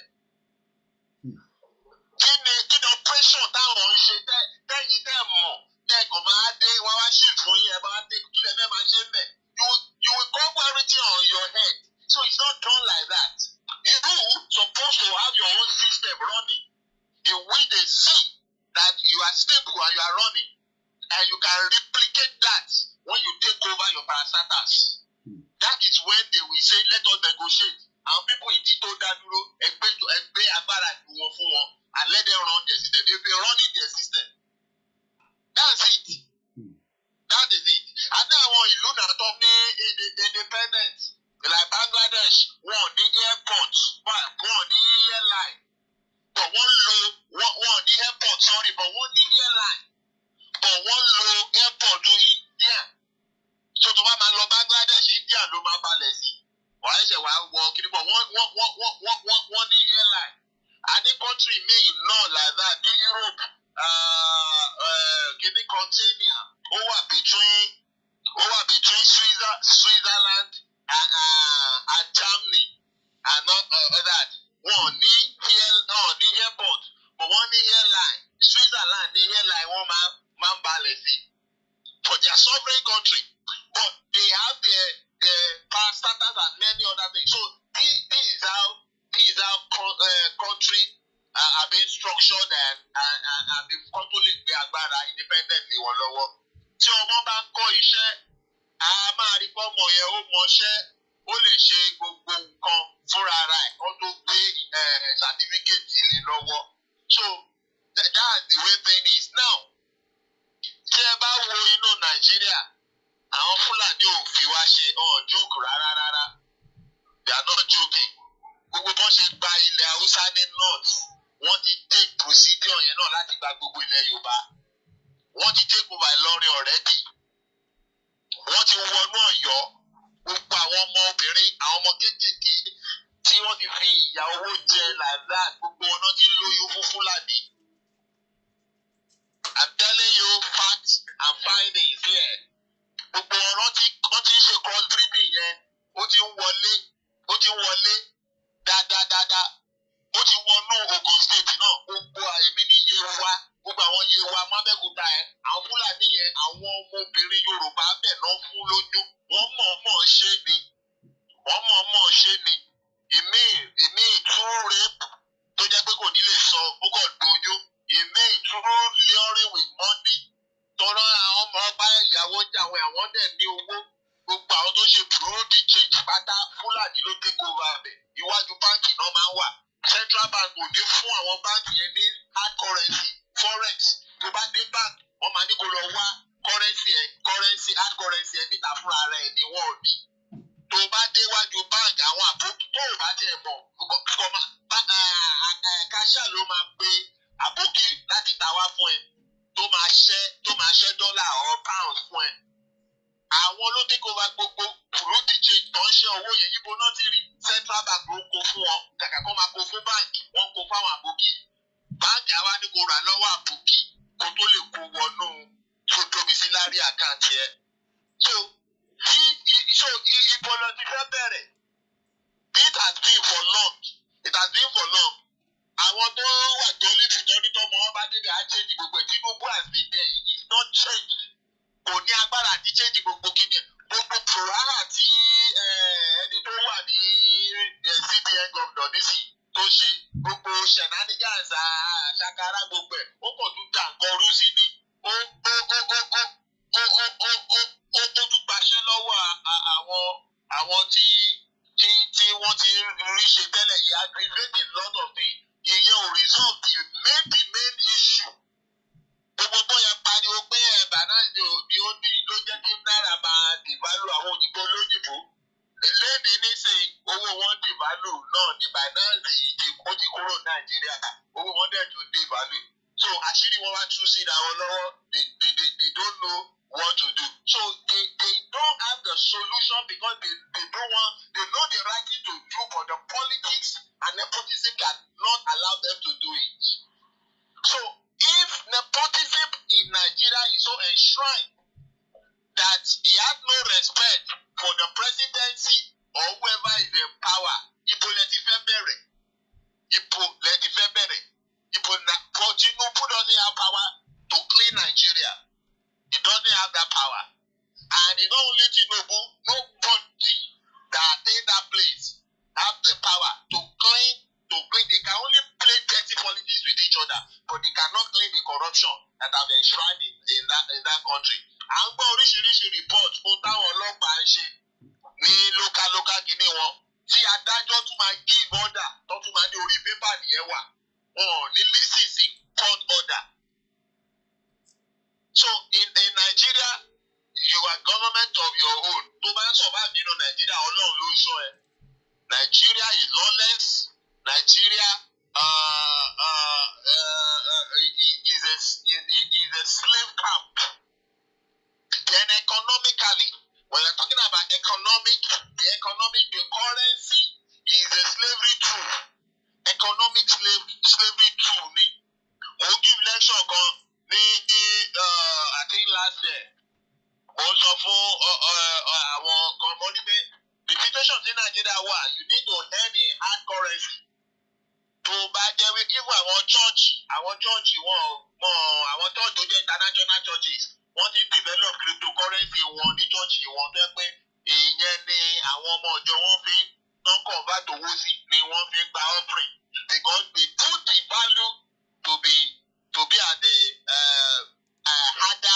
other currency value higher than naira kí owó lè máa wọlé ní international standard fún wọn. Common PayPal kò gba náírà. PayPal kò gba náírà mọ́, ó ní náírà is not stable. So when I was giving the lecture, I said you need to earn in hard currency to survive. So if you are earning in naira, you won't know that you are poor because you will just be feeling the repercussion based that we will hold you to come. But you won't know that you are earning little. It doesn't matter the amount of money you are earning, and you are hearing the figure as big money. You won't know that useless money you are collecting. More give scenario come. Okay, money okay. Tí wọ́n bá employer at the international standard. Tọ́ni ìkọ́wá employer ọ̀rẹ́ ẹ̀kọ́ náà ní United States. Àwọn ẹ̀yin méjèèjì ẹ wá gbẹ́ kànga. Ìwọ gbẹ́ kànga. Ọ̀rẹ́ tó wà United States òun náà gbẹ́ kànga. Okay. At the forest level, ìlú wo ni wọ́n ti wá? Ó ní Nàìjíríà. Àwọn ni owó kànga tẹgbẹ́ is one. It's just one o. So we will pay you 1 naira. Torí náírà ni wọ́n ná ní ìlú tó ti wá. Now, wọ́n wá pé ọ̀rẹ́ yẹn pé ọ̀rẹ́ ibo ni wọ́n ti wá ó ní US. Okay. Àwọn ni we will pay you just one US dollar. Torí US dollar ni wọ́n ná ní ìlú tó ti wá. So the value of your work is 1. So you collect 1 naira, you collect $1. Now, tó bá dé forex value, wọ́n máa sọ fún ẹ pé $1 tọ́rẹ ẹ gbà yẹn ó ní lárí ju ìwọ tó gba 1 naira lọ. Whereas both of you do the same job, the same labor. So tó bá ní pé why, wọ́n á máa sọ fún ẹ pé ìlú tí wọ́n ti wá Nàìjíríà, òun ló sọ wípé ìwọ máa ṣe làálàá times 1,700 times kó tó lè bá ẹgbẹ́ ẹ. Because $1 is 1,700 naira. So ìlú tó ti wá òun ló sọ ẹ́ di ẹrú. In the international standard market this thing ló sọ ẹ́ di ẹrú. Ìrìn orí ẹ̀yẹn ìlú tó ti wá ló ń kó. So it doesn't matter how much they pay you in naira. That is why tí o ṣe tó nǹkan. Because owó kékeré lásán ni ọ̀rẹ́ ẹ tí ò ṣiṣẹ́ púpọ̀ ní Amẹ́ríkà ní ìlú wọ̀nyẹn ló máa sẹ́ẹ̀dì tó bá dọ̀bẹ̀ ó máa dowó ńlá tabua tó bá dẹ̀ fira nǹkan náà kò tó nǹkan àwọn ò dẹ̀ ṣiṣẹ́ tó yẹn níbi tó ti wá but wọ́n ń gbégbé ayé àlàáfíà. So it's a tool of slavery when you are living in a country that is indebted, and that's why IMF will keep borrowing Nigeria and World Bank because more we pay the borrower is the servant to the lender. Ẹ máa ṣerú àwọn ògbàdúrà kẹ́bọ́ bẹ̀. Now, agbára àwọn èèyàn tó wà lé òkà gbogbo nǹkan tá a ṣe wọ̀nyí. Àwa láti ràn wọ́n lọ́wọ́ láti diaspora. I'm telling you the emphatic truth. Gbogbo àwọn tó wà nílé àwọn iye wọn, máìdì wọn, ọkàn wọn, they've been so enslaved, shrined in fear, in a lawless territory. Nǹkan tó bá ṣe fún pípé ni kò sí ibi tó ti fẹ́ lọ rojú ẹ̀. Agbára wọn ò gbé gbogbo nǹkan tá à ń ṣe but we are there diaspora to help them. Tí àwọn èèyàn tó wà nílé bá tú síta, àwa tá a wà ní diaspora á láti wà constantly níta ibikíbi tá a bá wà ní diaspora. So that we will be a point of encouragement for them. Kì í ṣe kó dá wà nílé kí àwọn diaspora ká má rí wọn. Wọ́n láti máa wo diaspora bó ṣe ń hóhe níta constantly káwọn náà lè wà motivated kọ́ lè máa jáde. So that is one fact. Then apart from that, ìdí tí Bàbá Akintoye ṣe ní pé we from the Yoruba from the banking aspect should roll out FSSA, a financial and social security code. Ní wípé àwọn pípù yìí wọ́n ti dà wọ́n sínú gbogbo ilẹ̀ Yorùbá. Àwọn méjì ń sọ Yorùbá, àwọn méjì ń jorúkọ Yorùbá, Fúlàní dẹ̀ ni wọ́n. Wọ́n ti ń fún àwọn ọmọ Yorùbá lóyún kó lè máa bí àwọn èèyàn. Wọ́n ti wò wípé if you can't fight them, gbogbo ìgbà Chief Igboho ìjà náà fẹ́ gbé wá tẹ́lẹ̀. Chief Igboho ló rise up tó kọ́ ìjì gbogbo kìíní yẹn. So wọ́n wá wò wípé if you can't fight them, treat them out. Àwọn British ló kọ́ wọn lófin yẹn. If you can't fight them, treat them out. Ẹ kí àwọn ọmọbìnrin wọn mọ́lẹ̀. Ẹ máa bí àwọn ìran yín láàrin wọn. So they come into our mixing up. Wọ́n sọ Yorùbá, wọ́n fúnra wọn lórúkọ Yorùbá. Ẹ bèrè kí ni orúkọ olórí ìdíyẹ́tì àlà tó dá màlúù. Kí ni orúkọ ẹ̀? Bádéjọ ló jẹ́. Fúlàní jẹ́ Bádéjọ. Sọmọ Yorùbá kọ́ orúkọ Yorùbá kọ́ ni Bádéjọ. Ẹni tó wà ní Ìlọrin Máàní Sàràkí. Nígbà tí bàbá wọn kú la tó mọ̀ pé Málì náà ti wá pé Fúlàní ni wọ́n. Tó ti fi Olúṣọlá sí orúkọ ẹ̀ arúgbó ọmọ Yorùbá ni Olúṣọlá Sàràkí. Àwọn ló ń control Ìlọrin náà politically. So gbogbo strategy yẹn náà fẹ́ mix gbogbo ilẹ̀ Yorùbá. If we wait for the next 5-10 years, Yorùbá is completely gone. I'm telling you, including Lagos. If you wait for the next 5-10 years, the entire Yoruba land is completely gone. Fulani will control everything. Gbogbo àwọn ọba ẹ̀ náà máa pa one by one kúrò. Tọ́dẹ̀ máa fi àwọn mixed blood wọn sórí oyè. Wọ́n ti ń gbé ìgbésẹ̀ yẹn lọ́yọ̀ọ́ rẹ̀ ni. Tó jẹ́ pé Aláàfin tó fẹ́ jẹ láti Sókótó ni wọ́n ti ń control ẹni tó fẹ́ fi síbẹ̀. Tó tọ́nà ó ní mixed blood. So, àwa Yorùbá should stop this dirty politics. Especially àwọn anáwó pé a fẹ́ gba orílẹ̀-èdè Yorùbá. We should stop dirty politics. We should not replicate what is happening in Nigeria among us. Ìdí tá a ti fẹ́ gba Yorùbá nation ní pé a ò fẹ́ nǹkan tó ń ṣẹlẹ̀ nínú Nàìjíríà. So we should stop this dirty politics. Kì í ṣe ohun tó ń ṣẹlẹ̀ nínú Nàìjíríà náà ní àwa náà tún máa wù ní wà láàrin ara wa. If that is the issue then we don't need any nation. But I know that òdodo àti àwa tí a wà lórí òtítọ́ la máa lékè. Gbogbo àwọn jáde-jáde tó wà láàrin wa àṣírí wọn máa tú. Ọlọ́run á dẹ̀ gbà wọn dànù kúrò láàrin wa. So that is the essence. Tó ṣe ní pé the banking sector which is spending Yoruba as a network ní káwọn èèyàn tó ti jẹ́ kọ́sọ́mà bank tó ní data lórí bank kó máa gba certificate of FSSA so that it will be verifiable. It will be verifiable. So lọ́jọ́ iwájú bóyá fẹ́ gba anything ID card ní o passport ní o tó jẹ́ ti Yorùbá nation they can ask for that. They can ask for that as a beginning to verify your citizenship or your patriotism to Yoruba nation, and it will be verifiable. So kì í ṣe pé wọ́n gba data yín and kò sí anything náà so ní gba data to be verifiable through us. So ẹ jẹ́ káwọn ọmọ Yorùbá kí orí wa pé ká mọ ohun tá à ń ṣe. Ìlú la fẹ́ gbà kì í ṣe ẹgbẹ́ là ń ṣe. Ìlú la fẹ́ gbà kì í ṣe ẹgbẹ́. Local government kan lásán tó bá fẹ́ gba local government kan lásán wàá mọ̀ wípé kì í ṣe ẹran rírọ̀. Wàá fẹ́ gba gbogbo almost 8 units of states. Aláti mọ ohun tá à ń ṣe. Ọlọ́run á ràn wá lọ́wọ́ o. Adébíire. Ẹ ṣé gan. Thank you for the opportunity given to me, Koiki. God bless you.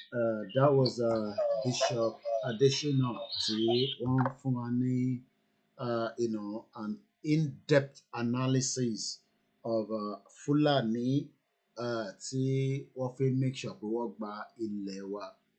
While Bishop was going through that analysis, mo wá lọ check evaluation of Nigeria's debt relief experience from 1985 up to 1990. And you can also check this with a reference from the OECD. Tẹ́ bá rántí pé OECD ni a máa fi ń lọ ṣe when it comes to the data. Ẹ rántí pé a máa ń lo that particular to find out is that OECD beginning the other one that a man low. I'll find out that one in a minute, but let's focus on what this is giving us in terms of the Nigeria debt. So it's going to take us to 1985. Buoyant oil revenues in the 1970s provided Nigeria with the basis for large but unsustainable increases in income and public expenditure. Agriculture was neglected and the economy became heavily dependent on crude oil and more vulnerable to external shock.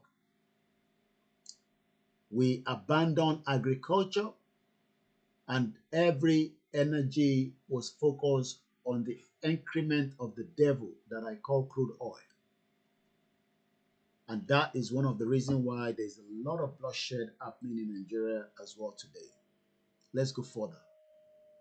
This led to fundamental changes in the structure of the Nigerian economy. When the oil revenue collapsed following the glut in international oil market in the early 1980s, the country faced an acute economic crisis. Unable to shift gears in the face of changing economic fortunes, the country resorted to external borrowing.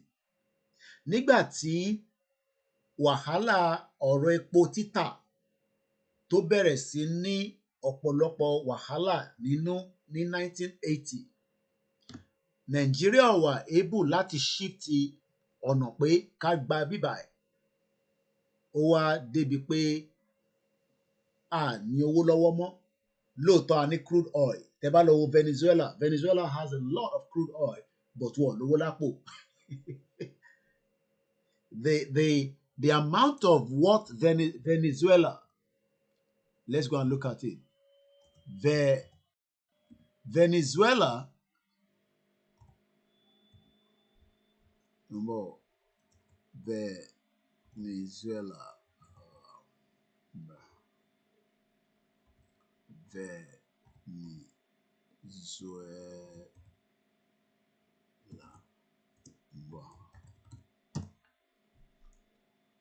not Belgium, Venezuela.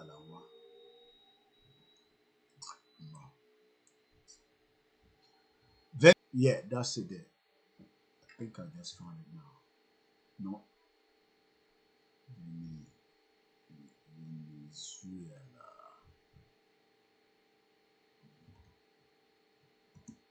Venezuela ní ó ní epo, but they are now.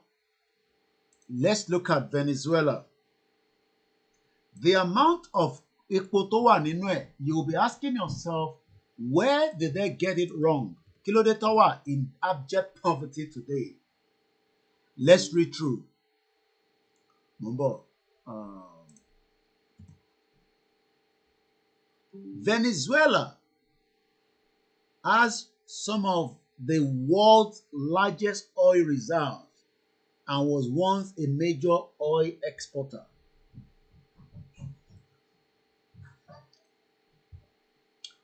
The reserve tí Venezuela has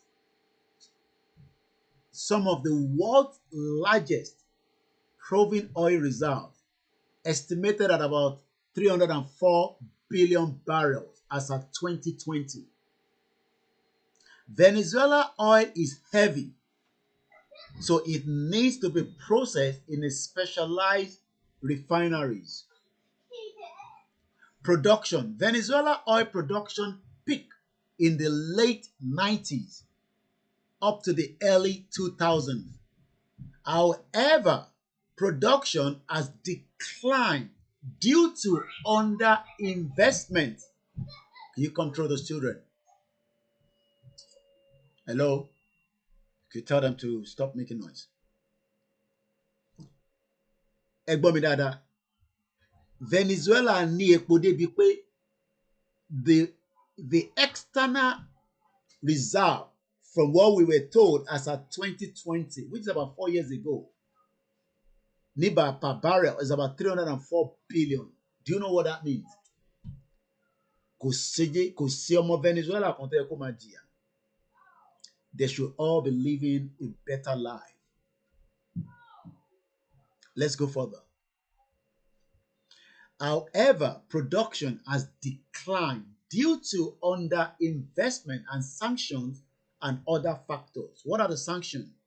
The secondary sanction causes oil production to drop from 1,500,000 barrels per day all the way straight down to 337 kbpd in June 2020.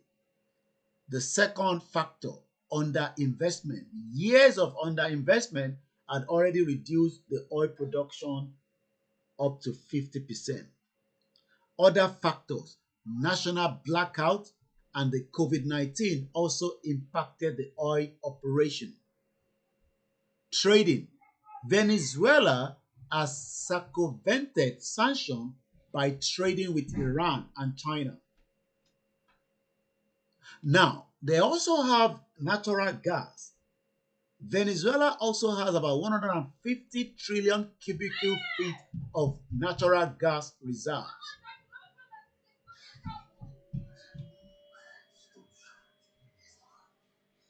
And that means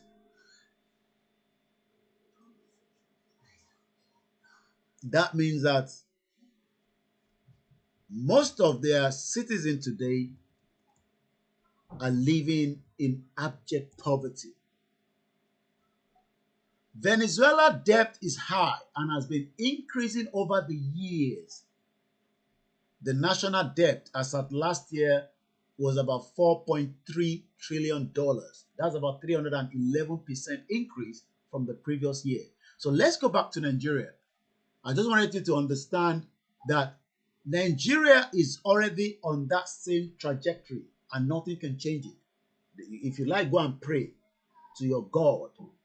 You're fooling yourself. Just like Prophet Mayowa said in one of his release that I shared with us, which I can also bring back in just about a few minutes, because a lot of us do not understand that Nigeria is gone. If Tinubu let him go and bring all the marabots, he cannot change the debt, because the money that Nigeria was making, when the money were coming through, they were all spending it as if nothing was going to change. And today, myself and you have been forced to leave Nigeria, Some of us left yesterday. My mom left in the 90s. I left in 1998. Nígbà wo lẹ̀yin sá kúrò ní Nigeria? Because everybody left Nigeria for those that can manage to leave. This program ends from my end at exactly 15 minutes, which is 10 o'clock. I've gone past my 3 hours. But I just want to quickly complete this. So, Tabalowo, when some of you think that you can pray so that, you will not go into debt again, your prayer is too late. It cannot solve the problem. And I can share this with us from what I heard from, like I said, Prophet Mayowa during one of his broadcasts. There's nothing wrong in borrowing, but the Nigerian criminal politicians borrowed to live in their own lifestyle. Let's listen to this.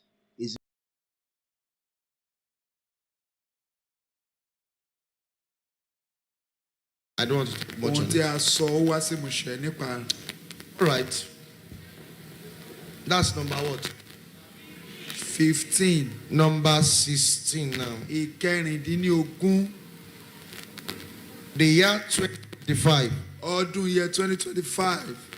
Nigeria will go more into debt. Nigeria yóò tún jẹ gbèsè sí. A ṣe bẹ̀rẹ̀ gbèsè ni. Don't let them deceive you. Pray, pray, pray, pray. It's a lie. Má jẹ́ ó tàn bó bá gbàdúrà ó fà àkókò rẹ̀ ṣòfò ni o. For Nigeria in that area. Níbi tí gbèsè jíjẹ o. Don't deceive yourself. They will go. You will hear when another news is coming out. Just say they borrow, kinikan, they borrow. Má tanra rẹ o. Wàá tún gbọ́ nínú. And they use the citizen as collateral. Wàá tún gbọ́ nínú ìròyìn wọ́n á tún sọ wípé a tún ti yá iye báyìí o. Ó wá ṣe ní láàánú pé àwa mẹ̀kúnnù àwa ló máa fi dúró lọ jẹ gbèsè lọ yáwó. Number 16. Ìkẹtàdínlógún.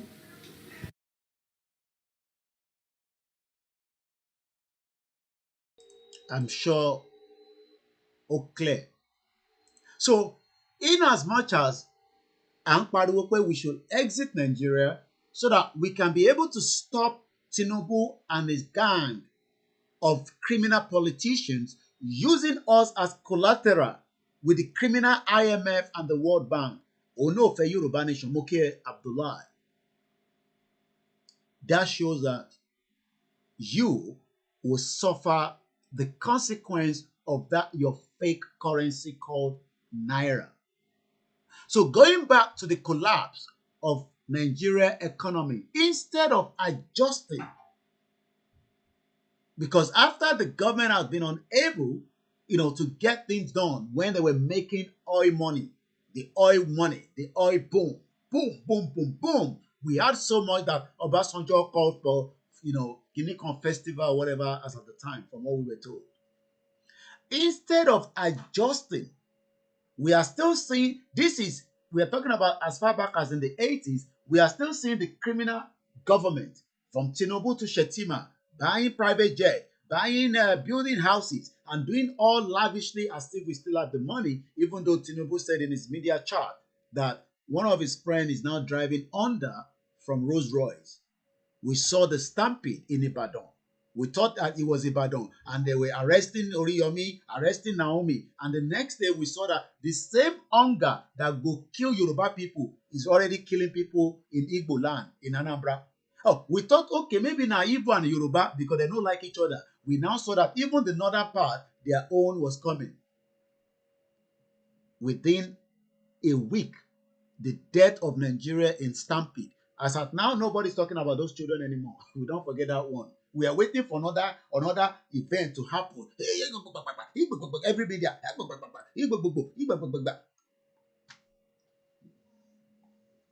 35 children gone. These are human beings. These are not Hausa children. No. I'm sure every death that occurred there, they are not Igbo children.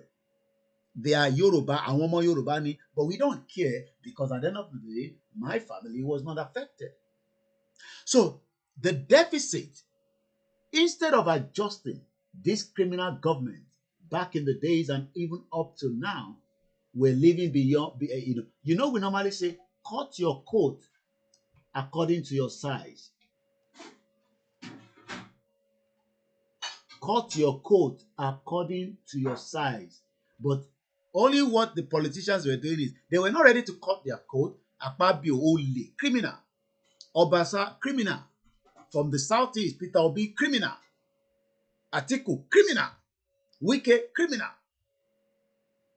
And I look forward to the case of Desani in November, according to the allegation against her for crime by the National Crime Agency. I'm looking forward. Shegun Honorable Moriembe. And this is what we are saying to Nigerians. This your ye Nigeria is not going to work. Hey, shut up, shut up. It is going to work. It will work in Jesus' name. Continue to deceive yourself. You think Jesus is as stupid as you. Oh, it will work, inshallah. Oh, you think, inshallah, you make it to work. You are stupid.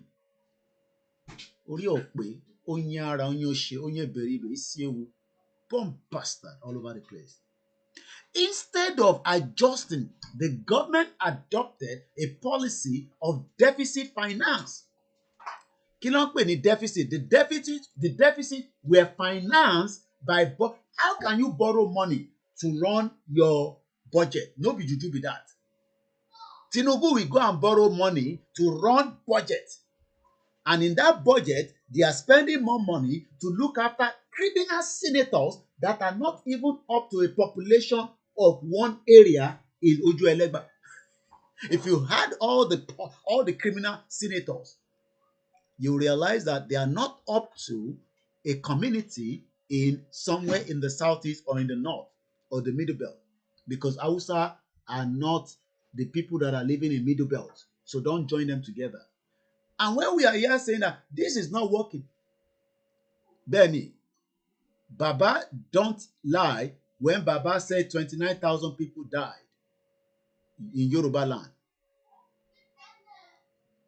Mr. Johnson, Mokinyi, and Johnson. So when we are here saying, oh, this country, it is having a lot of wahala. It is complicated. Why do you want to resolve something that is complicated? You will just wake up every day. Some people say, we don't want Yoruba nation. We don't want Biafra. We don't want Nigeria to break. Go to the Pia Parlor now, as Friday, and today's Friday. Instead of them to be having fun, let somebody just start saying, oh, man, I have to send money home. And they start talking about Nigeria. Every discussion there, they would have edict till they go back home. But Yoruba nation. No, Yoruba nation. And they cannot resolve the problem of Nigeria. Can your father that died resolve Nigeria problem? He couldn't resolve it. So you think that you are smarter than your father. How can you be smarter than your parent? Your parent that gave birth to you knew very well that Nigeria is a bomb bastard. It cannot work because there's nobody called Nigeria. This man say they have a sophisticated network. IMF, criminal, borrow. Oh, Tinubu want money, borrow Tinubu. As long as Tinubu can use Nigeria for collateral. I very much say borrow. They just borrow. And at the end of the day, the consequence of borrowing is why your naira continue to depreciate. You hold 10 pounds, it will give you 20,000 naira plus as of today. No be juju be that. But when you tell Nigerians that, okay, what is the way forward? Oh, no, let's go and bring Peter Obi. He's not a criminal, he's a saint. Peter Obi will make Nigeria a better place. Bomb bastard. Let Peter Obi go and join the Biafra movement. Oloshi. So you think that we have Tinubu there, we are happy with Tinubu. So we that we are not happy with Tinubu, we will be happy with Peter Obi. Omoyibo.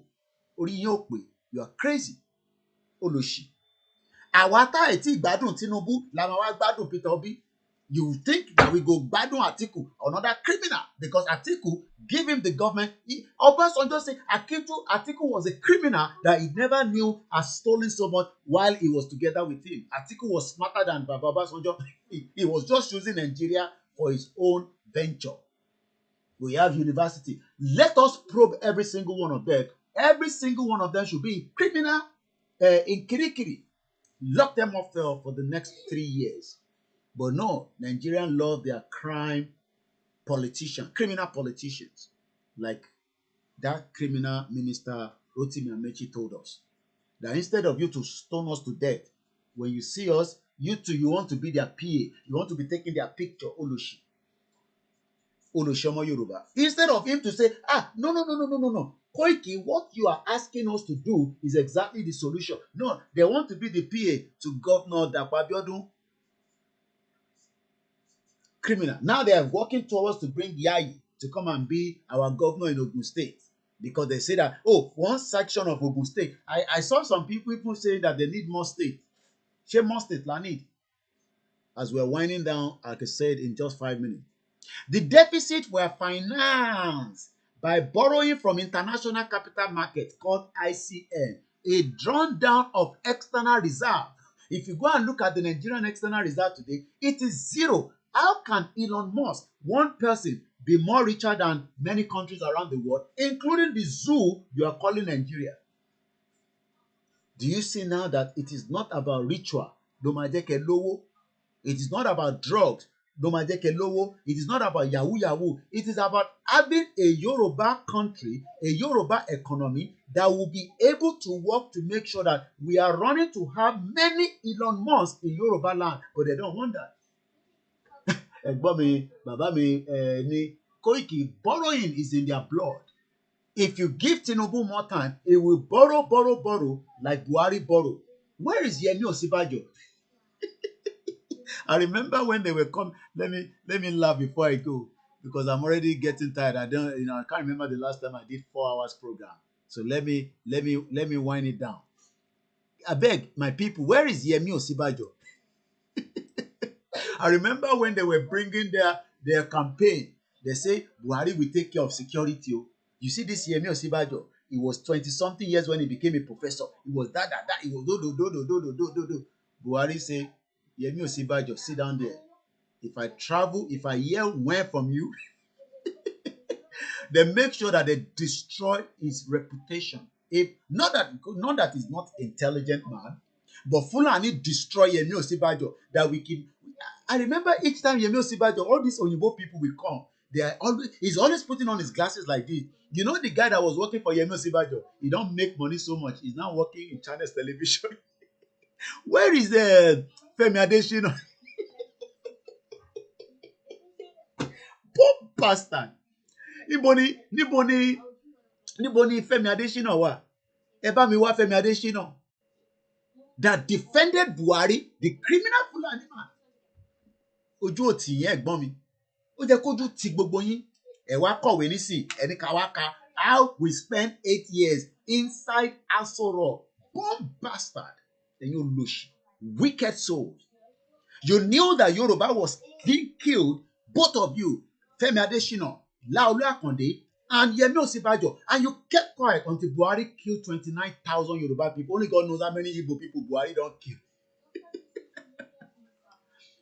Wicked, evil Yoruba people with the government of Buhari, a Fulani man. We will use this media to first destroy Nigeria. I mean, without weapon. Media that we get. Now we get out. We propaganda. Everything we bombard you. Let's show you. What do you want? No, it's with Uncle. I'm going to give you this. In a minute. Hold on, wait, Bomidada. Just reason, what do you say? Our aim cannot have an absolute Yoruba, otherwise things may become. Our aim can if our aim cannot be. I'm trying to read. Okay, yeah, increase. Our aim cannot be having an absolute Yoruba, otherwise things may have become complicated. The short man devil. I remember when these Oyinbo people they come and talk about economy, this and that. You will always see Yemi Osibajo carrying file, folder. You go to think say, by the time this government finish, Yoruba people will have better life. Go and ask all the Yorubas after 8 years of even the people where they their church, RCC, at the RCC, Redeemed Christian, they didn't enjoy Yemi Osibajo because from what we heard, contract land and because we saw contract being given to Daddy Gio son in Kaduna. That country called Nigeria, wọ́n ti gbé gbogbo wa ní gógó. Orúkọ tèmi ni Ọláyọmí Koiki. Ẹ̀yin tẹ́ bá audio yìí pàdé, ẹ bá mi pín káàkiri. Torí yín náà la ṣe ń ṣe, torí ẹ̀yin tẹ́ lè rí program wọ̀ fún because eléyìí tá à ń ṣe lọ́wọ́ is 4 hours but audio tá a ṣe jáde is about 36 minutes. Ó jẹ́ kẹ́ lè gbádùn ẹ̀. Yorùbá rally ó ń bọ̀. Eléyìí ò ń ṣe campaign fún olóṣèlú.